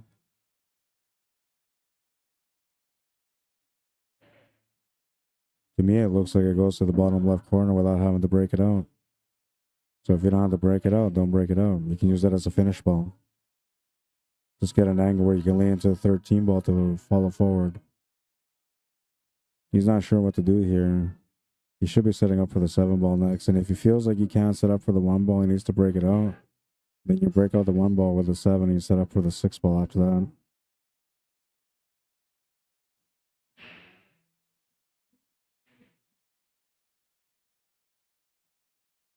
Slow player, says Gene Peacock. Some people just play that way. Patience required. Yeah, and you have to, like, I don't know, that's probably the hardest thing, man, is staying patient when the player kills your rhythm. Right? Because that's really what it is. People don't like playing against slow players because it kills their rhythm. It doesn't allow them to keep flowing through the way they're feeling at the table. Instead, it kind of drags them out. It's almost like draining the energy away from you when you're trying to play. When that happens and you're playing against a player like that, that's a true test to see how good your mental endurance is. He tried to play a good hook, and it's not bad. He's left in the peak at the 13 ball, which will open up the table for him if he moves at 13. No combo available with the 13 ball, and he can't really get to the 14 ball unless he jumps or massays around that 13 ball. So not bad. He's more or less just trying to force him to get this 13 ball out of the way for him. We'll see if Brian falls for the trap. But yeah, if you're playing a player that throws you off your rhythm a little bit, that's the true test to see how good you are mentally, right? Because you either get impatient and it breaks your game apart, or you find patience and then you just try to be more focused when you're at the table. So that way, when you're at the table, you're not giving up turns, right? And if you're on the table for 10 minutes, you know, it's 10 minutes to win, not 10 minutes to go sit down and watch this guy shoot for 10 more minutes. Right? That's where you have to become stronger mentally. You got to be able to deliver better on your opportunities to limit the amount of times that that player will get to the table and make you feel that way.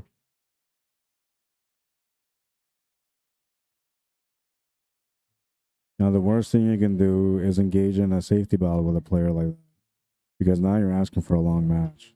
And if you got patience, you're asking for an extra long match. But I see people do it all the time. And then they go and say, I don't know what the hell, man. That match was 2 hours long. Like, yeah, you engage into a safety battle with a slow shooter. You asked for it, man. But honestly, like I was saying earlier, he took his time early on the last shot. They got him a 4-2 score.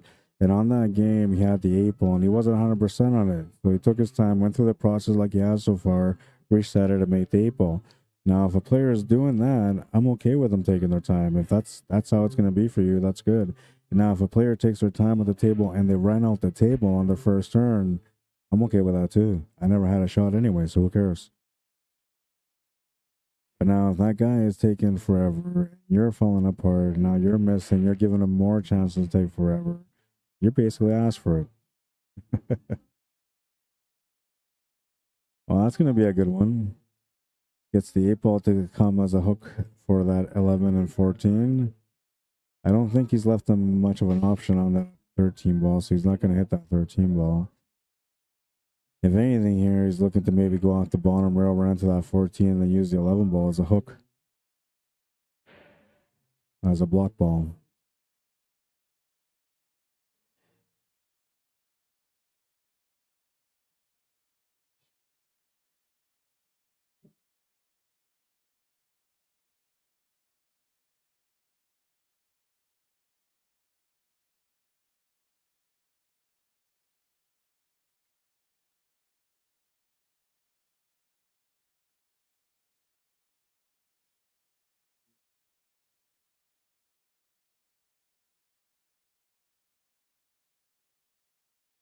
Got to hit it about medium pace.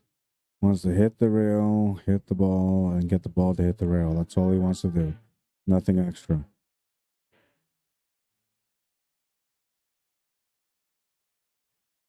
Too much. Too much. Right idea though, but too much.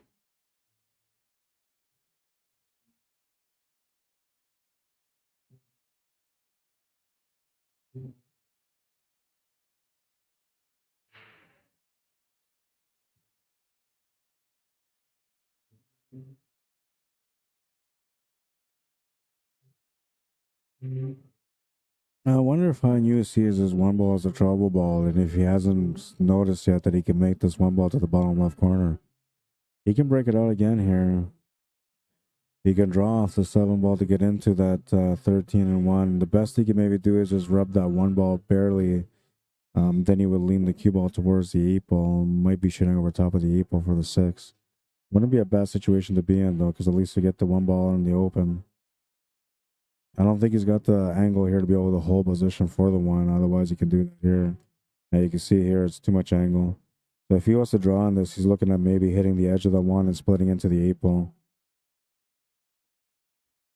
To play this through wouldn't do much for you. To play a safety here might be okay. If that 7 goes past the 6, if you can find a straight line to get that 7 past the 6, then you can just roll the cue ball up with that 7 ball and use the 6 ball as a blocker, and you'd be pretty much tucked into that 6 at that point. Now your opponent more likely have no choice but to go for the 13 ball then. Wasn't trying to go for anything. And now that 1 ball's a problem because he doesn't have any support up there for it. I'm really surprised he didn't take that 1 there and just draw back into that 1 and 8. He would have been okay for the 6 ball. And who knows, maybe he would have hit that 1 ball just the right way to get a shot on the 1 ball also.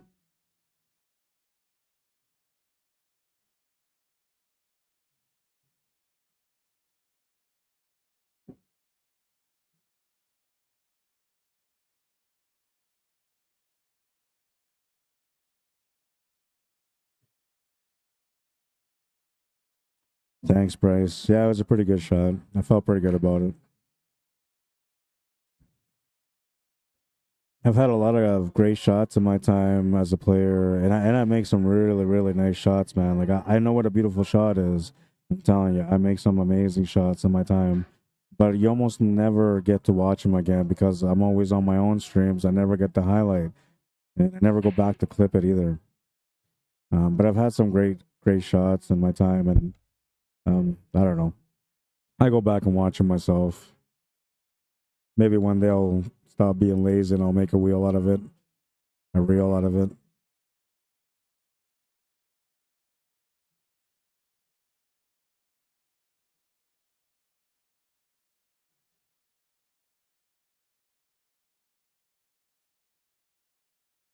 I remember I was playing against Ramel Welga, and it was a race to 9, and he played like a crazy safety on me for a 3-foul hook. And I went off the rail, and I had nothing on the rail. Like the only way I could shoot to the rail was straight. That was all I could do. I think most of it actually was even away, not straight. It was just slightly away from where I was at. But I ended up shooting to the rail with a reverse masse, and I masse that ball off the rail for the perfect hit to avoid the 3-foul. And I was on 2. That was like a hero moment. His friends were watching him play against me. They all started clapping and screaming because they loved the shot. It was incredible what I did. But I've had a lot of shots like that you just don't get to see. I remember one time I played against Mike Orvis, and I had another crazy shot where the cue ball was deep in the pocket in the bottom right corner where Hanyu is, and then the other ball that I was shooting at was near where that 6 ball was, but further up. And I had to keep a straight line on it, man. While I was deep in the pocket, and I made a beautiful execution on that one too. Got the finish on that table. But there's a few shots of that. I can probably remember a lot of them. The other day I did a nice shot too. I did it here with my students were around, and I was playing against one of the players, and then the player is like, "Oh yeah, you gonna stream this?" He says, "You gonna stream this?" And he's like messing around with me, right? Because I went to go grab an extension. I went to grab 2 extensions because I had to do a shot. It was a jump shot. So I grabbed the extensions and I stacked one on top of the other. And then he's like joking around with me, like, "Oh, you're gonna stream this highlight of the year, blah blah blah," like joking around like that, right? Messing with me. And then one of my students, grabbed the phone and said, "Okay, I'm gonna record this one." And I didn't realize, but I made the shot. I used the 2 extensions and I made the shot. It's like a 1 in, I don't know, 10, but I made the shot. And they ended up getting it on camera, so I have it on my phone. I might actually, you know what? Maybe I'll upload it for you guys. Show you guys that shot that I did.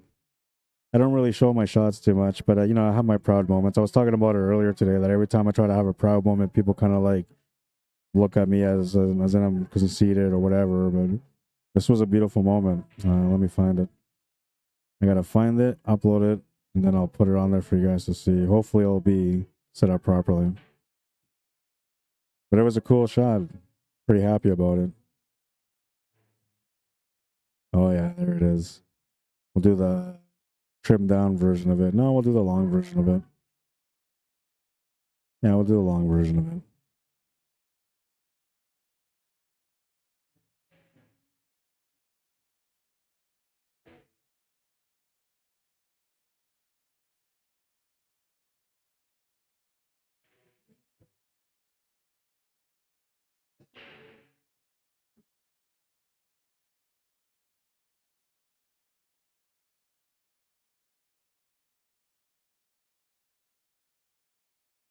I learned a lot about the cue ball in my time as a pool player, and that's what makes my cue ball control so great. I can see a lot of like small little detail stuff that people normally wouldn't see at the table. It's like Matrix when I play, not 100% Matrix, but when I look at the cue ball, it's like Matrix. I see all the paths that the cue ball can take, and then when I usually analyze everything, I look at all the speed that I involve, and I can figure out how those angles change with every speed that I decide to use.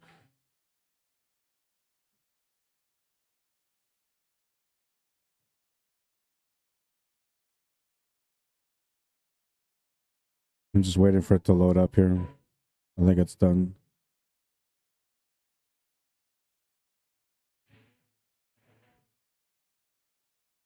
I need you to need me. I gotta go over here.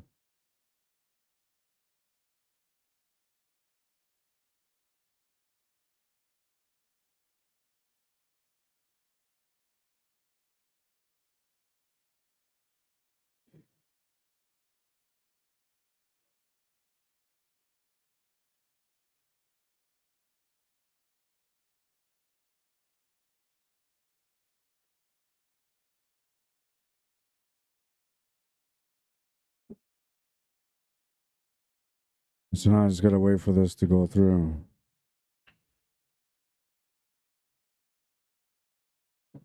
Ball in hand for Hanyu. Chance to close out the match now. Winner of this has to play against Cameo.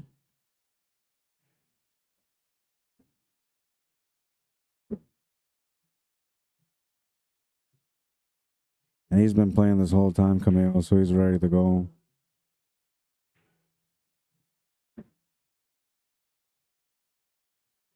Hanyu will win that match. 5-2. I'll update the score. Okay, so it looks like that video came through now.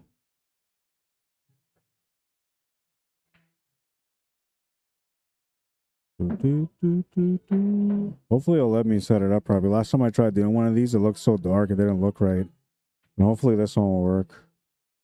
Okay, so it says it's done. I go get Cameo.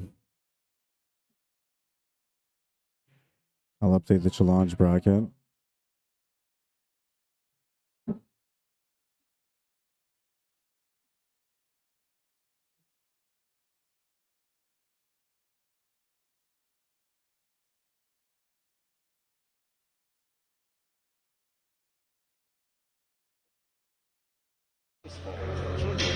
Okay, so it'll let me do it. I'll just bring it up here closer and bigger.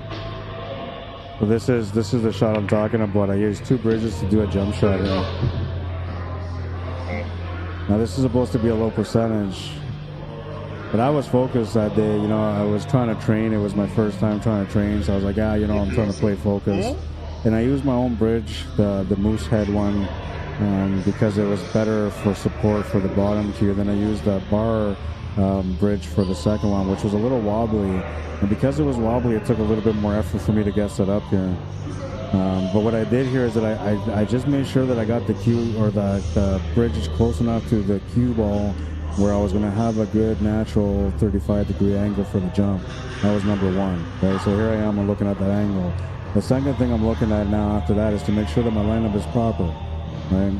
And the third thing I look at is to make sure that if I'm going to shoot, that I'm shooting exactly at the 35-degree angle spot on the cue ball like I'm supposed to. When I felt like everything was all perfectly in line, I said, okay, now is the time for the shot. And I went and made it. This ball's going to the corner.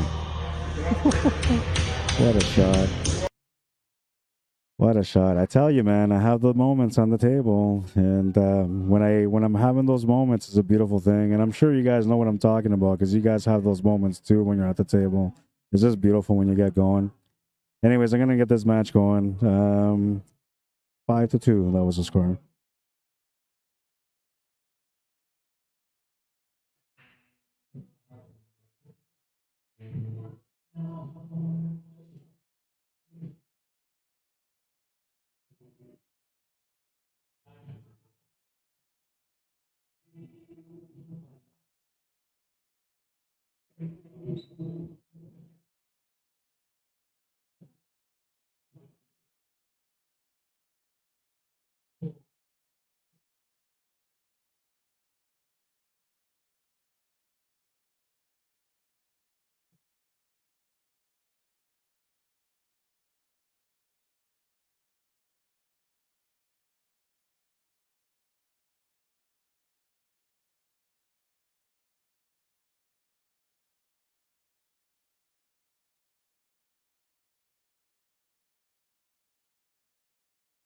All right, so we'll get the scoreboard set up. Yeah, it was a pretty nice shot, for sure. I enjoyed it. And I've done that shot 3 other times prior to the first time I ever tried it. I didn't do it. The second time I did it, and the third time I did it, I was able to jump the ball, but I wasn't able to make the ball. That was the fourth time I tried it, and that time I was able to jump the ball and make the ball on a cut. So that was pretty good. And now the next time I try, I'll know exactly how I have to get set up to be able to perform that shot. I have the experience now.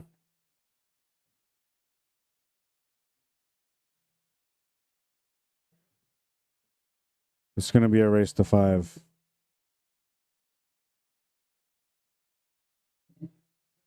We'll switch the names around.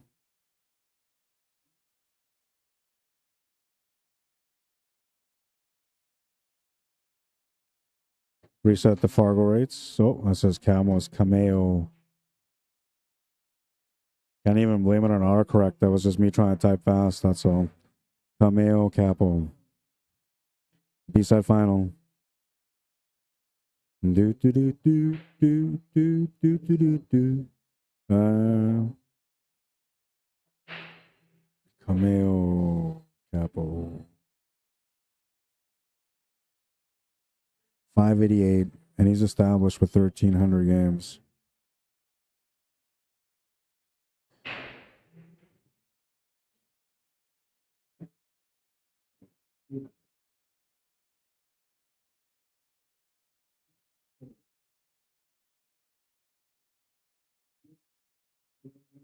Oh, and we'll bring the timer off for this one. Which the timer won't start until they break the balls first.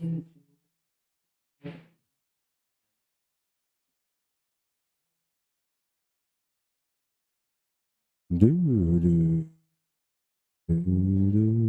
right, so the Fargo rates are up now. 588 versus a 601. We got to make it official, because if it's not official, it's not official. B-side final. Match time is out for this one.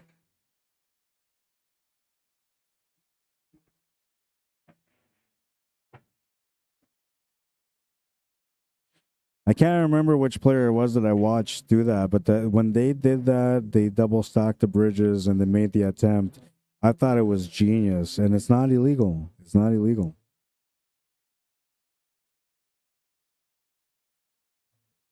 Now you guys know, too, if you guys ever get in a situation like you're thinking, oh, man, I wish I could jump this, but it's so far I can't reach. Now you know how to do it. Try it out. But, you know, like I would never just try this out during a match. I would try it out till I learn it first, and then I would try it out during a match. Right? Just take a couple of shots. Try to find somebody that does like repairs for tables in your neighborhood. See if you can buy a small amount of cloth, like a little 1 foot piece. And then you can put that underneath your cue ball when you're trying the jump shots, and that way you're not damaging the cloth when you're practicing. The ownership at the bar or the pool hall that you go to are going to appreciate it too. I forgot to start the timer, but here's the timer.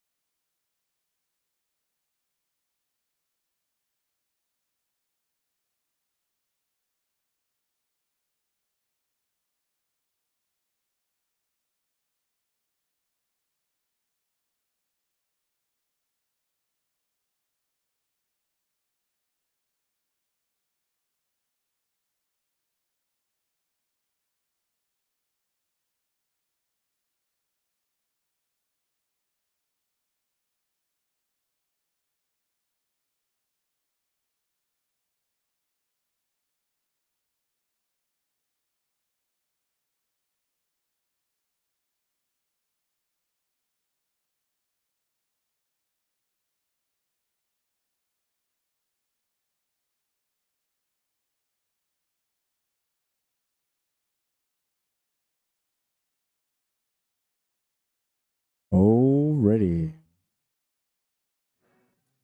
Just one match remaining after this, only if Hanyu wins the match. If Cameo Capo wins the match, it's likely just going to be a split. Father and son are usually not going to play in the final. They usually just split it. So if you want more pool, you got to root for Hanyu in this one.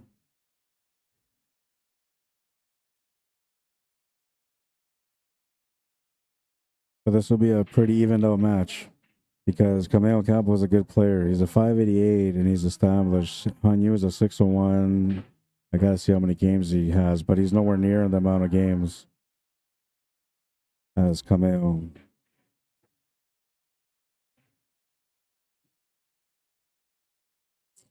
So Hanyu has 530 games, so he's got about a third of the games that Kameo Capo has. So that tells me like they're pretty evened out because technically after the same amount of games, Hanyu should roughly be around the same number as Kameo.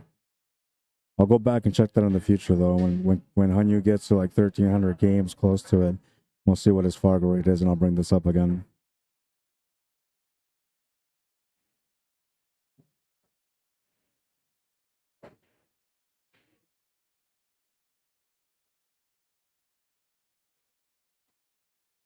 Missed the shot to the corner, turns the table over to Hanyu. He's got a tough table here. Tough outs.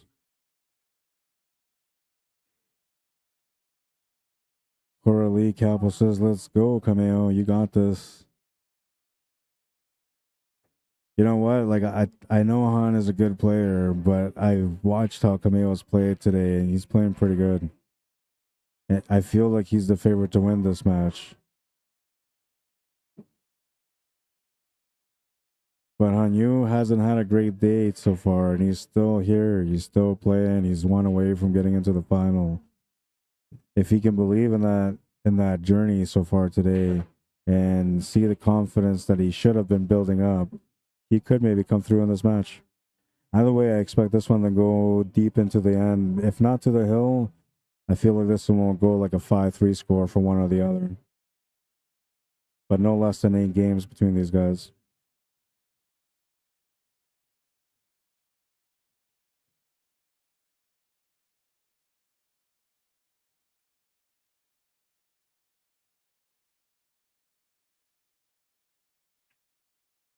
And thank you for the sweater, by the way. I love it. I'm going to wear it with pride.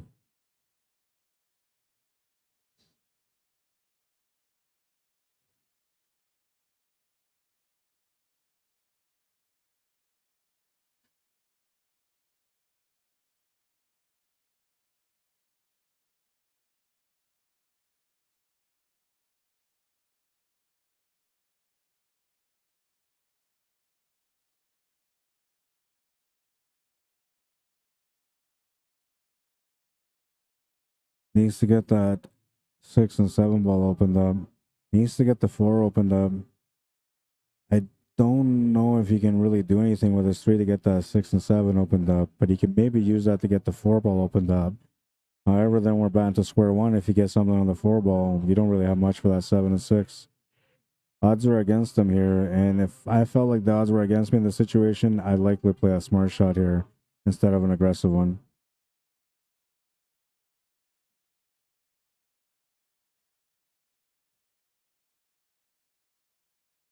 So looking for the crossbank corner. No shot, he says. Racing off the 6, going off the top rail. I thought he would come right back into that 11 ball, but he's left some space here. Kameo will have a shot. It's not an easy one, but there's a shot available to the side pocket. If he makes it, the 14 ball doesn't have much of a pocket to work with, but the angle from here can maybe get him set up for the 10 ball next.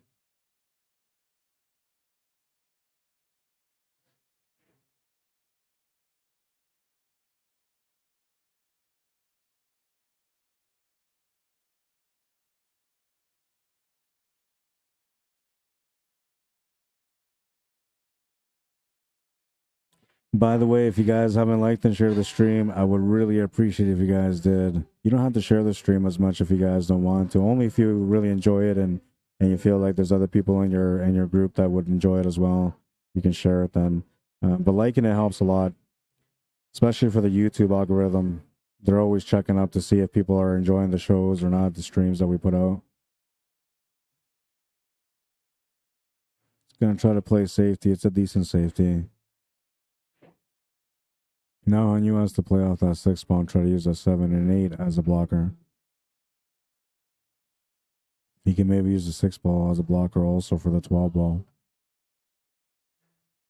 So he's blocked almost everything, but he's left the shot on the 12. Not that there's a pocket available for the 12, but he can see the 12 ball and try to reply. And now Cameo, no, I don't think he can do it. I was thinking maybe he can set up the cue ball to get it below the 10 ball and the 4 ball, but I don't think he can from there. It might be best just to bank this up table and leave the cue ball down there. He tried to get over for that stripe on the left, the 10 ball.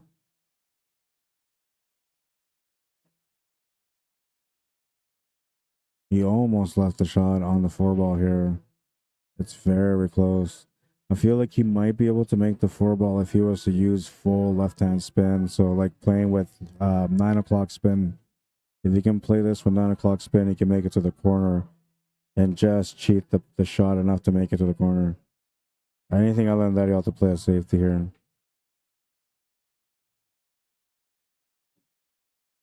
He's going to call the safety. Now, I don't think I make the 4 ball for no reason because you'd have to find a shot on the 6 ball next. And I think that's what he's thinking too, and that's why he's calling the safety. Now, the only bad thing about the safety is that he's opening up the stripe for Cameo. But he might get lucky on the 8 ball. Nope, he's opened up the 8 ball also. So that was a bad mistake. A good leave, though, not too bad. Unless that 14 can get past that 10 ball to the bottom left corner. If it can, then it's not that great of a leave. And he's got some troubles here for the opening rack. Now, if Cameo doesn't have that 14 ball, he's got to look at a different option to be able to play safe here.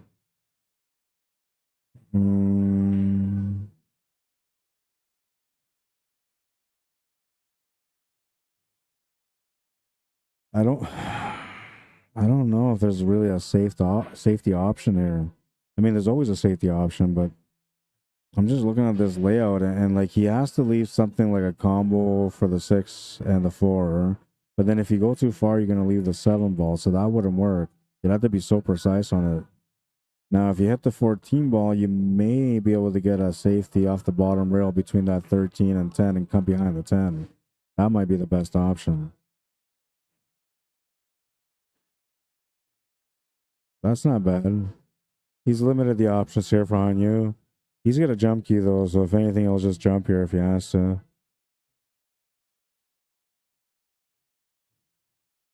He might be able to make the 6 ball. From this angle, it looks like it. He's going to call the 6 ball.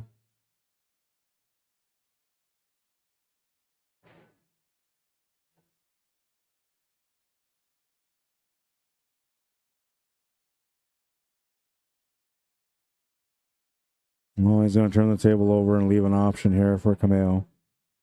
Cameo will have a chance to take the first game now.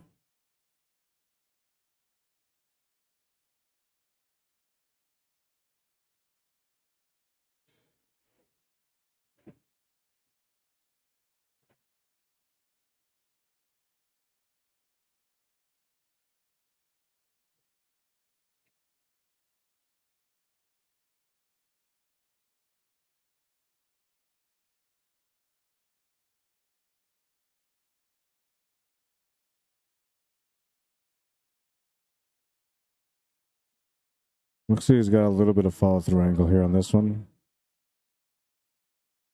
Just a little bit. He may not need it, though.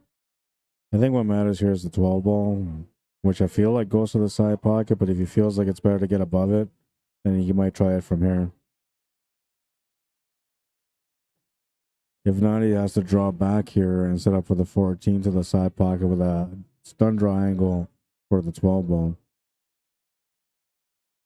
He's looking at a follow-through angle instead. That will work too, because then you play the shot naturally. You're not forcing the shot in any way.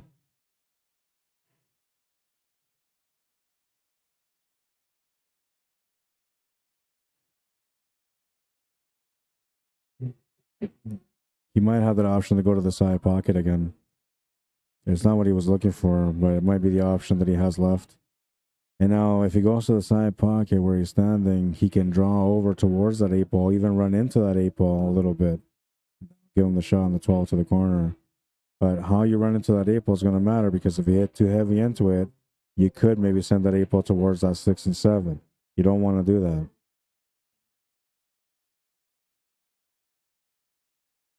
I felt like that 12 ball went to the side, but from this angle, it doesn't look like it's an easy shot. It may not even be available. If that's the case, you got no choice but to take this 14. To hit over to the 8 ball, he's got to hit this with 5 o'clock spin and draw into it. He's going to play top spin, try to get above the 6 and 7, and in between the 6 and 8 for the 12. Now, that's a tougher shot to play on a diamond table, because you don't know how the cue ball is going to spin off the table or off the rails. He was setting up for the back side. I don't think he was fully committed to it, though, because the shot looked like he wasn't fully committed to it. Hanyu gets up to the table quickly. He knows he's got a lucky chance here. He should have been down 1-0.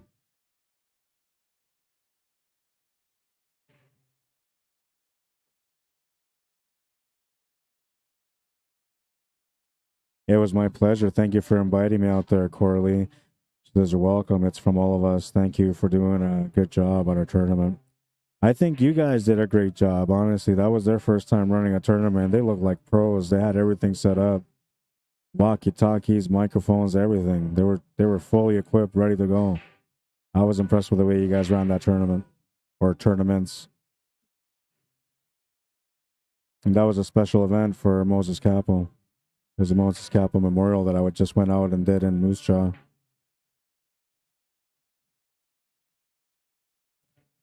Hanyu will steal that one, and I say steal because I felt like that one, it should have been Camille's. 1-0. Camille will have a chance to get even here on his break in rack number 2. We'll be right back.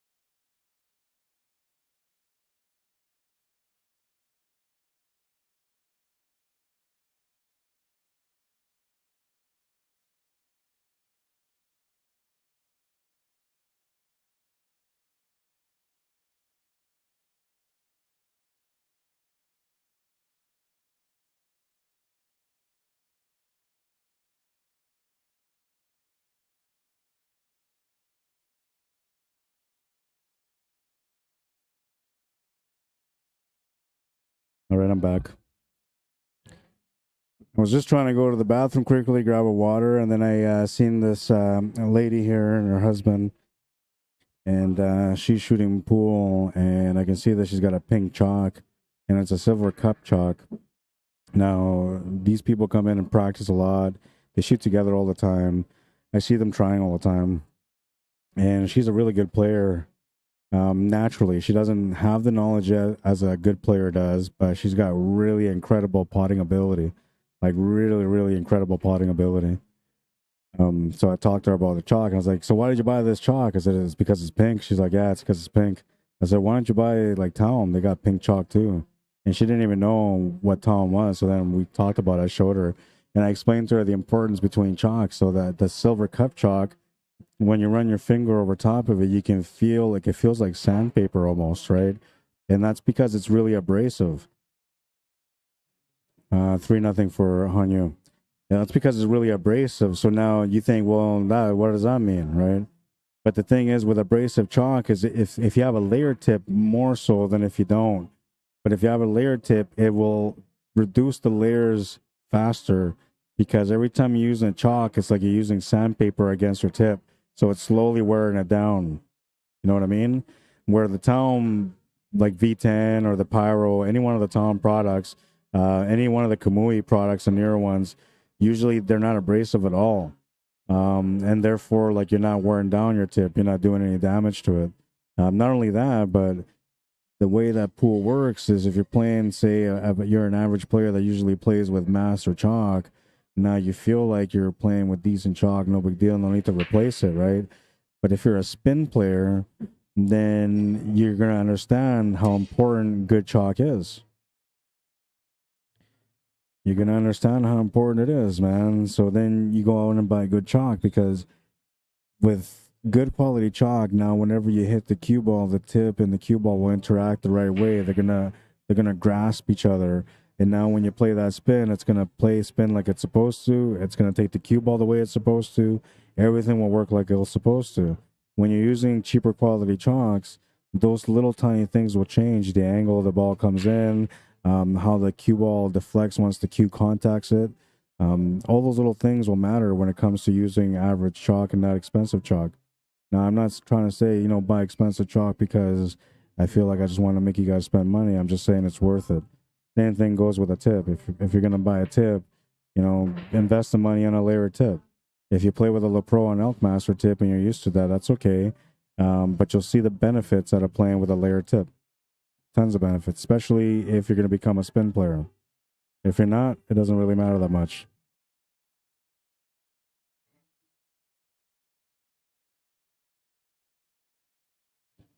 Jericho says, and Talm is 1,000 times cleaner. LOL. And that's just the truth, man. It really is.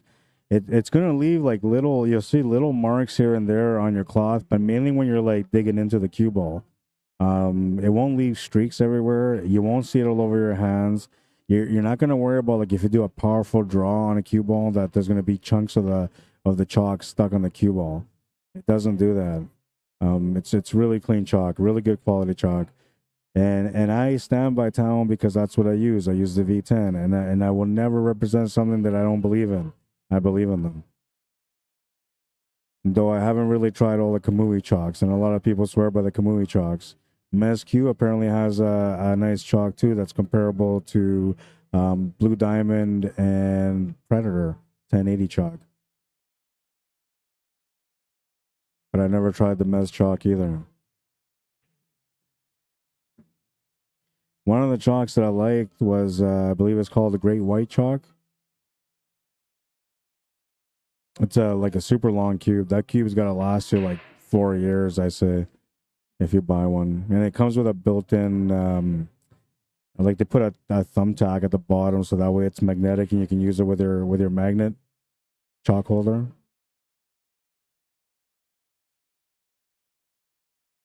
But Talm V10 has got my heart. So far, it's a great chalk.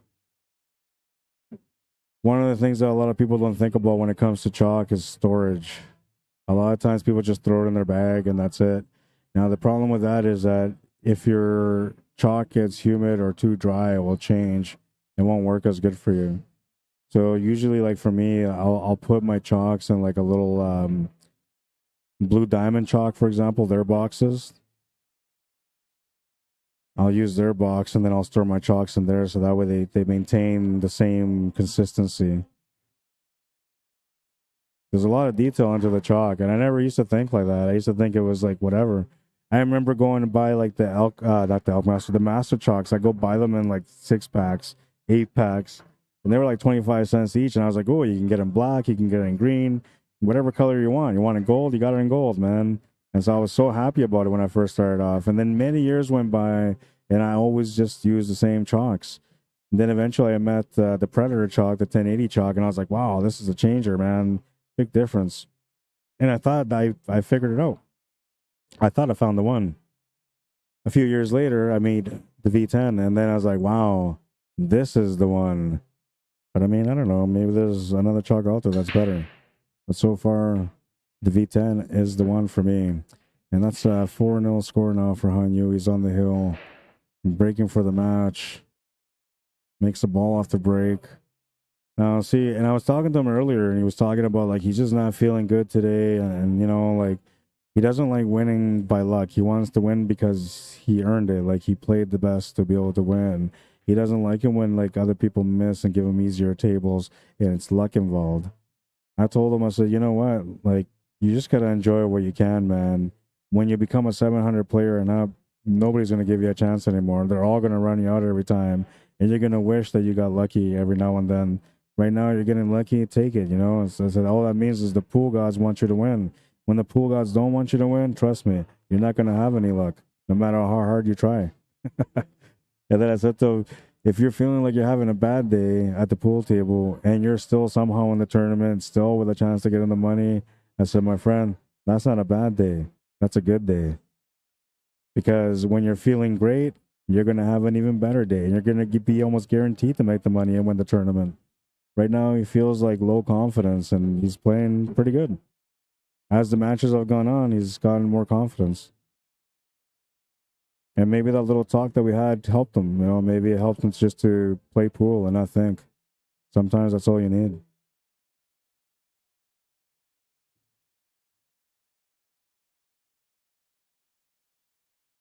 What's up, Clinton Holmes? My brother from another mother says, I love the match time clock. Good one, Rod.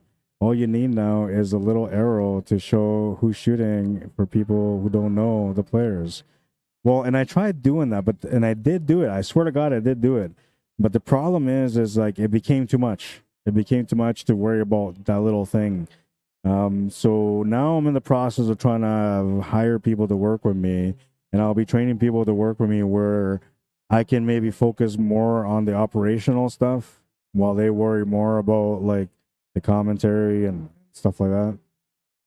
Cameraman, I'm looking for a cameraman for sporting events when I go outdoors because I've been doing all these events on my own, but I definitely need the help. And cameraman doesn't have to like require a lot of skill. It just has to require a good eye and good hands. If you have shaky hands, no good. Don't even try, man. Hang up the phone. This call's not for you.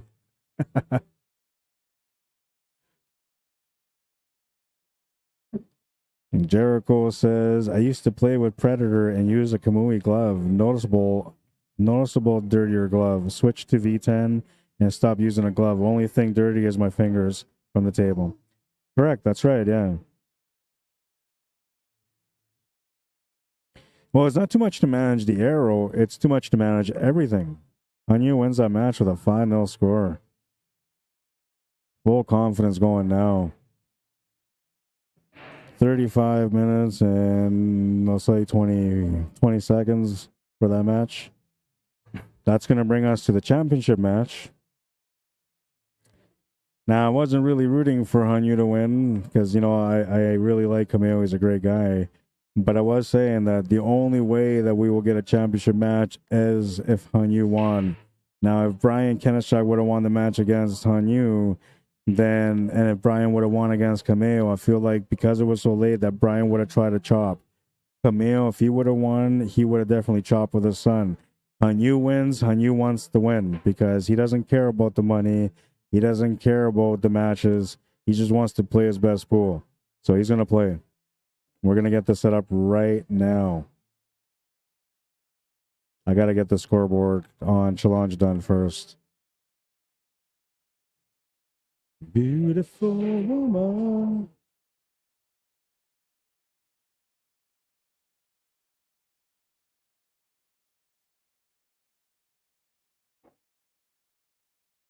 And this time it'll be HAYDAY CAPPO.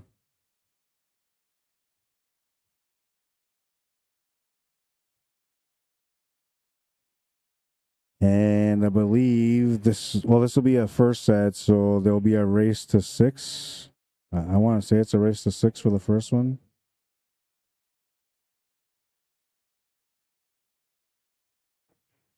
And we'll have to keep on you on the right. I usually like to switch the board around so everybody knows that it's a new match. But the clock, for one, will tell you that it's a new match. The other thing is that, well, a new name. Let me update the challenge bracket. HAYDAR's coming up right now, so we're probably going to get this championship match going right away. And let's make this one official.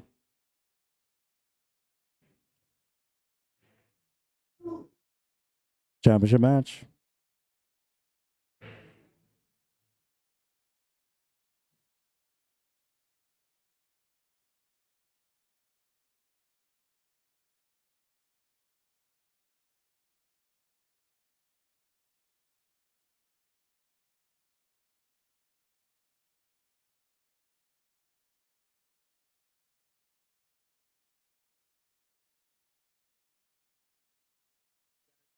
For the second set, it's 5-5.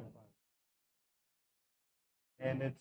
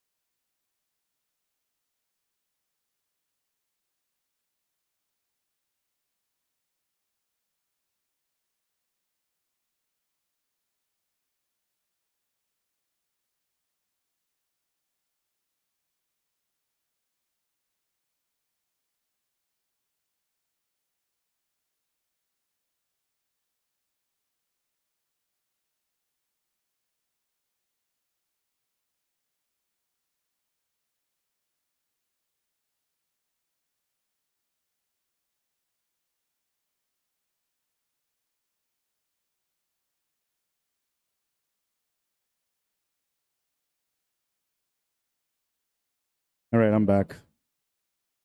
Oh, and I forgot to start the timer. We'll start the timer right now. We'll add 5 minutes for the sake of adding time. FargoRates. Yes, I have them here.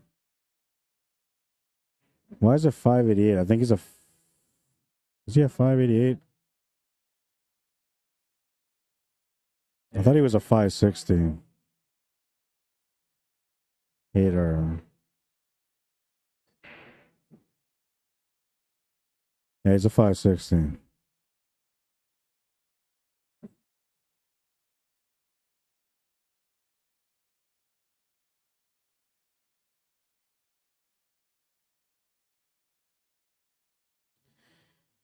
All right, and we'll put first set on this one here so everybody knows that it's the first set in case if we end up going to a second set.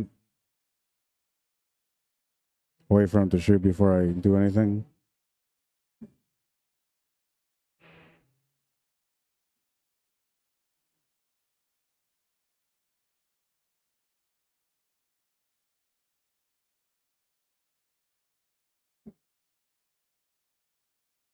All right, so there it's official. Championship set or match, first set.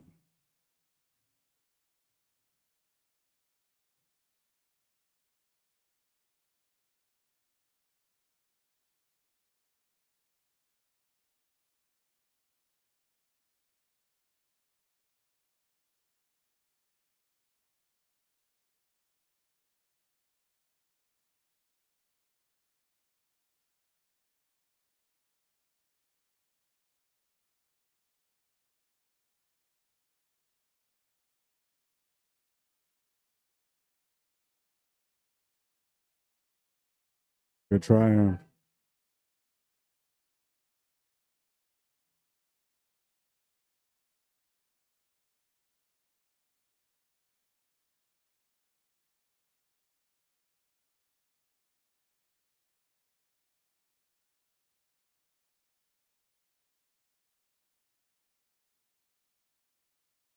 Combo was good, but he lost the cue ball.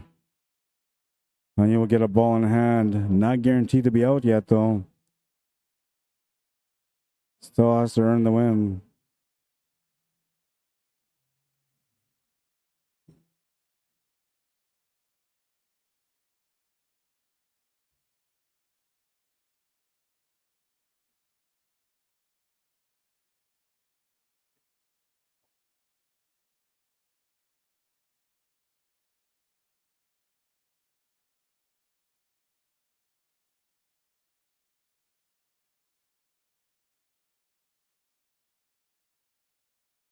Where's your ready?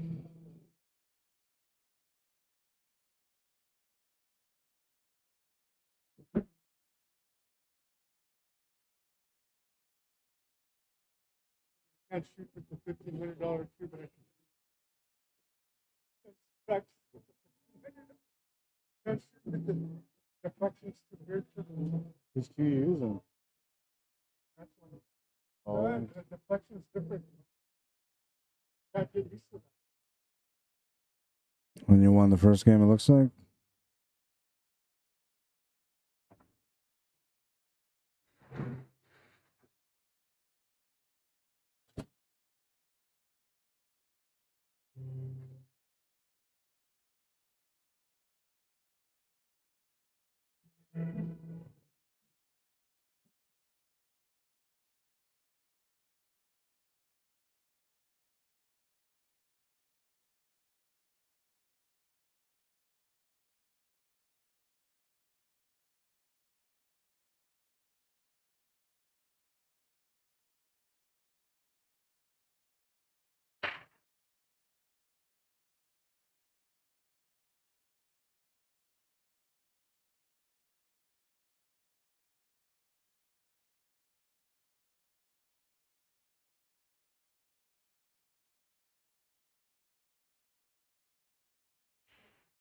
Bone back down.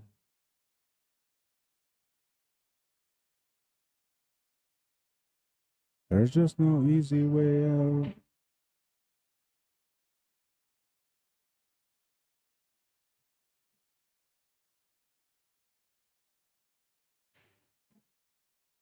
Bam. Down.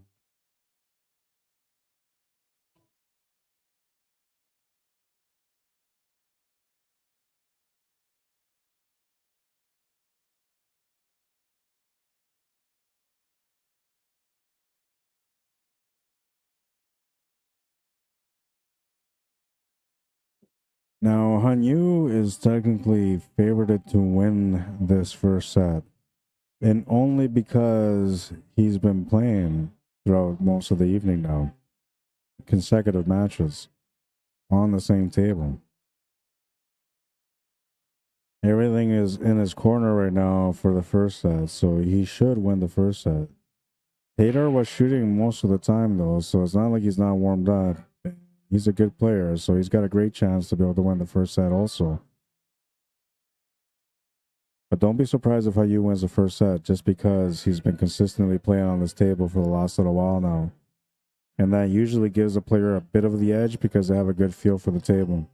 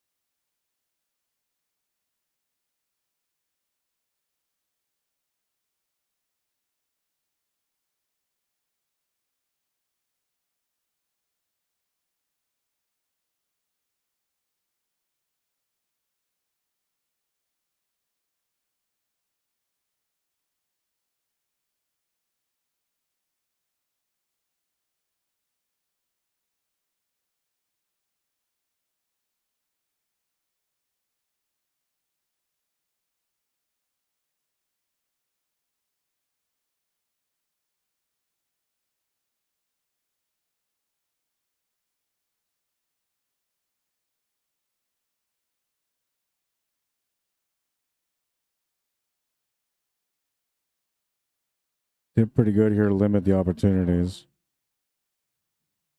Can maybe make the shot to the corner still low. Gotta watch out not to push the 8-ball towards the 13. He missed the shot, and he did push the 8-ball to the 13. Luckily for him, though, the 15 came back and opened up that 8 and 13. However, because he's turning the table over to his opponent Hanyu, he might have maybe preferred that 8-ball being stuck to the 13.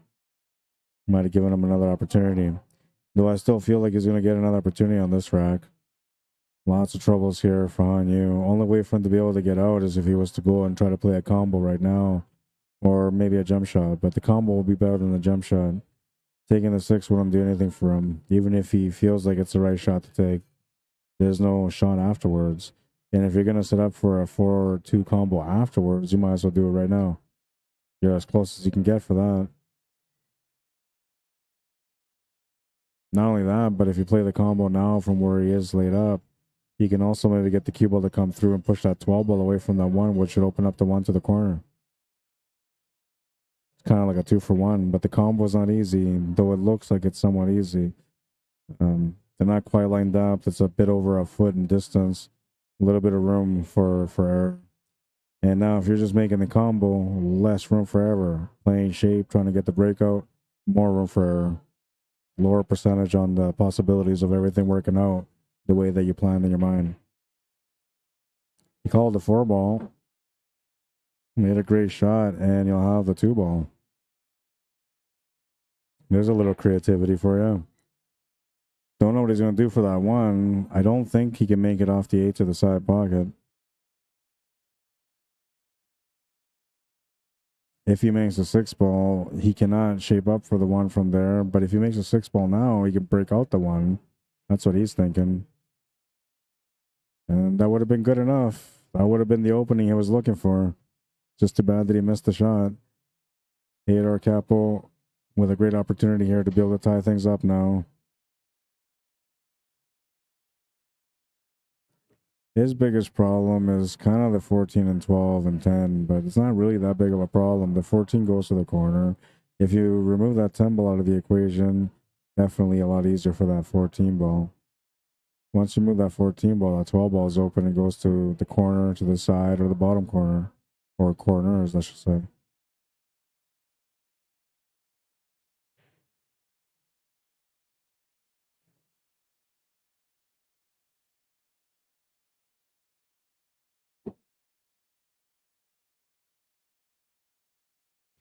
Now, if that 10 ball goes to the corner past the 2 ball, this is great because he can set up from here for the 10 ball.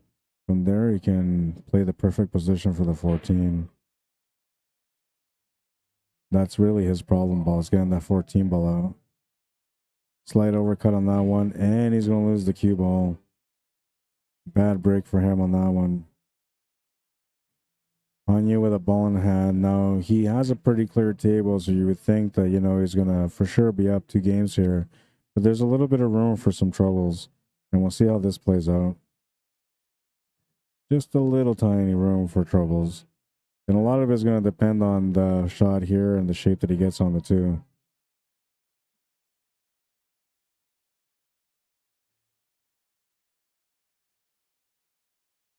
Now, all he really needs to do is get to the middle of the table, and he's good for this 8 ball.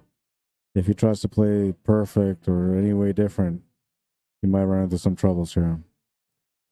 He's got a good angle.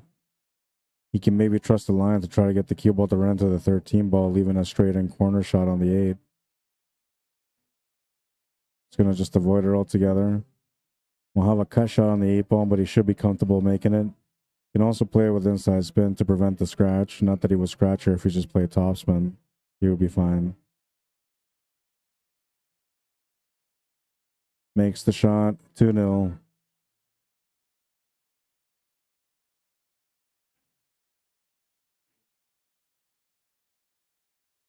This is a creative shot on this one. You have to have the right pace on that to be able to make it. You have to trust your instincts on that one too when you're delivering the shot.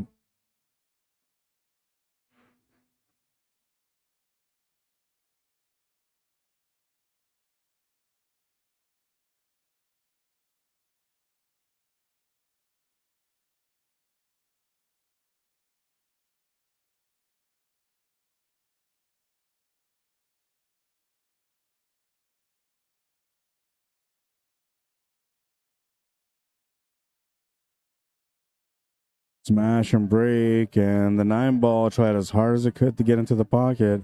15 says no dues. That's going to bring HAYDAY CAPPO back to the table. First time on this rack, though. Needs to make this one work so he can stop the bleeding, and he's got a great setup here.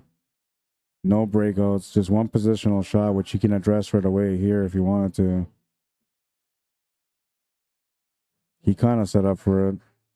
Not a hard shot. He should be okay. Has to trust the tangent line here to run towards that 6 and 2. Got to be careful not to hit this light. You want to hit it through a little bit.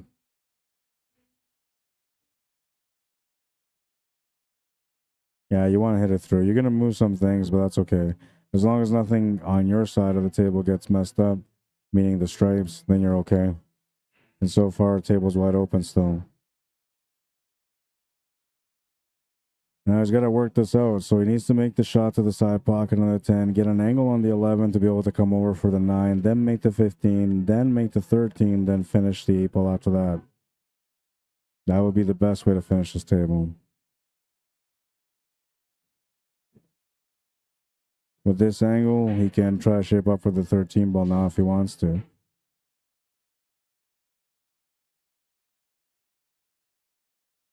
I just don't trust the layout of this 9 and 15. They look so innocent, but I'm telling you, man, there's something there. And if you're not careful with it, it might create some problems. Well, that's good. This is not. It was good that he ended up going up table for this. Did he get the shape? Oh, yeah, he's okay. He's all right. That could have been a bad situation, but he's all right. And so now you kind of almost have to stun draw and set up for this 13 ball next. If you can draw and set up for the 9 ball, that would be ideal.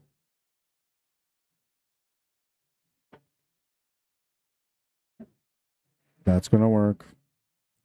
And now you just play the cue ball through, straight line, top spin, trying to get through roughly where you are now, just a little bit more to the right of the 8.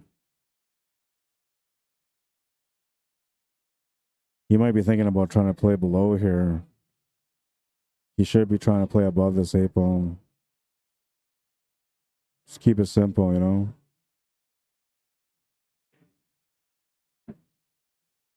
He's going to try to play below, and he ran into the 3 ball, but I think he's still okay. And if he's got this 13 to the side, all he's got to do is just stop the cue ball right there. That'll give him the shot on the 8 ball. If he tries any draw or anything else like that, it might change things. He did. He tried to do something different.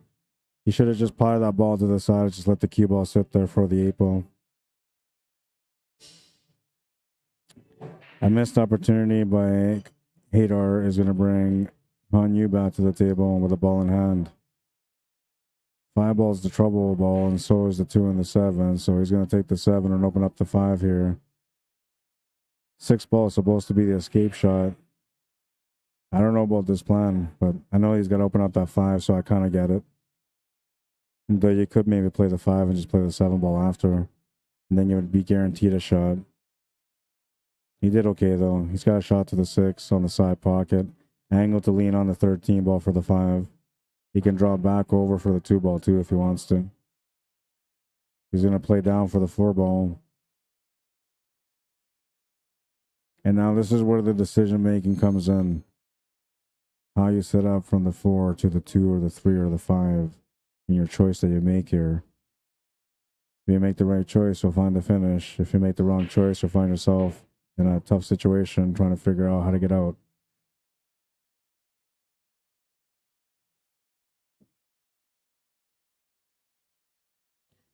Harold, is this a double dip? It would be if Hanyu can win the first set. If HAYDAR wins the first set, then it's over.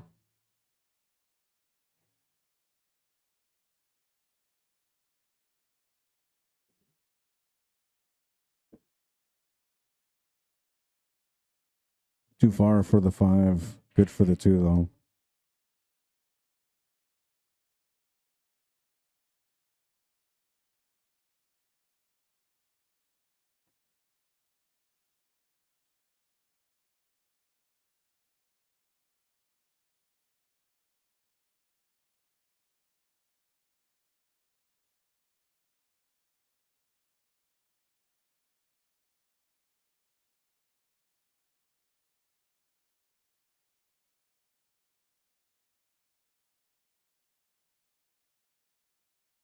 Didn't come up like he wanted to here for the 5 ball, so he's going to have to improvise.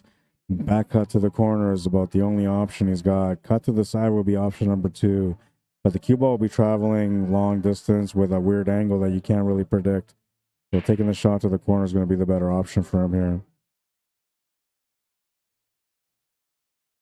It's going to overcut it. It's one of the biggest, most common things that happens to a player when having a back cut shot like that. They overcut it. And that's one of my struggles right now that I got to work on on the training table. I got to work not quite that shot, but a back cut similar to it. Every time I come up with that shot, I it's like I go blind, like I can't figure out how to hit it.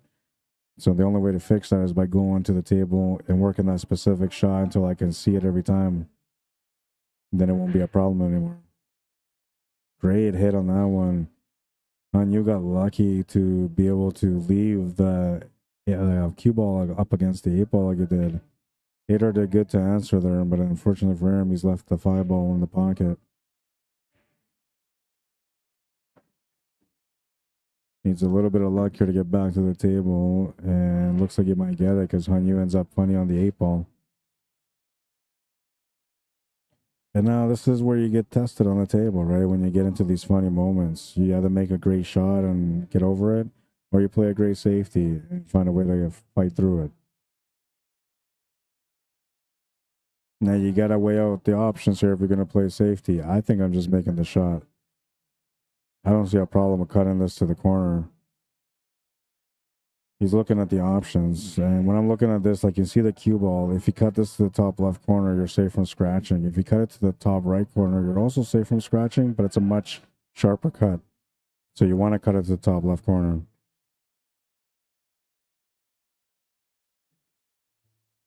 Great shot. Yeah, you just have to go for it there. 3-0.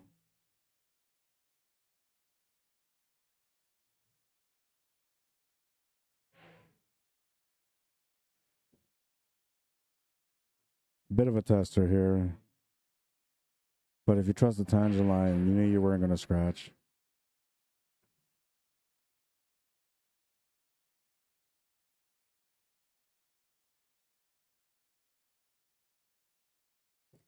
My cues are sitting here. They've been sitting on ice all day long. I have not used them. They're not even out of the bag yet. And I'm going to be playing some straight pool right away. Although, I don't know. Part of me just wants to go home. It's been a long, busy week. I ran a tournament on Thursday. And don't remember what time I got home because it was late. Then I ran a tournament on Saturday and got home by like 2:30 in the morning.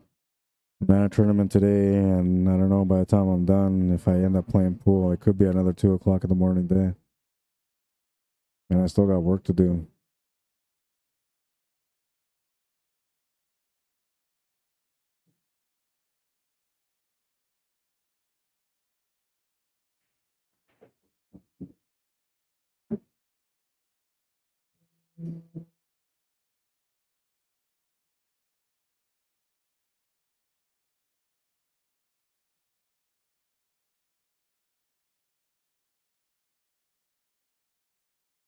Gentle touch on that one to set up for that 11 and 14.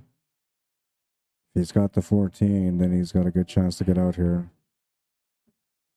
He did have it. Needs to get that 8 ball opened up, but he doesn't have to do it yet. He's got to make a decision here, though. How he plays the shot is going to matter for the end. He doesn't have an angle to run into the 8 ball. He can set up for the 12 ball, but it won't do much for the 8 ball. Now, if he sets up for the 12 ball to break out the 8 ball, he'll have a tough 9 ball. If he sets up for the 9 ball to break out the 8 ball, he might have a tough 12 ball. Unless he ends up hitting the right side of this 8 ball, pushing it towards the left side middle pocket, the cue ball might come over enough for him to get the easy setup on the 12 to the top right corner. He didn't get the breakout he was looking for, and that's unfortunate. He's got a shot to the corner with a breakout angle, though, so that's not too bad. And now you got to look at it that way instead of looking at the way like, oh, I didn't get the breakout. That kind of throws you off on your game here. You don't want to think like that. What you got to think is, okay, well, I didn't get the breakout. That's okay. I have a breakout angle now. And then you just reset, refocus, make the shot, and then go for the breakout. Now, if you miss it again, well, then you play a safety. But the most important thing of all is that you keep your focus, you keep your mentality right. The minute that you start feeling frustrated at the table, frustrating things are going to keep happening to you. So you don't want to be like that.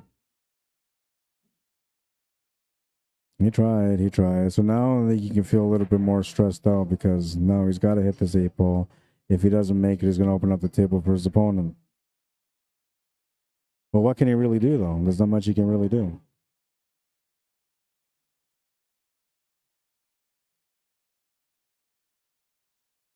Now, he can't back cut this to the top right corner. He can't bank this to the bottom right corner. The only thing he can do is hit it from the top rail with some spin. And it looks to me like maybe the side pocket, left side middle where he's standing, might be the best pocket to pick for that 8 ball. And he's looking at it like that, too.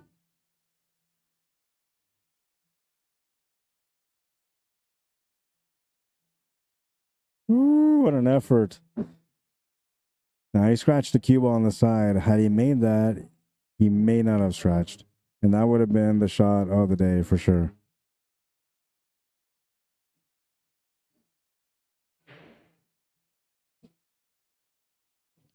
Was that a purple heart break cue? That thing is gorgeous.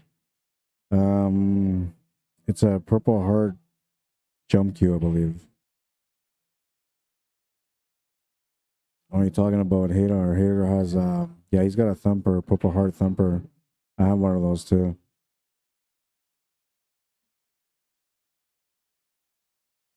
Welcome back, Tanya Hoffman.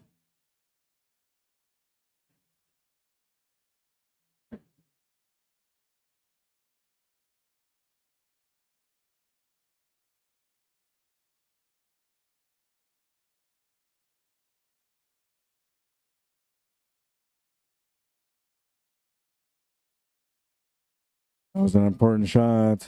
You come up short. Worst thing about it is he's left a chance at this 8 ball.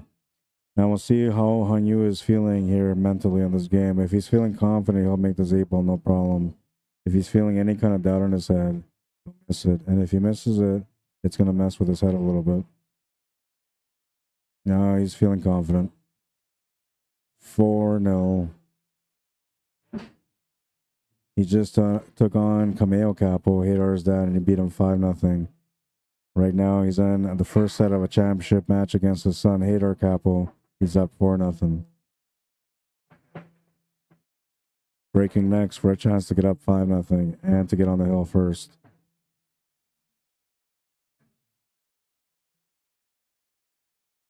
Now, there's like a 10% chance that they might split if Hanyu wins the first set, but only if HAYDA asks.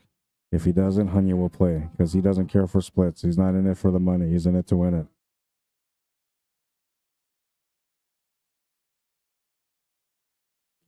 Rack number 5. Trying to get on the hill. Wasn't feeling good today, but he's had some momentum so far this evening. And he smashed a rack on that one. Made a couple of balls. Very limited options on this table, though. So limited that I feel like the only thing you can really shoot at is this 13 ball to the bottom right corner.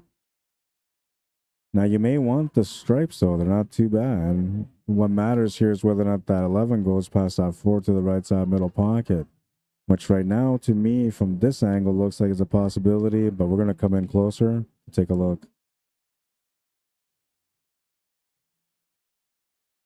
Yeah, it doesn't look like it. And well, I'm going to go side view here for this one. So that way I don't interfere with the shot. So I was trying to look at that ball, and I didn't want to interrupt, so that's why I ended up going side view. But I want to see here if there's enough room for this 11 to get by. Doesn't look like it. Well, there's enough room now. He moved that 11 ball out in the open. He's not in trouble, but he needs to make that 4 ball. Or he needs to open up that 4 ball.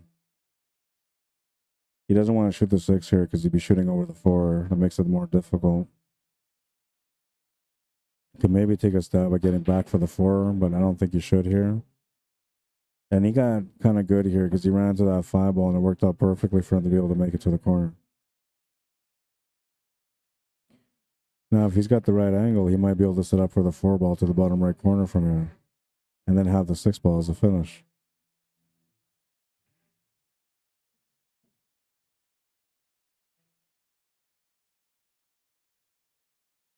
That's going to put him in a bad spot. If this 4 goes to the side, then he's good, but I don't think it goes. Close. I don't think it goes, though. The shadows of the balls on the table says that they're frozen to each other. There's no gap.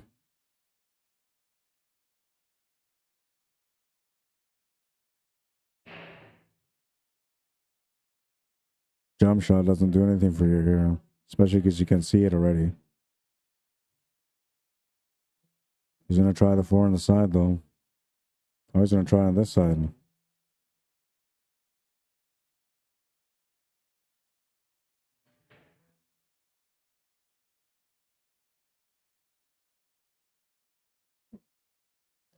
Well, the good news for him is that he's got a 4-6 combo set up and ready to go. The bad news for him is that he's left an opportunity here for Hanyu, and Hanyu's got a decent chance at this table.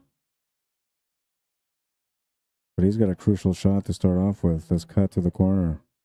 He's got to put some extra pace on it too, which makes it missable. But he got the shot in the pocket. It did rattle its way into the pocket, but he got good position here on the 15. And now he's taking a look at this 12 and 13 ball to see which one he wants to set up for next. Ideally, he would like to be able to make this 13 ball, then the 12. But if he doesn't have it, then he's got to make the 12 with a follow-through angle for the 13 or a draw angle for the 13, depending on which way he wants to set up. He's going to draw, and the reason why is because he's trying to get to this 14 ball next. If he can get a straight line on the 14, he's out. However, the 14 to the side pocket wouldn't be a bad play either. He's going to take a look at that now. All right, because then he can decide, well, do I shape up for the 9 and make the easy 14? Or do I shape up for the 14 to make the easy 9?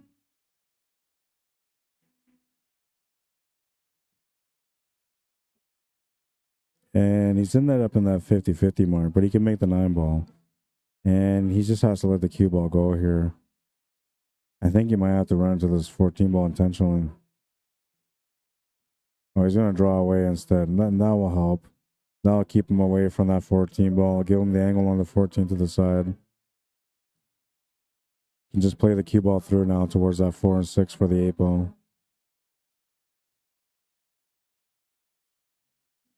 Hit it too soft. And he was trying to hold position for the 8 ball to the top right corner. But what he should have done is play position for the 8 ball in the top left corner. That's the difference there. This should be a safety. Oh, yeah, for sure it is. You're going to make your opponent pay for that one. And now this is tough to get out. He can still make this 2 or 3 rail hit on this 14 to make it to the side, but it's a miracle shot.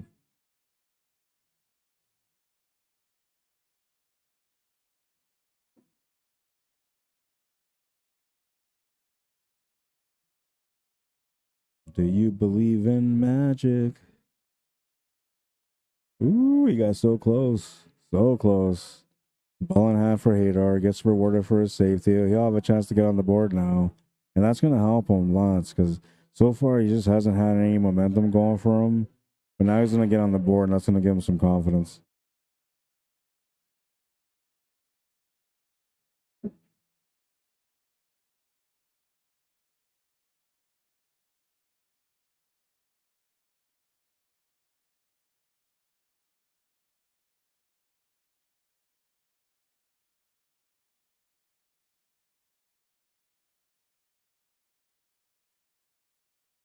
Perfect weight for the 8 ball.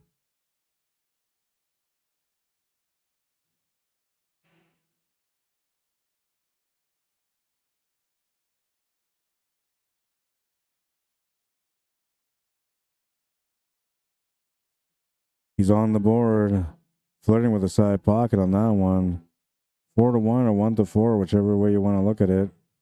He's got some life in this first set.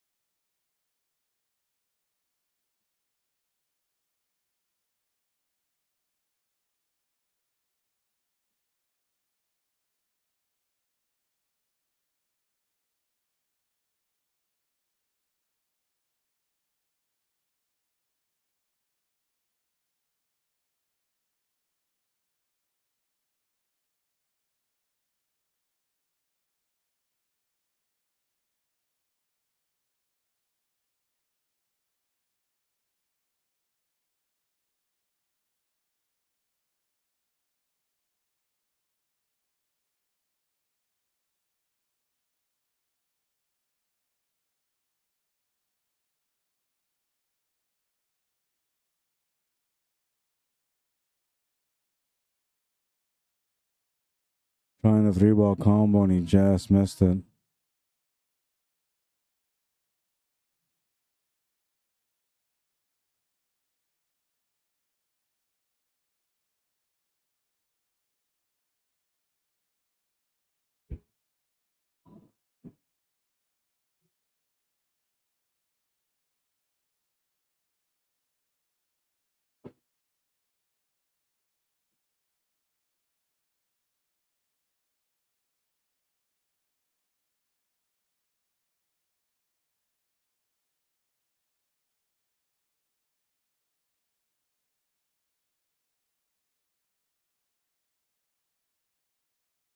Nah, I didn't pay attention at the beginning of this rack, so I have no idea who's shooting what. But I thought it was still open, but I guess it's not. It looks like Haydar's low ball.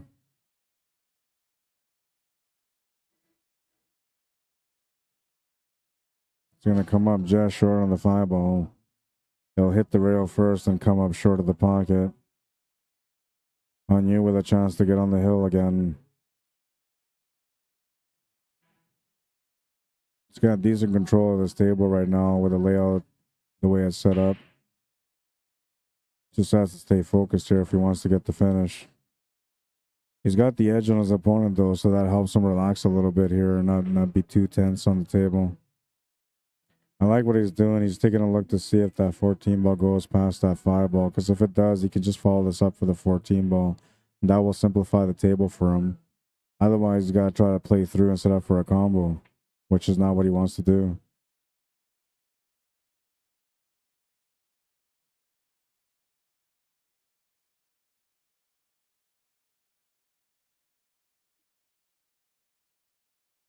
And that ball does go to the corner. You can see he can maybe even take it off that 5 ball, or sorry, yeah, it is the 5 ball.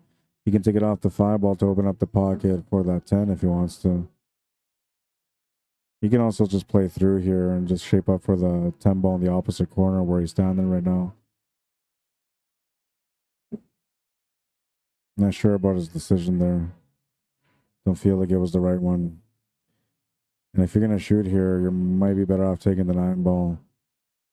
12 ball's okay too, but the 12 ball kind of blocks a few shots. It gives you the 8 ball finish. The 9 ball's the better option.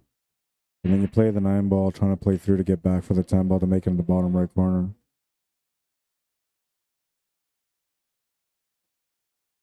Not sure about this option here either. He will have a look at this 10 ball. If it goes, then he's okay. If it doesn't, now he's going to take that 9 ball. And now the problem is he's got 2 balls that he's got to try to get to.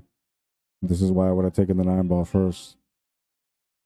But if he can make this 10 ball, no worries then. Oh yeah, he was good to make it.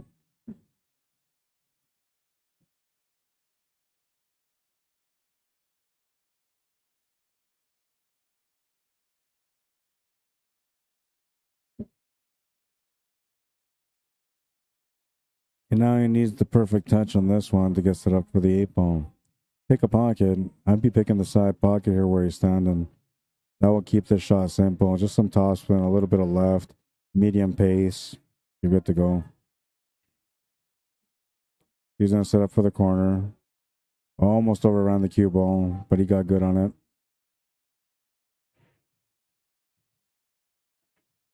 Makes the 8. He's on the hill. 5-1. Breaking for the match next. If he can win the first set, we go to a second set unless they split. And the split is not going to be offered by Hanyu. I guarantee you that, because he usually never asks for a split. He always wants to play. But if Haydar asks him about a split, he might. Especially right now because the score is, 5-1. If Hanyu was to win the next one with a 6-1 score, Haydar might want to ask for a split. However, with a 6-1 score, Hanyu's going to maybe want to play even more because he's going to feel pretty confident against his opponent. The only thing is that usually when you beat an A-side winner on the first set, they almost always come back and beat you on the second set. So that's a gamble you're taking if you're going to go that way. Rack number 7, a smashing one. He's been good on the break so far, but he's going to come up dry this time. Haydar will get a chance.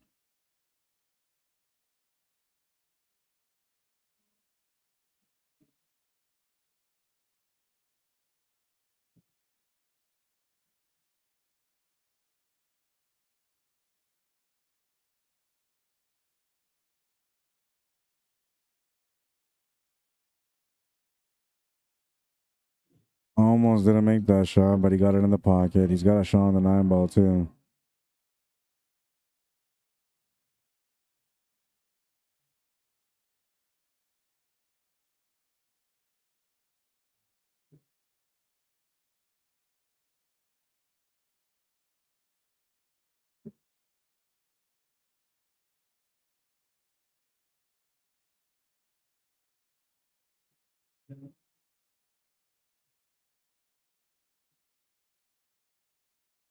He's in tight on this one.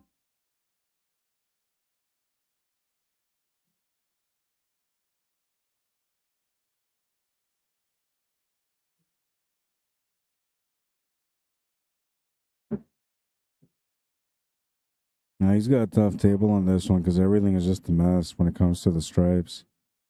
He just has to find a way to, you know, be patient and just get a good safety in, work your table out one shot at a time, even if it requires many safeties.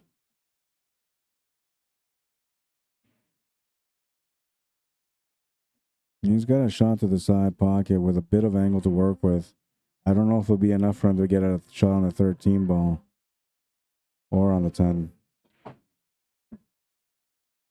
He had the right intention. He tried it, came up a bit short. This actually maybe worked out for him, though. As long as he doesn't hit that 7 ball anyway. He could make this 10 ball to the corner and then get a shot on the 13. It could all work out.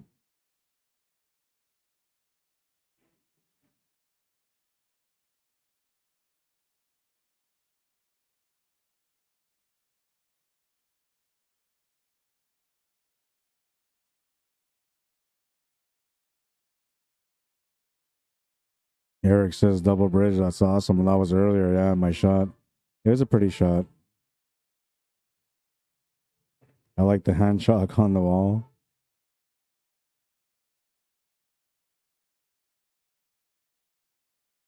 Fried Tater on YouTube says, I play with a Kamui medium brown with a carbon fiber. Not bad. I play with a Kamui black medium, and I'm not a big fan of it. It hardened up on me. And then I did the mistake, because it's a layer tip, I did the mistake of poking it with one of those pokers, and it just ruined my tip altogether. It hardened up lots, and I don't mind. I can play with it still. It doesn't affect me, but I got a How medium tip that I'm waiting to install. And Joe Pellet says, Smoking Joe will be your partner, your sidekick. Ball and pocket only. That's right.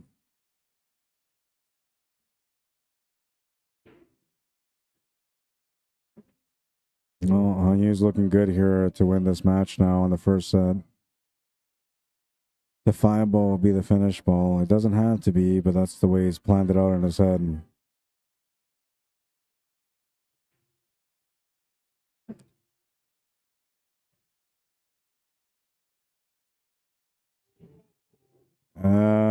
Robert wants to know.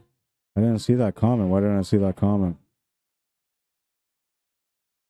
For some reason, I didn't see that comment, Robert. But Robert wanted to know, Rod, does a V10, the Town V10 only come in green? Then Jericho answered, V10 is green only and Pyro is blue. Correct. But Pyro also has pink. That's something that most people don't know. So the V10 comes in only green. The Pyro comes in blue and pink. 6-1 the first set. We're going to go to a second one. And Hanyu's ready to flip. He wants to play. Hater is not going to ask for a split. He's going to play it out. All right, so I got to enter this into challenge. We'll have to bring down the FargoRates because they'll have to be swapped out.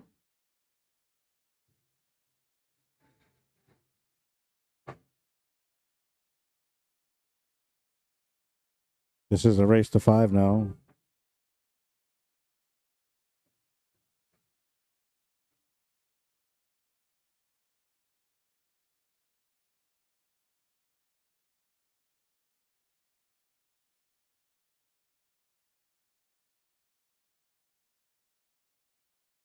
I got to update the challenge bracket. I'll change the FargoRates right away.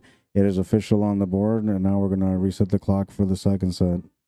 First match was about 50 minutes because we forgot to add some time from the first one.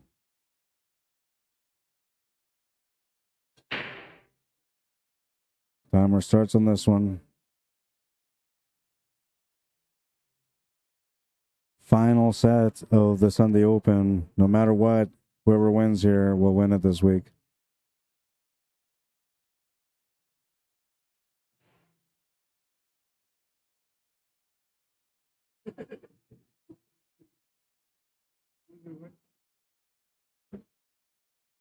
The only Chinese guy I can talk, you know. Not like You know what I mean? Like another guy, like another one I can't tease, but you I could bug this community. Right? It's very hard to talk to Chinese people. Do you have Chinese friends? Like I don't. But just never had any. Yeah.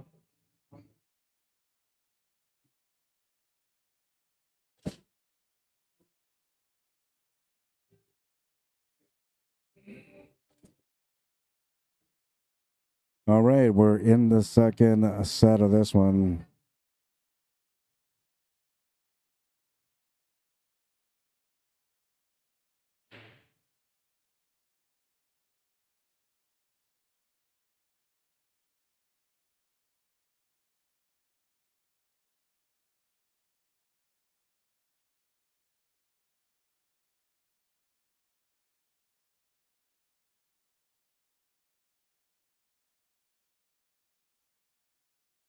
All right, the Fargo rates have been flipped, and here we go. 200, 100. There was only 14 players out today. Used the poker, didn't help, says Eric.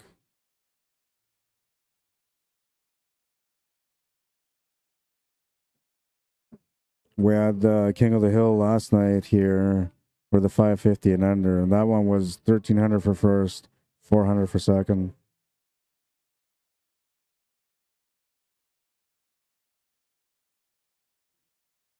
It was a winner take most. Now, normally the way I do things for the King of the Hill is a winner take all, but it was a 550 and under, so I decided to go with most so that way more people have a chance to win.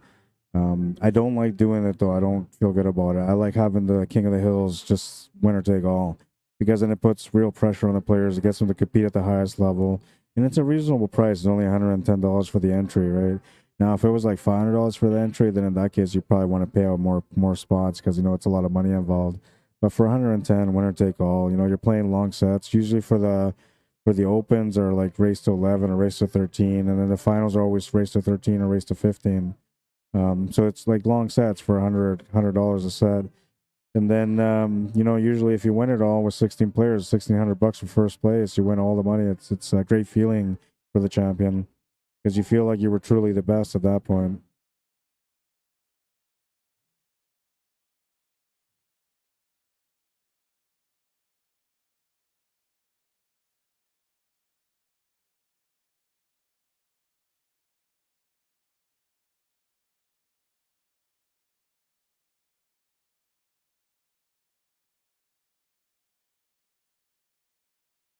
You're very welcome, Robert. And yeah, sometimes when I'm on the stream on the phone, like it won't show me all the comments. And then if I exit the stream and I come back in, it shows me all the comments. It's really weird. I'm gonna do that right now. Maybe that's what I need to do. Because I didn't see your comment. And I usually pay attention to the comments, especially on Facebook. I'm usually paying attention to them.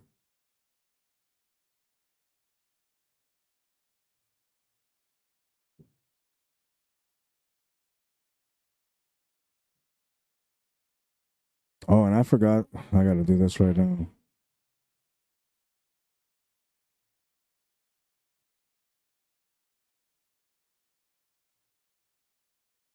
I forgot to do this, and I don't always forget, but I've been forgetting for the last little while.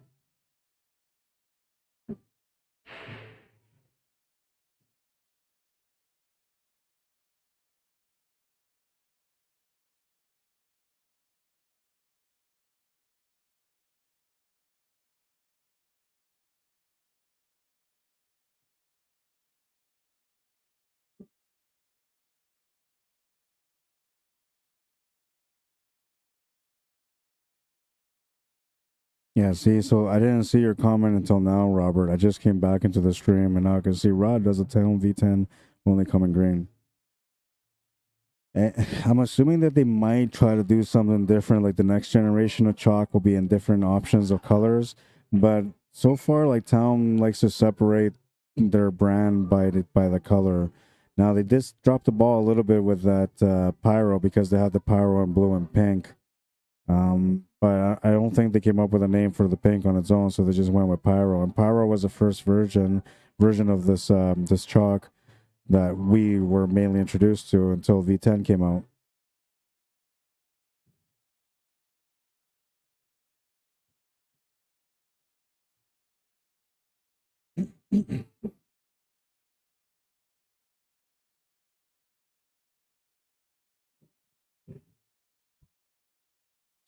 It wasn't on very long. Okay. Yeah, usually I see it right away, but I didn't see it, man.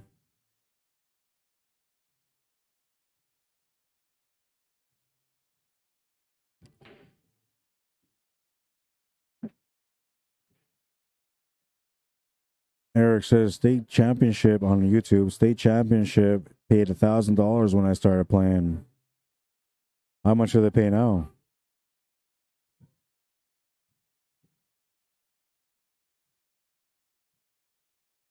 I guess that's sort of decent, but you imagine for a state championship, there would be like a few thousand for first, right? Like 5, 10,000 for being state champion. That's the way I would imagine it.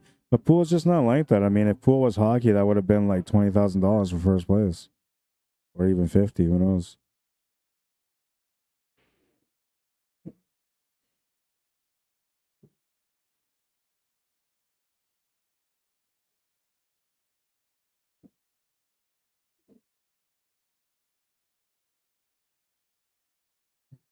He doesn't have to go for anything here if he wants to play safe. He's gonna play safe. Now, interesting that he decided to go this way, but the way he was looking at it is if he played down with that 12 ball, that his opponent would have just gone off the rail, hit the 6 ball, and then it wouldn't have done much for him. So he figures he's going to play it this way, just trying to get him to open up that 6 ball for him, so that way he can have no issues with the 9. And now here, like what he can do is he can just bank this 9 ball out and freeze that cue ball to the 6. If you do that, your opponent has no shot. Now you got everything kind of open in the open.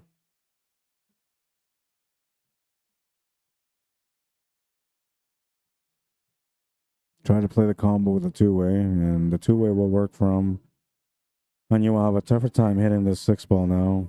The only way to hit it over this 8 ball is by jumping over top of it. Long rail kick shot is very hard to do because of where that 9 ball is sitting. Top rail shot is going to require a mass save. He's going to try to hit it that way. Ooh, nice hit. He needed to do mass save. That's the only way he could have hit that. And it wasn't anything spectacular, but we'll take a look at it after the shot. I don't know if he's left on the combo.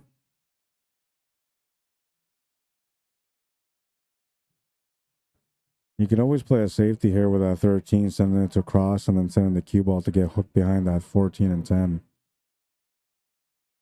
He decided to open these up instead.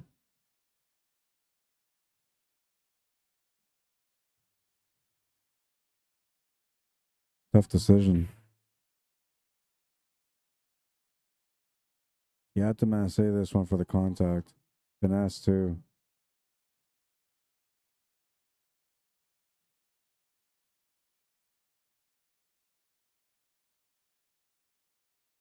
Needs the cue ball to come up in a good line for the 10 ball. And this line will work. You'll give him a chance. He would have liked to maybe have that 12 ball, but I like this because he can make this 10 ball, use the angle and the spin to be able to get that 9 ball opened up. That should give him the shot on the 12 ball afterwards. Now, if he gets a shot on the 9, that's a bonus.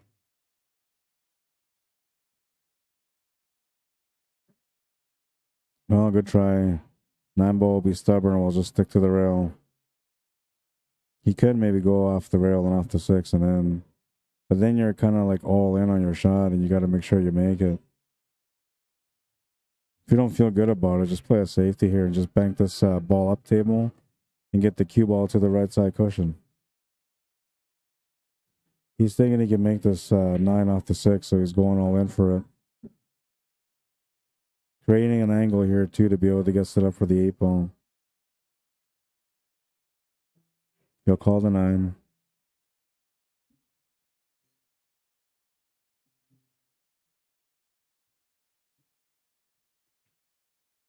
Ooh, and he went right around the 6 ball. Did he get lucky on the leave? I know we can see the 6 ball. Cut to the side is a bit of a challenge. but he doesn't have any other options, so he's gonna have to go for it. The one thing that helps him here is that to play shape for the 8 ball, it will complement the shot on the 6, because he's got to hit it with some draw, some spin. He needs to go out the top rail and back to the left side of this 8 ball, all complementing the shot on the 6 of the side pocket. He just missed the shot on the 6, that's all. But he definitely had the shot on the 8 ball after that.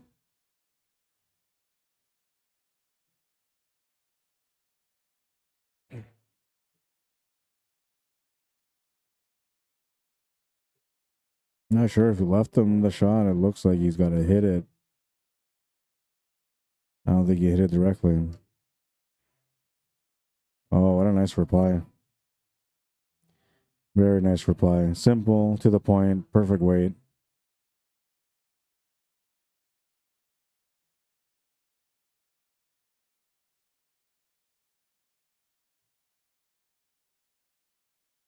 Great execution on that one.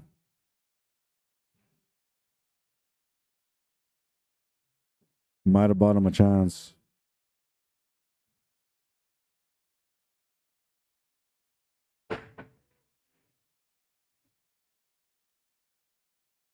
A great attempt, but he didn't make the ball. Turns the table over to Haydar. He'll have a shot on the 9.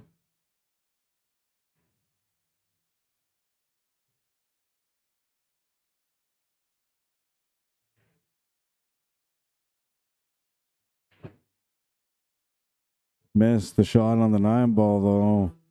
Maybe he wasn't committed to what he was going to do with the 8 ball, and he kind of half thought it as he was shooting. That could be one of those instances where somebody might come up short on a shot like that.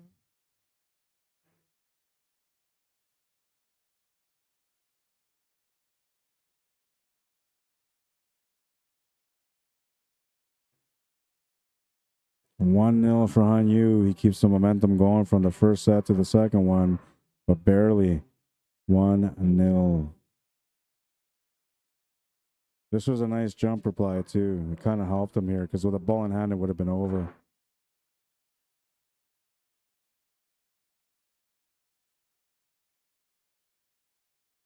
Tom Guyan, welcome to the stream. Tanya Hoffman, welcome back.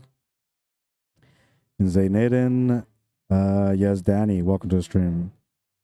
Zainadin Yazdani. I like that name. Never seen that name before.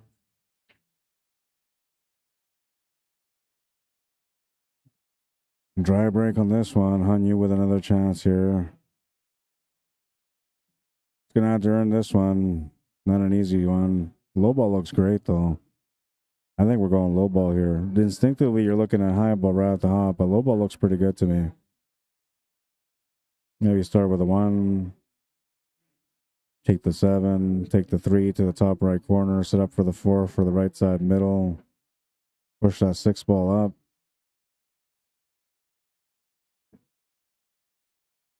We'll see what he does. I like low ball here. I like solids.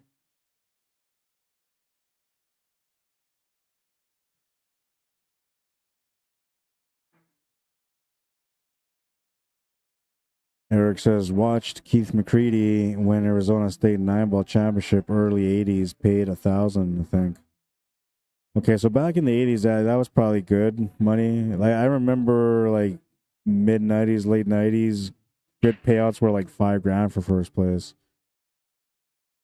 But back then, you know, like $5,000 was what would you say, justifiable for the means of playing. That's the way I'm gonna say it.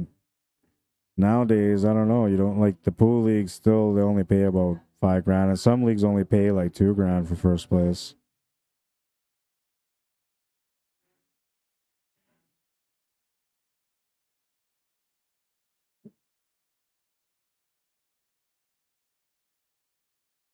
What's up, Larry Hunter?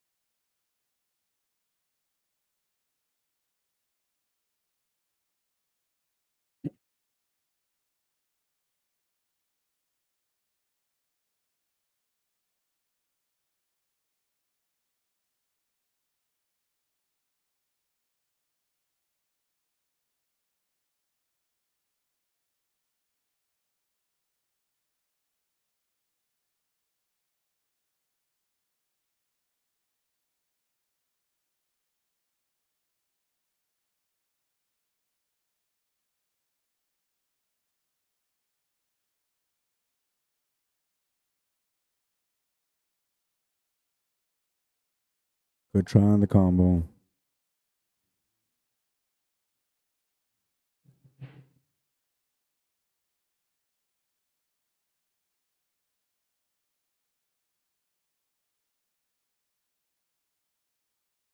Eric says, Keith paid the $100 entry fee. I played in qualifiers for $10 and didn't qualify. I've never watched Keith play, but I hear he's a legend. I hear he's a really, really good pool player. Comes up short with a 4-ball to the side pocket. HAYDAY CAPPO with a break on this one. Decent table. A little bit of work, of course, there usually is. But he's got a pretty good table layout here. Looking okay for a chance to be able to get tied up in this match on the second set.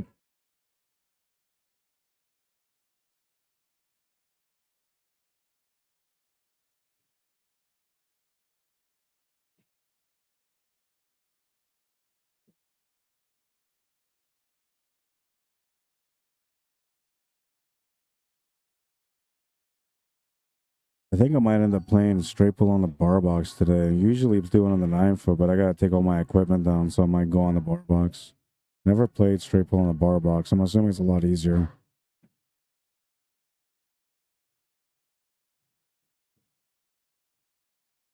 I have a 48 record for myself, but that's on the 9-foot.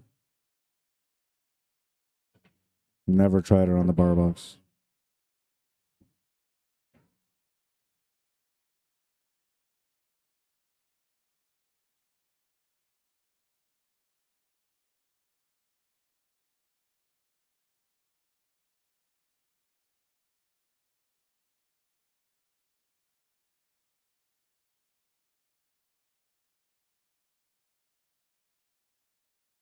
Great cut.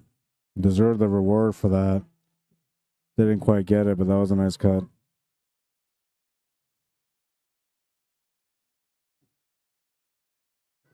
I don't know if he can make it off the 4 on the side. That's what he's called, but I'm not sure if it goes in. If anything, he's just been taking over the pocket.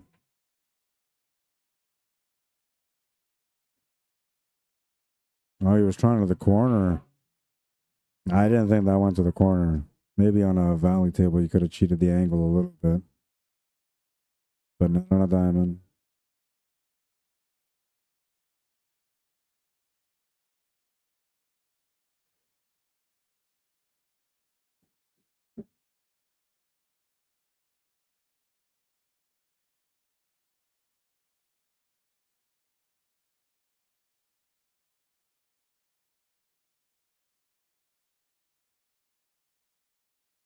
Three racks ain't bad in straight pool. Yeah, no, that's not bad. And it was on a 9-foot too, right? 9-foot diamond. The 9-foot diamonds here are not very forgiving.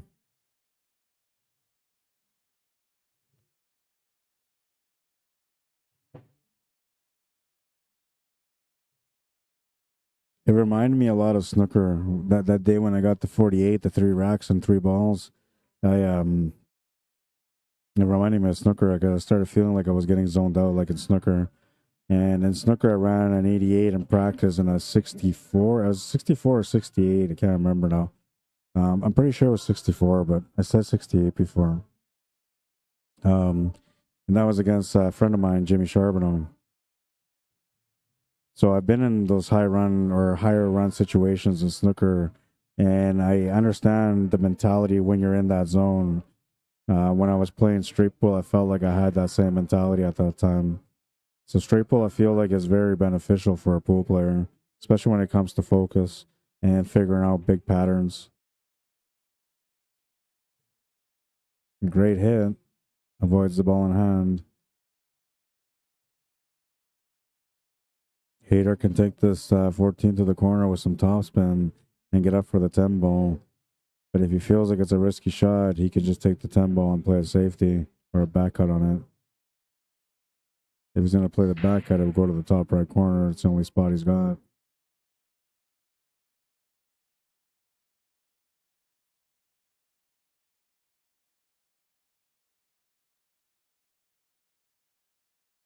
What's up, Leon Hole? Welcome to the stream, man.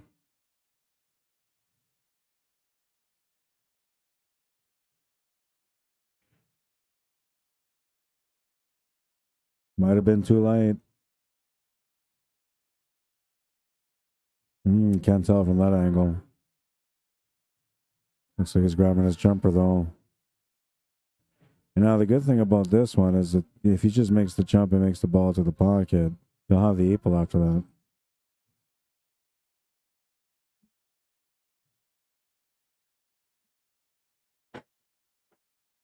Good try. Did the jump, missed the jump shot into the pocket though. Turn the table over to Han Yu. He's got a shot on the 7. Not much angle on the 7 ball, but he can maybe draw back or he can maybe play forward a little bit for this 8-ball. Drawback is what he should do. The only problem with the drawback is they were forcing the shot a little bit because it wasn't quite there. And the only way to be able to make it was by reducing the spin, which he didn't do. Hader will have a chance to reply here with a safety, but he'll miss it. It'll be a ball in hand for Han Yu. Gets a lucky break on rack number 2. Got a lucky break in rack number 1 too. So the roll's kind of going with him right now in the first half of the second set.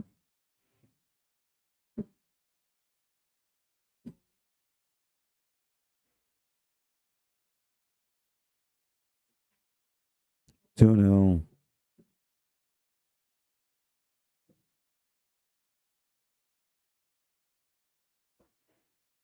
Yeah, that was a ball in hand for sure.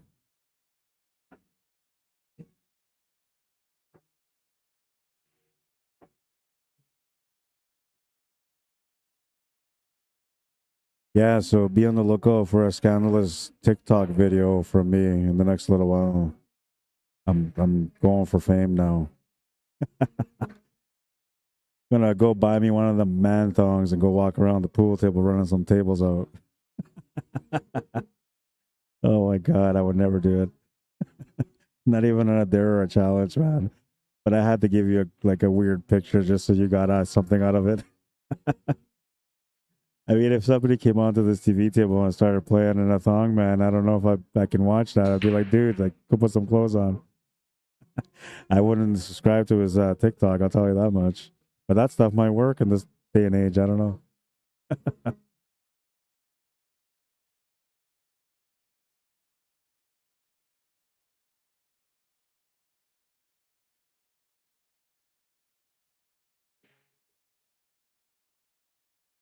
He's going to miss that shot. April's going to go in a good spot for him, though. Or is it a good spot? I don't know. I mean, if Hanyu has to take the stripes, then this April's not in a good spot.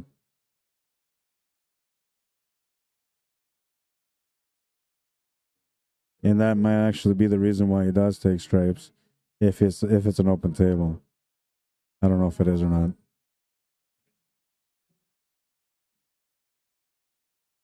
Too heavy. Or maybe just right.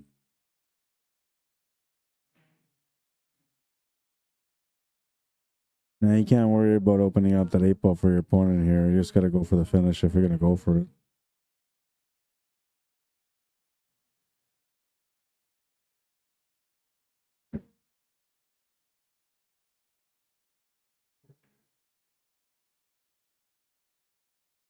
Now, if he takes a 15 ball next, he's going to be in a tough time. I guess the 13 ball will bail him out. 12 ball will bail him out too, especially because he hit it with a nice soft pace. He would have liked to have a forward angle here to get up table for that 10 ball, because that's the only problem ball he He might try to use his 1 and 6 to open it up. No, he won't. Looks like this is the plan here to open it up now. He's got the perfect angle for it anyway. He wasn't trying to open it up. He was trying to play position. Interesting. I like it, though. He's going to have to play a draw off this ball now. Come off the 2 rails. Maybe even 3 for the 11 ball. Now, 2 rails you can do off a draw shot here. 3 rails might be a little bit tougher, especially because you have to put extra power, so now you might be missing the shot. But 2 rails wouldn't be too bad. That's what he got. Harold says, oh my God, you must be tired. Can you hear it in my voice? I'm starting to get tired. It's been a long week. It's been a long weekend so far, and it's just getting started because I gotta hit the road tomorrow morning. I gotta do work late tonight and hit the road tomorrow morning. And I still gotta play a straight pool match here before I go. 3-0. Looking to take off on this one now. Needs 2 more games to win the match. HAYDAY CAPPO just needs to win a game to stop the bleeding, get some confidence and some focus going. He hasn't been playing bad. It just hasn't worked out for him so far.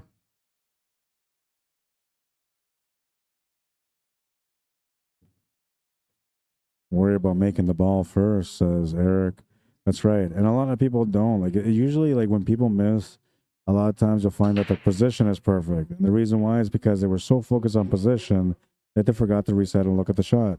That's why I said earlier, like, you always have to go in, assess, and then have a reset, then go back in and shoot. It's just part of the process. If you can do that every time, you know, go in, get a feel for the shot, stand up, reset, go back in and shoot. Now, when you go back in to shoot after a reset, you're going to be 100% committed to the shot. The more committed you are to the shot, the more faith you're going to have on making it, and the better the delivery is going to be on the shot also.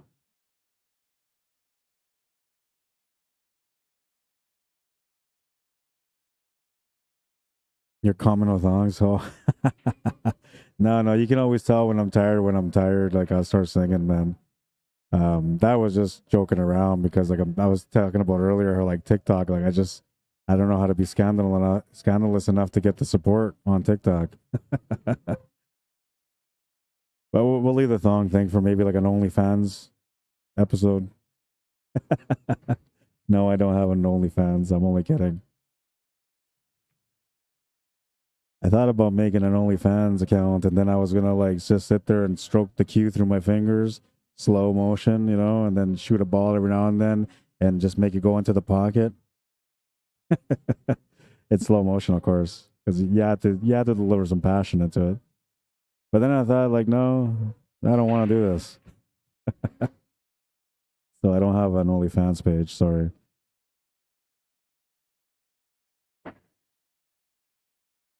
TikTok is as scandalous as I get, and I'm not scandalous at all.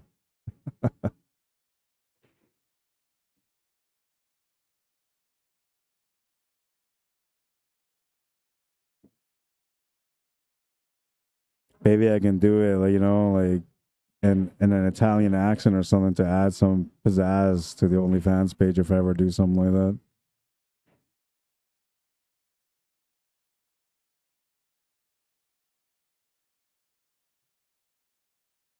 Is that even a thing anymore? Because I remember everyone was going crazy with OnlyFans, especially throughout COVID era. You don't see people advertising no more, so maybe they got over it. I remember that OnlyFans tried doing a rebranding about 7 months ago or 8 months ago. They were trying to advertise on different social medias that it's about you sharing your passions with people. Like, okay, I believe you.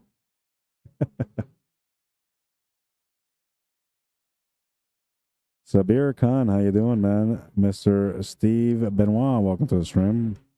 Dan Hoger, Billy Ricker, welcome, guys.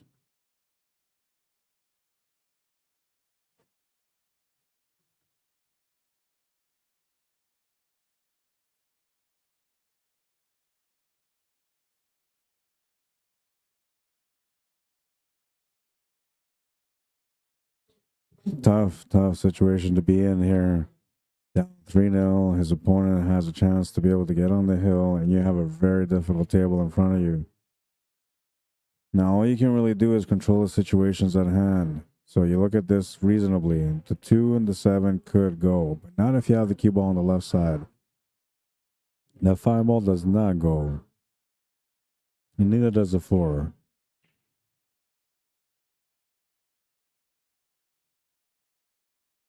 Yeah, I don't think that 5 went. I think he had a good idea because he was just trying to play safety out of it.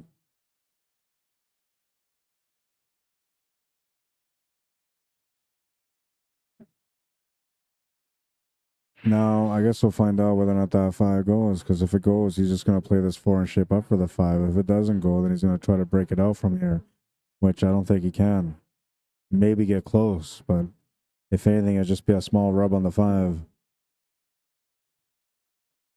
All right, so if the 5 does go, he has no choice but to take it on now because he has to open up this 8 ball. Unless it goes with a slide angle, then he can draw a stun draw over for the 8 ball. He doesn't have to open up that 8 ball then. And if that's the case, he can play the 2 ball now.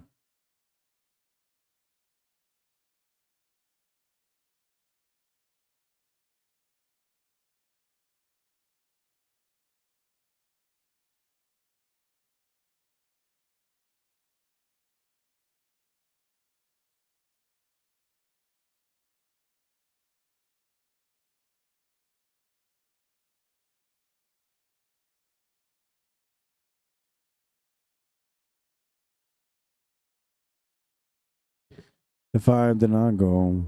And he's smart here. He just put the 5 over top of the 14 in a way where he can get the 5 ball. But also in a way where it blocks some of his stripes. Now, in his mind, that should earn him another opportunity. We'll see if HAYDAY plays into it.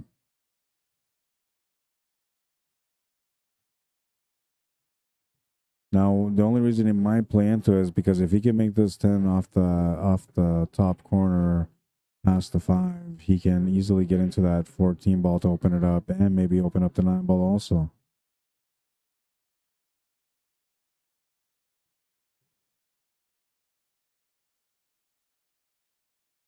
Once he opens up those 2 balls and gets him away from that area, giving himself a good chance to be able to win this game.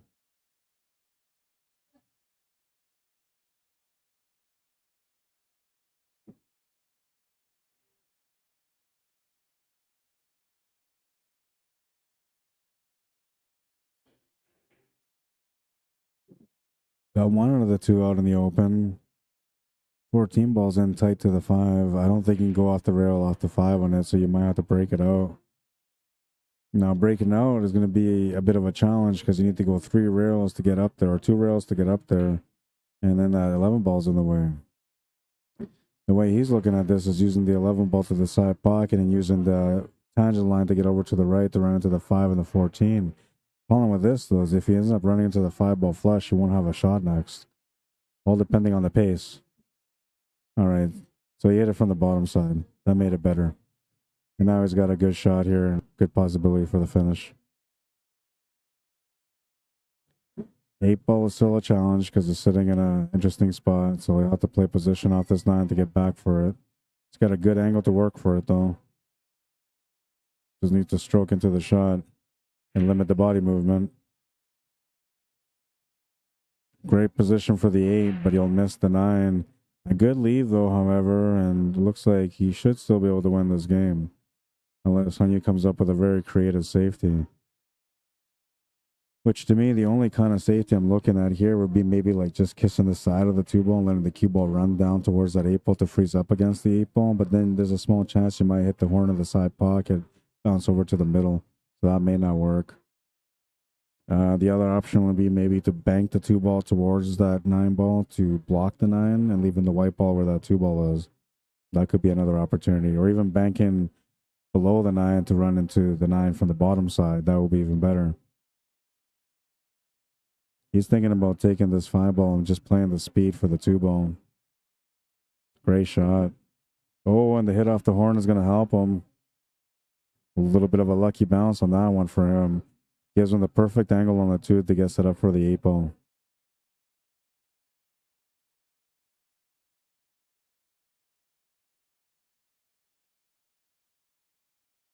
I don't play that safe, says Eric.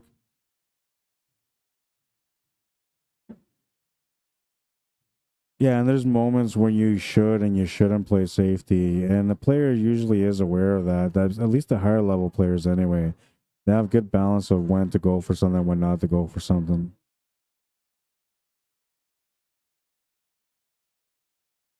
Trying to play a 2-way to block the 9 ball. He's gonna end up giving the table over to HAYDAY. Just the 9 and the 8 ball remaining for him to get on the board on this one.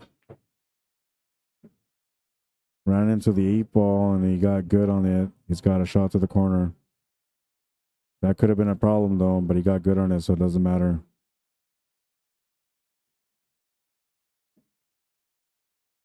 Makes the shot. He's on the board, 3-1. That's going to feel good for him. Been a while since he won a game here against Hanyu. Hanyu won the first set, 6-1.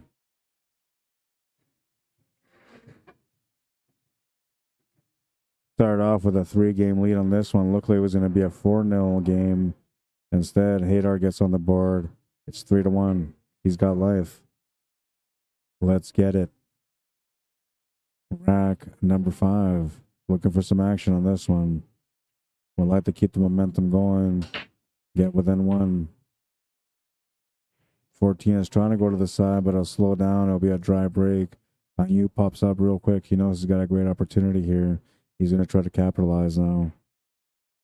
Low ball looks like the best option, but solids ain't bad. It's up to you here. I still like high ball better.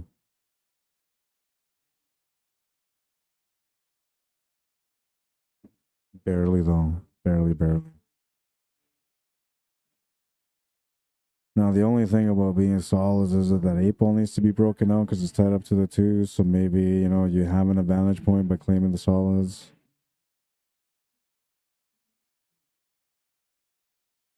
He's going to go with the stripes. I think he was looking for the window on the 11 ball. And he's got the window. Can maybe draw into this 3 ball to get set up for the 12 ball next to the right side middle pocket. He's looking at making this 13 ball instead. Now he's going to be running into this 5 ball. No guarantee he's going to have a shot after this.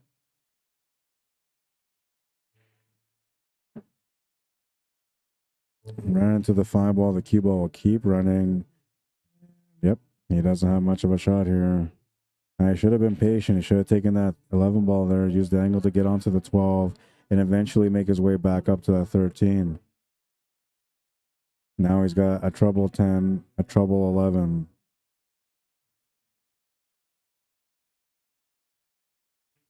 And the 8 ball still needs to be broken out. What a shot. Looked like he was stuck and he was going to have to turn over the table, and he comes up with a great cross bank. He's got a shot now. Opened up the 11 ball a bit. I don't know if this 10 will go clean around this 5 or if he has to go off the rail off the 5. It looks like he can go clean.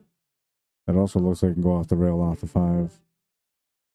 He was able to make it clean. He's opened up the 8 ball now. And that opens up the doorway for him to be able to get the finish on this rack.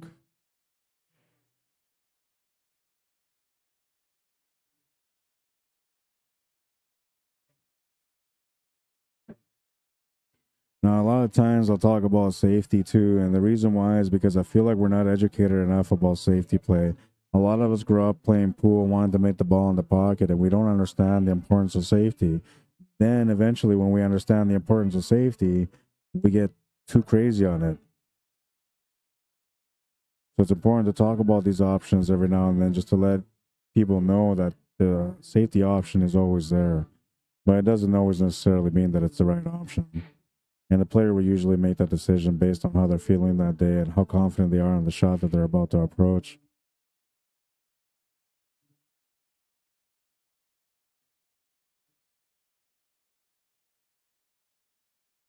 A little bit of angle here on the 9. He wanted some more angle though, because he wanted to have an angle where he could have came off the left cushion and back to the right for the 8 ball.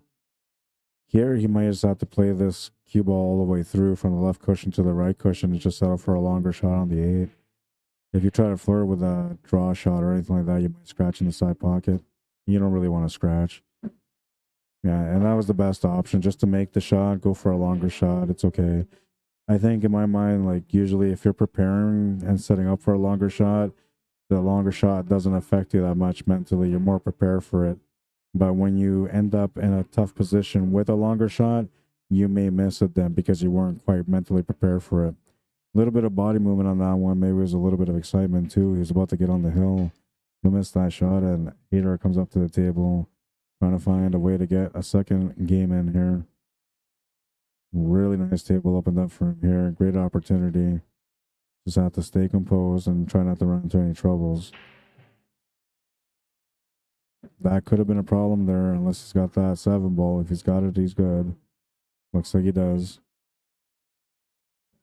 Avoids the troubles on that one.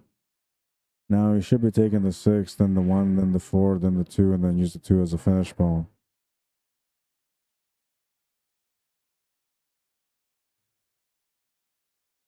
Yeah, here he can take the 1 and set up for the 4 instead. That works okay too.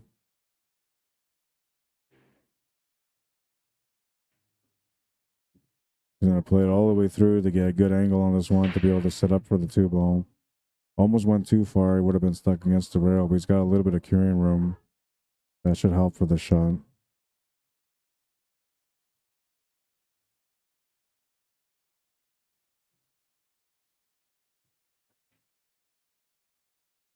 Didn't force it too much. He's got a shot on the 2 ball, a good angle to get on the 8.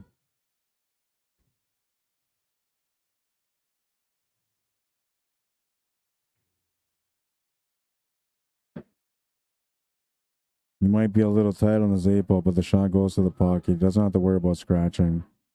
That's going to make it easier for him to make the shot.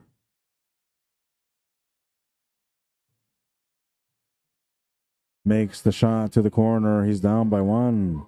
And Hanyu, that one's going to burn a little bit in the mind because he had a chance to be up 4-1. Instead, he gave his opponent life. And now, if his opponent, Haydar, can win this next game, that could be enough to maybe put Hanyu in a bad spot mentally in this matchup. We'll see. This rack is going to matter for both players. For Hanyu, winning this game means he'll win the match. For HAYDAY CAPPO, winning this game means that he has a chance to win the match. And a chance to get an edge mentally on his opponent, Hanyu, who so far hasn't really been rattled too much. Seems to be pretty composed. But I think this last one is going to hurt a bit. And we won't know until he comes up to a tough shot or next time he faces the 8 ball. Then we'll know.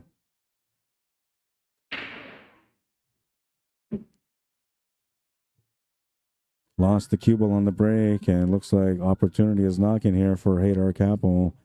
Ball in hand. Behind the line, of course, because it's VNEA rules. But a ball in hand will help him make a better decision on this table. A chance to tie things up now.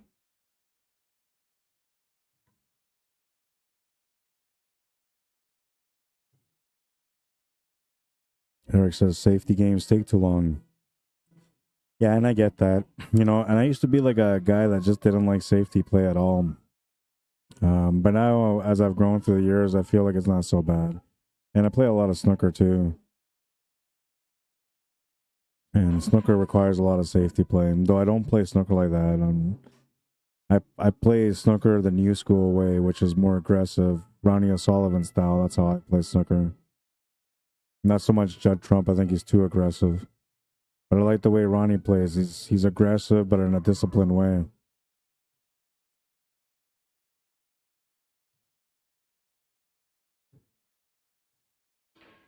Looking for the breakout on the 10. If he's got a shot to the corner on the 12, he's still good. He'll still have the shot on the 10 ball to the top left corner from there. But if he doesn't have it, now he's in trouble.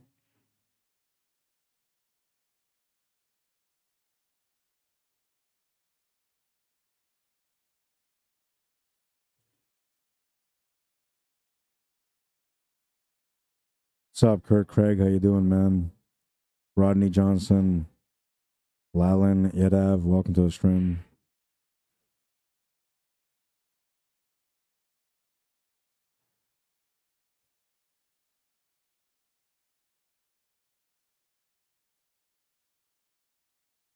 He's going to call the 10 in the side pocket. Oh, no. He had the idea of following the cue ball through to push the 10 ball in. But the 10 ball moved out of the way and the cue ball went through. Hanyu with a chance to get on the hill. Huge break for him here. This was supposed to be the game that, you know, got to him and affected him. Instead, he's got a chance to be able to win it. If he can win this game, the last rack doesn't matter. He's refreshed again. Back to being focused. Crucial rack, this one.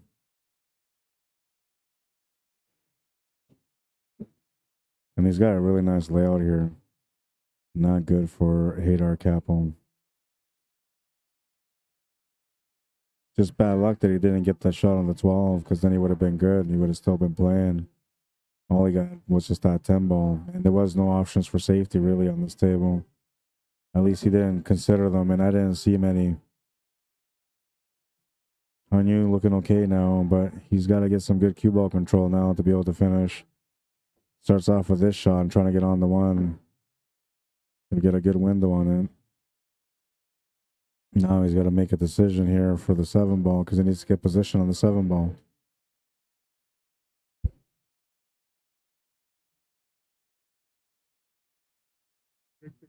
Yeah, don't do that, man.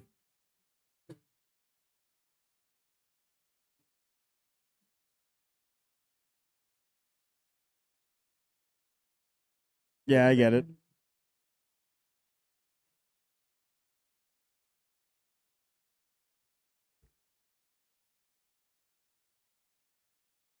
Now, what is he looking at that he doesn't like? It's the 7 ball. I know it's a 7 ball, but what doesn't he like about this? He can set up for the 7 ball in the top corner. Yeah, it was a 7 ball. It was all about the 7 ball for him. And now he knew what he was going to do, but he wasn't prepared mentally for the shot, so he came up short. Huge break here for HAYDAY. It looked like it was going to be a bad situation for him. Now he's got a chance to get that strength back into this match, gain some confidence over his opponent. Now, the last time Hanyu just missed, HAYDAY got the second win. If HAYDAY can win this game after Hanyu's mistake, it's going to hurt Hanyu mentally quite a bit. Now, this is where you're going to see how good your reset game is.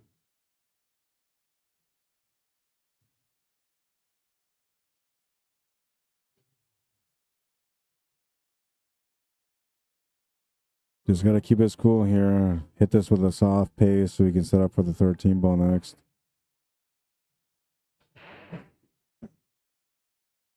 I thought he was going to play the combo there, but he left that. I thought he was playing the combo of the 13, getting that 13 to the 10, then that roll-up shot for the 13 to set up for this 14 ball. Needs an upward angle here. I don't know if he got it. It's not too bad. He can just follow this up to the left side cushion where he's looking at right now.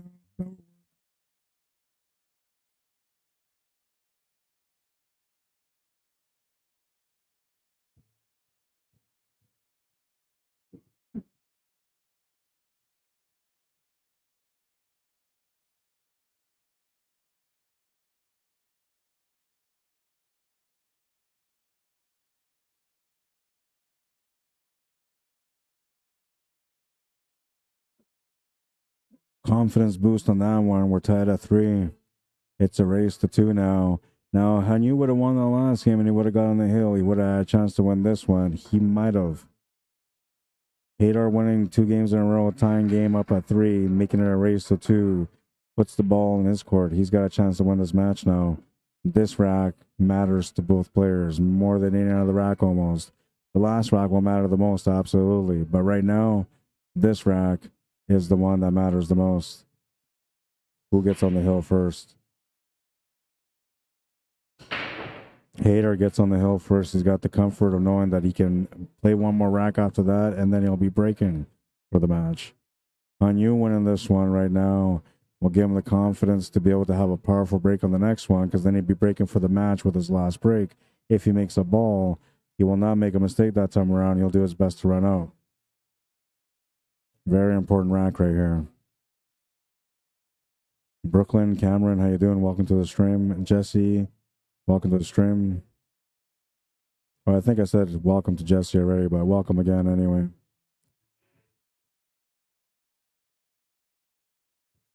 Eric says Cappo is in stroke. Well, and he's gaining confidence, right? So the first match, like, he didn't have much confidence going, but a lot of it was because he hadn't warmed up really. He hadn't played on this table for a while. His opponent had played a couple of matches in a row on that table, so he had the edge. Losing the first set kind of wakes up the A-side winner when they lose it, because it's like pride on the line, so you don't really want to lose again. Then you start trying a little bit harder, and if you get the right breaks like he has so far, you can capitalize on those moments. Open table, so he played the combo into the solids. He's solids here. You have a chance to take the lead. With the confidence he's got going with him right now, he's got a really good chance to be able to maybe win this match. Now, Hanyu hasn't really had the greatest mentality today. He's been feeling weird about his game. You know, maybe this is a day where he's supposed to learn a little bit more about mentality. I don't know. But what I do know is that HAYDA's earned himself an opportunity to be able to win this match. And if he wins it, it's 100% behind the efforts. Because technically, by losing 6-1 in the first set, he should have been out of this match mentally. Instead, he's been fighting back. Heart of a champion, I tell you. Champions never give up. They always find a way to win.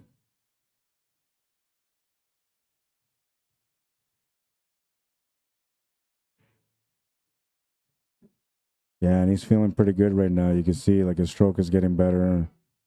Position play is getting stronger. He's working things out. And normally he's a little bit slower of a player, but right now he's playing at a good pace, which is telling me his confidence is picking up.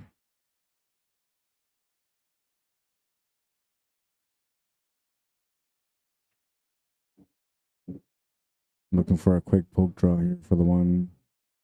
It would have been maybe better if he had a follow through angle for it, and then he could have just came off the right cushion back to the middle for the one.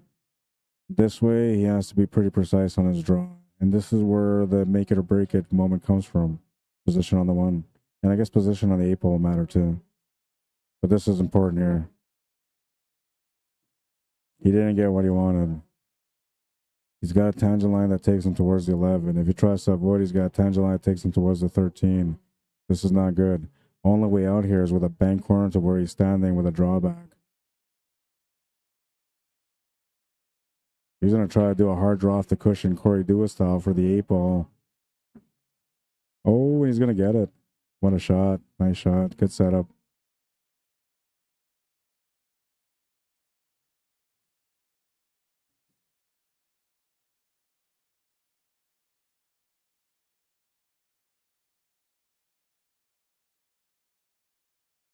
Makes the 8 ball. Confidence going up.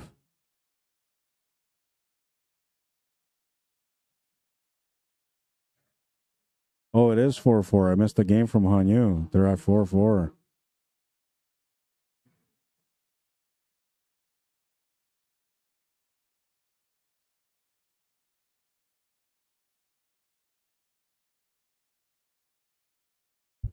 I want to say you broke first. I'm pretty sure you did, but I'll go back and look. No, I have to go by the score they have on the thing, and they pounded it, so it looks like they're at 4-4. Now they want me to check to see who broke first.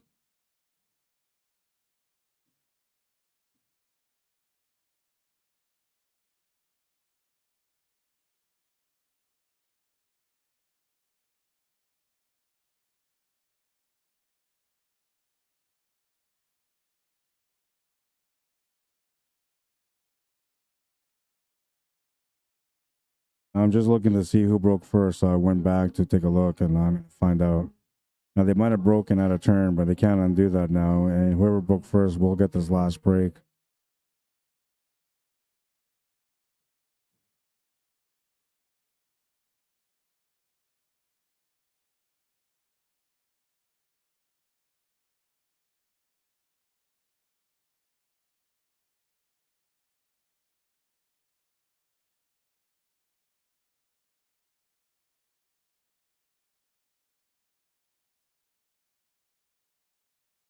And you broke first. You broke first, yeah.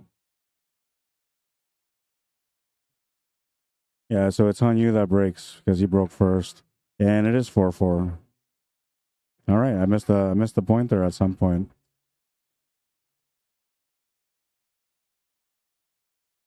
Well, we've gone the stretch. Maybe that's why Hanyu was feeling the pressure earlier because he was about to win. He was about to win twice.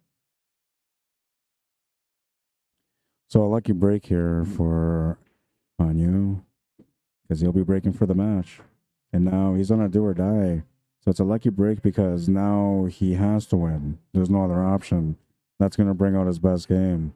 HAYDAY CAPPO fighting back to get on the hill. That's going to bring out his best game.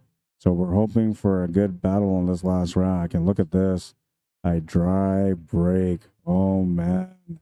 A whole world of opportunity right in front of HAYDAY's hands. He's been battling for an opportunity to win this match. He's got a great chance right now to do it. Needs to stay composed, needs to work out the table. And when we're looking at this table, I think low ball might be the better option, and just barely. Now, if he's got the shot on the 3, he's good. If not, he's got the shot on the 1. And if he's got the shot on the 1, he doesn't have to move that 2 ball out in the open, but he might try it.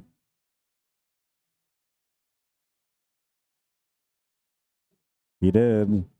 Now, the only problem with doing that is you're not guaranteed to have a shot afterwards, but he can see the 4 ball. I don't know if he can see the 5 ball. If he can, he's good. It looks like he might be able to see it.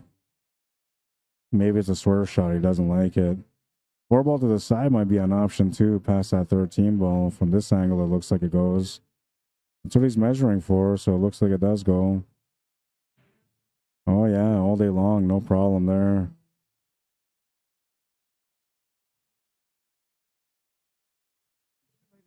Should I just give you the lighter? I've only used it once.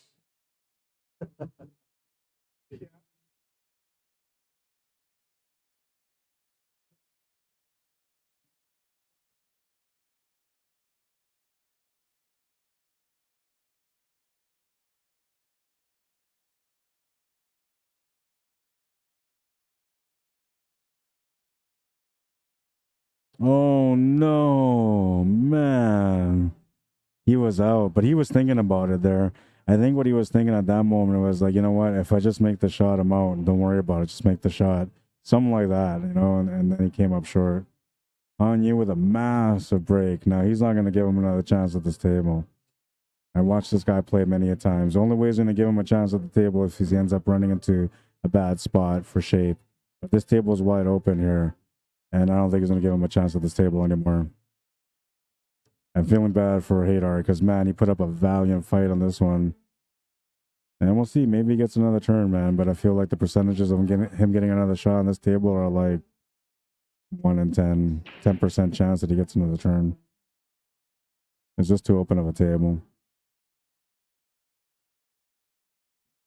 I guess it all depends on the pattern that Hanyu picks, though. So far, this pattern seems to be working for him. You'll have to make a crucial decision now between the 15 and the 10. He'll take the 15. Yeah, you're welcome, man. Looking to come down table, and now he would like to have a shot on the 11 or 12. If he doesn't got them both, this is where he can be in trouble. It looks like he's got one, though, at least a 12 ball, but I don't know if it's the right shot to take right now with this angle. Now, if he takes this 10 ball, he's got to play with some extra spin to be able to avoid this 2 and 6 ball. Looks like he's forced to take this 12 ball. He doesn't like it, though. And he's got to listen to his instincts at this point if he doesn't like it.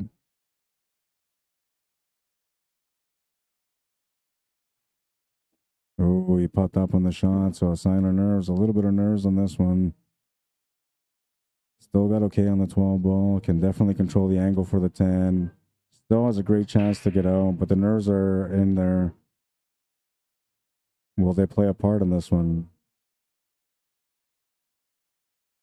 Moment of truth coming up now.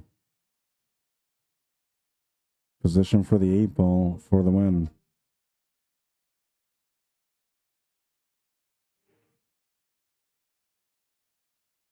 Eric says, like darts, first game, second.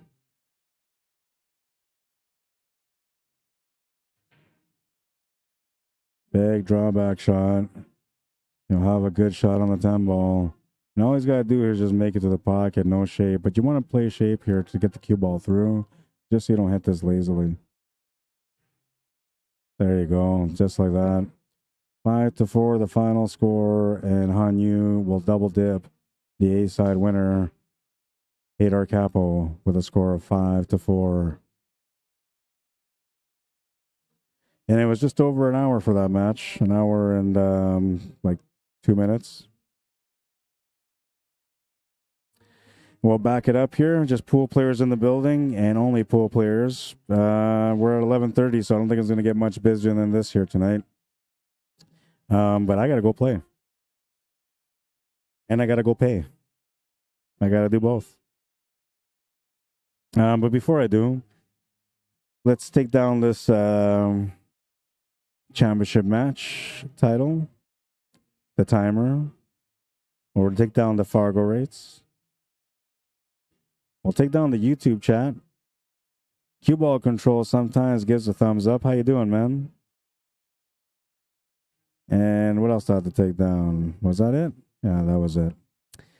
I hope you guys enjoyed the stream. If you guys haven't subscribed to my YouTube channel yet, find me, Rod Arriagada /CSL Manitoba. That's also how you find me on TikTok now that we're trying to get my TikTok going. If you haven't subscribed to my TikTok, definitely support me that way. YouTube, I'm at 650, or I was at 650. I'm hoping that it might be higher than that now. So I'm close to the 1,000. Thank you to everybody that supported me. On TikTok, I have no idea. I'm barely on it, but I will be on it now. You guys are going to have shots on there all the time. You're going to want to go to the TikTok. I'm telling you. If you're enjoying the quality of the stream and you would like to see me come out and cover an event for you, message me, Rod Arriagada CSLManitoba@gmail.com. It would be a true honor for me to come out and cover your event. I promise you. The way I do things here is the way I always do things. Now, if that's not good enough for you, don't call me. But if you enjoy it and you think I do a good job, you can definitely call me. I'll come out and do a better job for you if I can. If you want to support my work, you can do so financially via PayPal or e-transfer. Anything that you contribute towards me could be contributed towards upgrading equipment or just trying to do better production for you guys all together so you can enjoy the streams much better. And, well, I don't have a highlight of the day right now, but let's check out my highlight or my double bridge jump shot, because that was a beauty, and it should have been a highlight of the day. Can I speed this up somehow? I don't think I can. Yeah, I don't think I can. Oh, yeah, I can. Okay, I'll speed it up here. There we go. A little bit more. Jump over here. Jump over here. And this is the moment of truth for me. I was like, I'm going to make this. Look how focused I am, man. It looks like I'm about to, like, do some crazy stuff. And I was. I really was. Don't believe it till you see it. You're about to see it. 13 to the top right corner.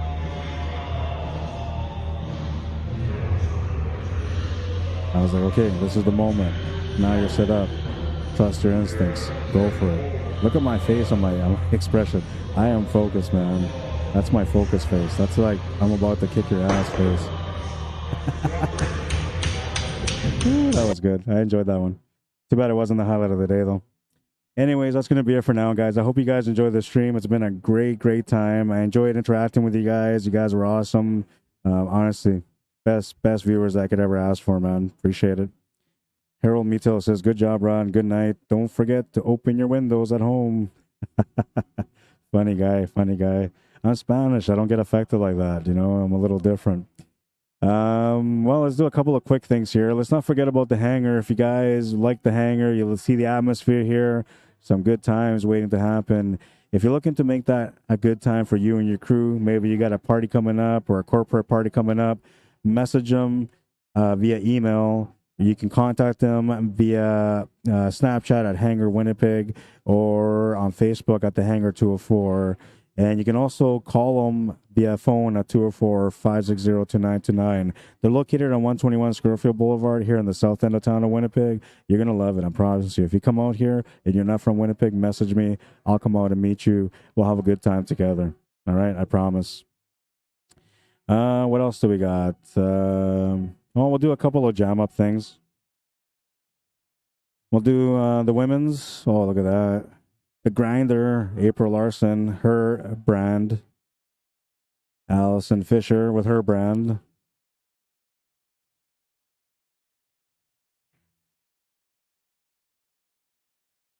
Comes in a hoodie as well. And if you're looking for a hat, lots of great quality hats. Just look them up, jamupapparel.com. They have Predator, they have Jam Up, they have a little bit of everything. I think they might even have a Salado hat. I'm not sure. I know that they did a collaboration with Salado, and there was a lot of different things, but I'm not sure about a hat. No, they should have. Because pool players like wearing hats, man. Common sense. Come on. I don't have to tell you that. What else do I got? I think that was it. I'm out of space and time. Oh, yeah. If anything you find on Jam Up you want to order, message me, rod@jamupapparel.com. Oh, I know what I was going to do. Poolaholic, where are you? Forgot about my buddy at Poolaholic. There we go. Check out poolaholic.com if you're looking for any pool apparel and accessories. Say hi to Steve if you see him. Tell him that you've seen this logo and you heard about his website on Q Sports Live. That's going to be it now, man. I am done. You've been, what he says, you learn something every day, says Eric. Arnie Solberg says, pretty amazing shot, Rod. Thank you, man. I appreciate it.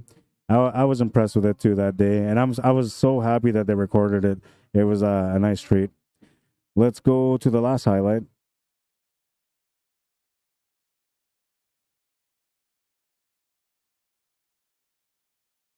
Great cross bank for the side. That's going to take us to the pool wisdom. The more you sweat and practice, the less you'll bleed in battle. Get to those tables to become the champion within. You can't get there without effort, and the effort begins every single day that you get up and go to that pool hall. Now, don't go in that pool hall and spend 20 minutes in there and say, okay, I put in some practice. Put in a few hours, 3 hours, maybe if you're a great player or a good player. 5 hours if you're just learning. 8 hours if you want to get really good, really fast.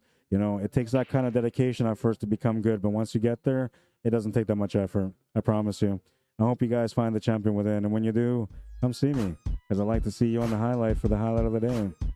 That's going to be it for now. My name is Rod Arriagada. If you guys want to add me or follow me on Facebook, you can. If you want to message me to come out to your town to cover an event, or maybe you want to donate to my cause, you can do so via PayPal or e-transfer. And you can also email me at cslmanitoba@gmail.com. Now, if you don't want to support me and maybe you don't want to hire me, but you have an event and you want to promote that event, I have no problem with promoting your event. Send me an email, drop me a line, let me know what the event is. I'll pop it up here for you. Whatever I can do to help, that's for sure. That's going to be it for now, guys. If you guys tuned in to Q Sports Live for the first time today, make sure you guys like and follow. If you haven't gone to my YouTube channel, find me, Rod Arriagada /CSL Manitoba, and subscribe to that channel. Challenge matches that I have outside of pool tournament days will be on there. Training sessions will be on there as well. And on top of that, anything that I do, indoor, outdoor events, all of them go on my YouTube channel. So you get a chance to see other things other than just pool. And if you guys want to support Q Sports Live, they also have a YouTube channel. You'll know the difference. Mine has just like 600 or something for followers or subscribers, and theirs has just over 8,000. But you can support both, and we appreciate your support 100%. Thank you for tuning in, guys. We'll see you guys next time, which should be next Thursday for the Open 10 Ball, the last one of the summer. I'll see you guys then. Have a good night, everyone. Cheers.